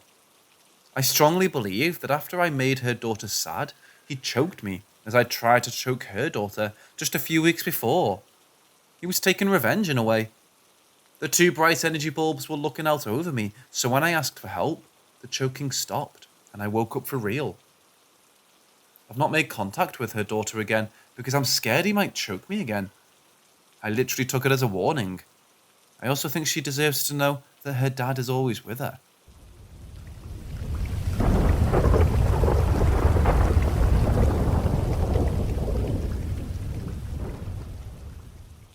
My cousin got stabbed during a fight 2 days after Thanksgiving in 2018. It was horrible, and the whole family was devastated. I cried because I was close to him and he was too young to be gone, just 19. A few weeks passed, and I had a dream where my dead cousin spoke to me and told me to buy his car. I told him I couldn't afford it. I woke up and didn't think much of the dream, just that I still missed him. Maybe 3 months later, my dead cousin appeared again in my dream. This time it was more emotional. It was a house party at my mom's house. Big house. Everyone was coming over. The family. That's when Aunt Rosario comes with everybody. Cliff's kids too. I say hello and hug Michelle. One of the kids said, "I remember you."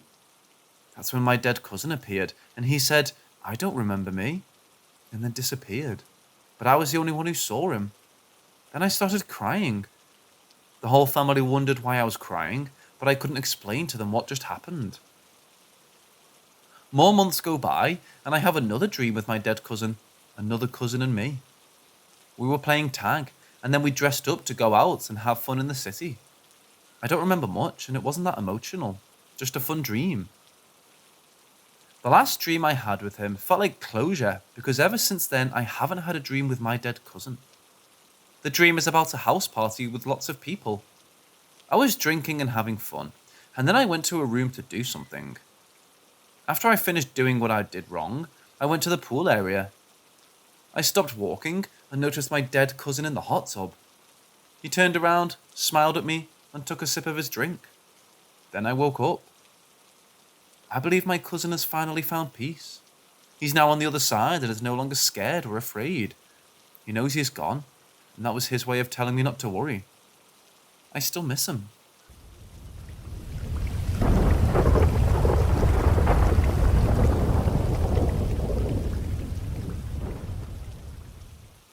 I lived in my apartment in Brooklyn for a little over a year now, without much going on. Just recently though, my fiancé and I have had a few strange things start to happen. I think taken separately, most of the events could have some explanation, but it's all of them together in a short time span that makes me wonder if something else is going on. In no particular order, here's what we've experienced. Drinking glass on my fiancé's side of the bed broke by itself in the middle of the night. Top half of the glass just broke clean off. We both woke up to the sound of it. I thought someone had thrown something at our window, but when we checked, we saw the glass was broken. Nothing had knocked into it. No major temperature variations that we know of. Maybe explainable by some weakness in the glass. About a week later, a glass candle broke in a similar fashion. We had burned the candle before, but it wasn't lit at that time, and similarly, the top half of the glass just broke off on its own. Could also be weakness in the glass, but weird it happened so soon after the other glass broke. I saw a shadow move across our bedroom in the middle of the night. Didn't have a discernible shape, but it moved in front of one window, then against the wall, then in front of the other window. No way to be a shadow from the other side of the room, but possibly I wasn't fully awake. Fiancé has also seen a shadow figure moving across the hallway in the apartment. Fiancé's DSLR camera, which was hanging up on a hook on the wall, turned on by itself and started taking pictures. I wasn't home, but my fiancé was and showed me the pictures after. Nothing special, just the floor, but we can't explain that one. I heard the very clear sound of a door creaking when I was in the bathroom, but there was definitely nothing opening or closing in the apartment. When laying in bed for a few seconds, I heard what sounded like a staticky old radio. It was brief, but very strange. Sounded like it was right above me. While I can hear our neighbours sometimes, this definitely sounded like it was in the bedroom and did not sound like a neighbour. None of them are too crazy, and I think each separately could have some explanation. But the fact that all of these happened just in the past month or so is interesting to me, and nothing had happened prior to that.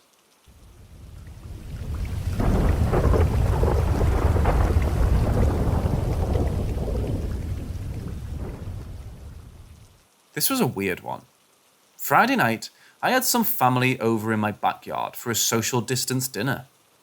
My parents bought their 5-month-old puppy, and I had a larger 2-year-old dog. I was playing with the dogs and brought 2 balls over to where the smaller puppy was hanging out and set them down. An orange/blue ball and a purple ball. I'm squatting down there in the grass. Both balls are on the ground about 2 feet in front of me. The small pup is next to the balls, and my dad is sitting in a chair next to or above the small dog. I threw my dog one of the balls, the orange and blue, and she ran to get it. And out of the corner of my eye, I saw the purple ball get thrown towards the back of the yard.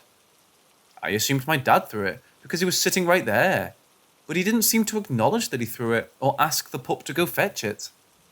So after hesitating a moment, I asked my dad if he had thrown the other ball. He said, "What ball?" I said, "The purple ball that was right there," and again, he had no idea what I was talking about. At this point, I'm a little weirded out, and I go to the back of the yard, about 40 feet back, and sure enough, the ball was back there on the ground. I again, very confused, explained to my dad what happened, but he didn't see it get thrown and didn't know what happened. No chance the puppy could move the ball that far. She's tiny. Nobody else was nearby or even paying attention. We've experienced some of the strange things in the apartment and even in the backyard, but this definitely is one of the strangest.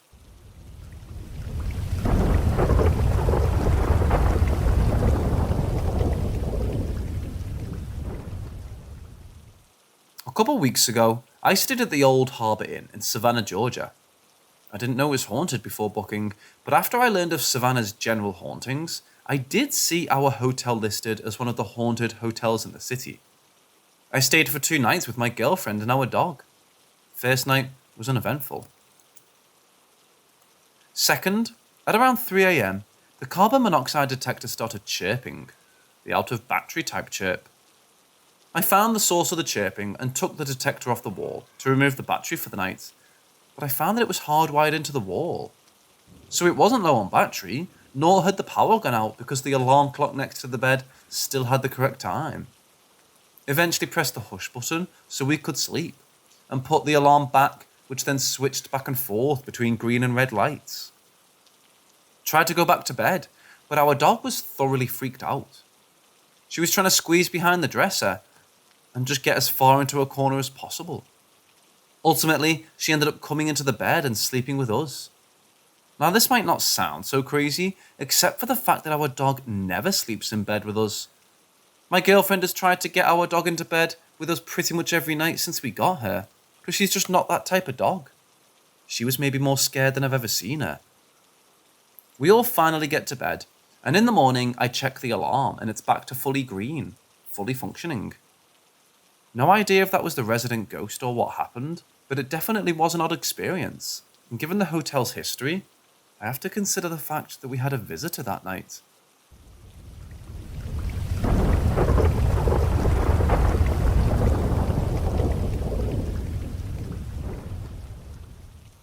When I was around 8 or 9, my whole family went to a quinceañera, and I guess we were good friends with the birthday girl. We received a quince doll that's basically meant to look like the birthday girl. To give you an image of what it looked like, imagine a doll with a white dress and curly hair. We kept it in the living room where I slept on the floor, and my brothers and I always had some weird feeling about it, like it was always watching us. I'd say around 3 to 4 months of it being in the living room is when I started to notice weird things happen, in not only the living room, but also in both of my brothers' room. I'll start with my experiences first. Like I mentioned before, I used to sleep in the living room. I would lay down near my parents' door and start to hear the strangest noises coming from near the TV or near the small cabinet we put the doll on display. From things in the kitchen to falling on the floor to hearing a girl laughing on the couch.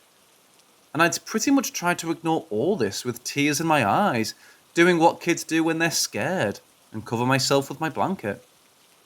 But one experience will forever haunt me, and I still get chills thinking about it. I was crying one night for God knows what. My brother tells me it's because I was claiming I heard voices near my ear, and my parents didn't believe me, and told me I was delusional. He invited me into his room to sleep, and I jumped at the opportunity. Just before entering the room, I went to the restroom right next to it. While I was peeing, I felt someone's hand right on my shoulder. I immediately turned around and got freaked out and decided to flush the toilet, wash my hands and get the hell out. But that wasn't the worst that happened. I entered his room and slept on his bed while he just played on his PS3. I slept for maybe around 20-ish minutes before waking up to him coming into the room with food. I shit you not, the moment he sat down, the closet door swings open with enough force to hit the wall. We look at each other in disbelief about what we just saw. My dad bursts in and tells us what the hell was going on. We tried explaining to him what happened, and he just shook it off and told us to go to sleep. We walked out the room, and my brother continued to play, trying our best not to talk about it when we heard the toilet just flush on its own, along with the shower curtain moving. Mind you, no one was in there. We would have known since the door always creaks open and shuts with a pretty distinct sound. That room, I'd like to say, is where the most activity always happened. The guy we let rent out that room always said he was scared of it, because he needed a place to stay. He just dealt with it. That was my experience when I was younger onwards to my older brothers. So I want to start with the youngest of my older brothers. Let's call him Dave. Dave slept in the room on the other side of the house, completely away from the doll, but with a massive window that had a hole within the curtains. He had things happen in the afternoon, like tools being thrown from one side of the room to the other, the TV falling, and unexplainable scratches on his chest. But the one thing that scared the shit out of me was the dreaming he had about the girl in the white dress. This happened to both of my brothers. The dream started off with what he described as a normal dream, until he noticed the white-dressed girl at his school and went near her. She turned around, and as he remembers, she didn't have eyes. It was just black holes. She had a sad expression on her face. He woke up to my parents trying to calm him down. I remember being right outside his room, peeking inside. He was legit crying, and I never saw him act that way before. I'm pretty sure he pissed himself. I'm not sure. My other older brother, let's call him Mark. I believe he had the worst of it, since he slept not even 5 feet away from the doll. He also had a dream about the girl in the dress and the doll as well. His dream wasn't scary, but anxiety-inducing in my opinion. All he remembers is sitting at the dinner table. The girl with the white dress sitting across from him with the doll next to the girl. Apparently, the doll was blinking and the girl was emotionless, not blinking whatsoever. This is when he started hearing a clock tick. It ticked and ticked before he suddenly woke up in a sweat. But the problem was, the doll wasn't at the cabinet. It instead was right in front of him. He screamed and threw it towards the closet, breaking the head of the damn thing. My mom came in and thought someone broke in. She saw the doll with the broken head on the floor, and the creepiest thing was the doll was upright with the head right behind it. While she was extremely angry, she was just glad he was safe and threw the doll out.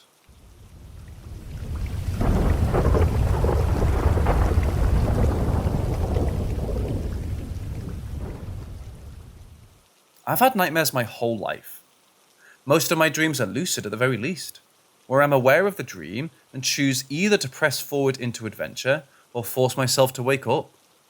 But sometimes it feels so real that I can't tell it's a dream, and I end up trapped. I think I need to explain the setting a little before I get into things. 12 years ago, we moved into my neighbour's apartment when they moved out. We lived there for a few years, till we eventually left when I was 14.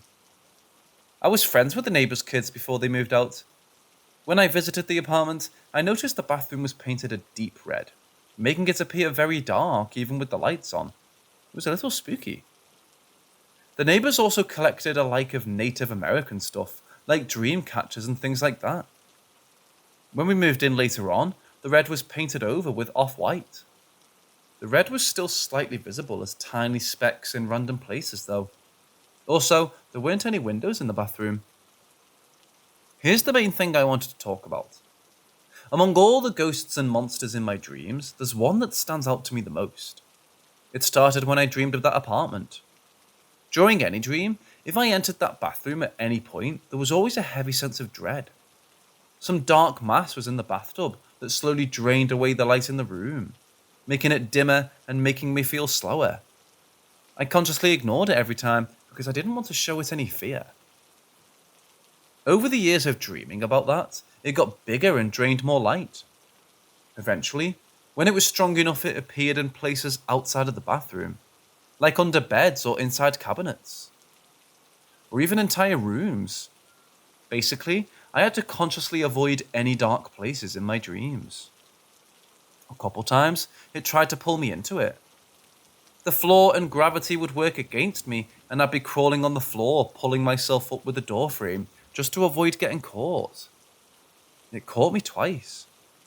The first time, I wanted to see if there was even a reason to be scared. I basically let it take me. What happened was I ended up in a different plane. Some endless pitch black void where no matter where I went, I couldn't escape.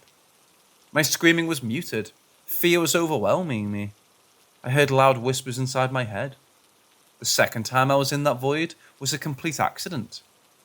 I took up an entire closet at that apartment. and appeared as if it was a staircase to a basement. In that dream, I was simply curious about what was in there, but it was of course a trap. The second time, the whispers were a lot louder, but I couldn't make out anything they said. It felt like they were literally whispering into my ear. The final time I saw this thing, it had completely evolved. It took the form of an 8-foot pitch-black portal. It survived in the sunlight, and when I flipped the light switch on, it would flick back off on its own. I kept fighting to keep the switch on. Then I turned around and saw this tall demon thing. It was the most satanic-looking thing, and since the dream felt real, it was probably the most terrified I'd ever been in a dream. It was basically a pitch-black imp with either pointed ears or horns on its head, long arms with big claws that reached down to their knees. Their whole body seemed very jagged and strange. I knew it was a dream at this point. I forced myself awake with every ounce of willpower I had. But when I woke up, I was paralyzed. The demon was on my back, biting my neck, scratching my arm. I was there for a good 15 seconds, freaking out. Then I realized that maybe if I just relaxed, then it would kill me, and I'd wake up. The pain faded when I relaxed, and it felt like they were gone. Then I woke up from that paralysis state. I've had other sleep paralysis things happen, but this one stands out to me the most, because it was from the same creature from years of dreams. That void shadow thing hasn't shown up again since then.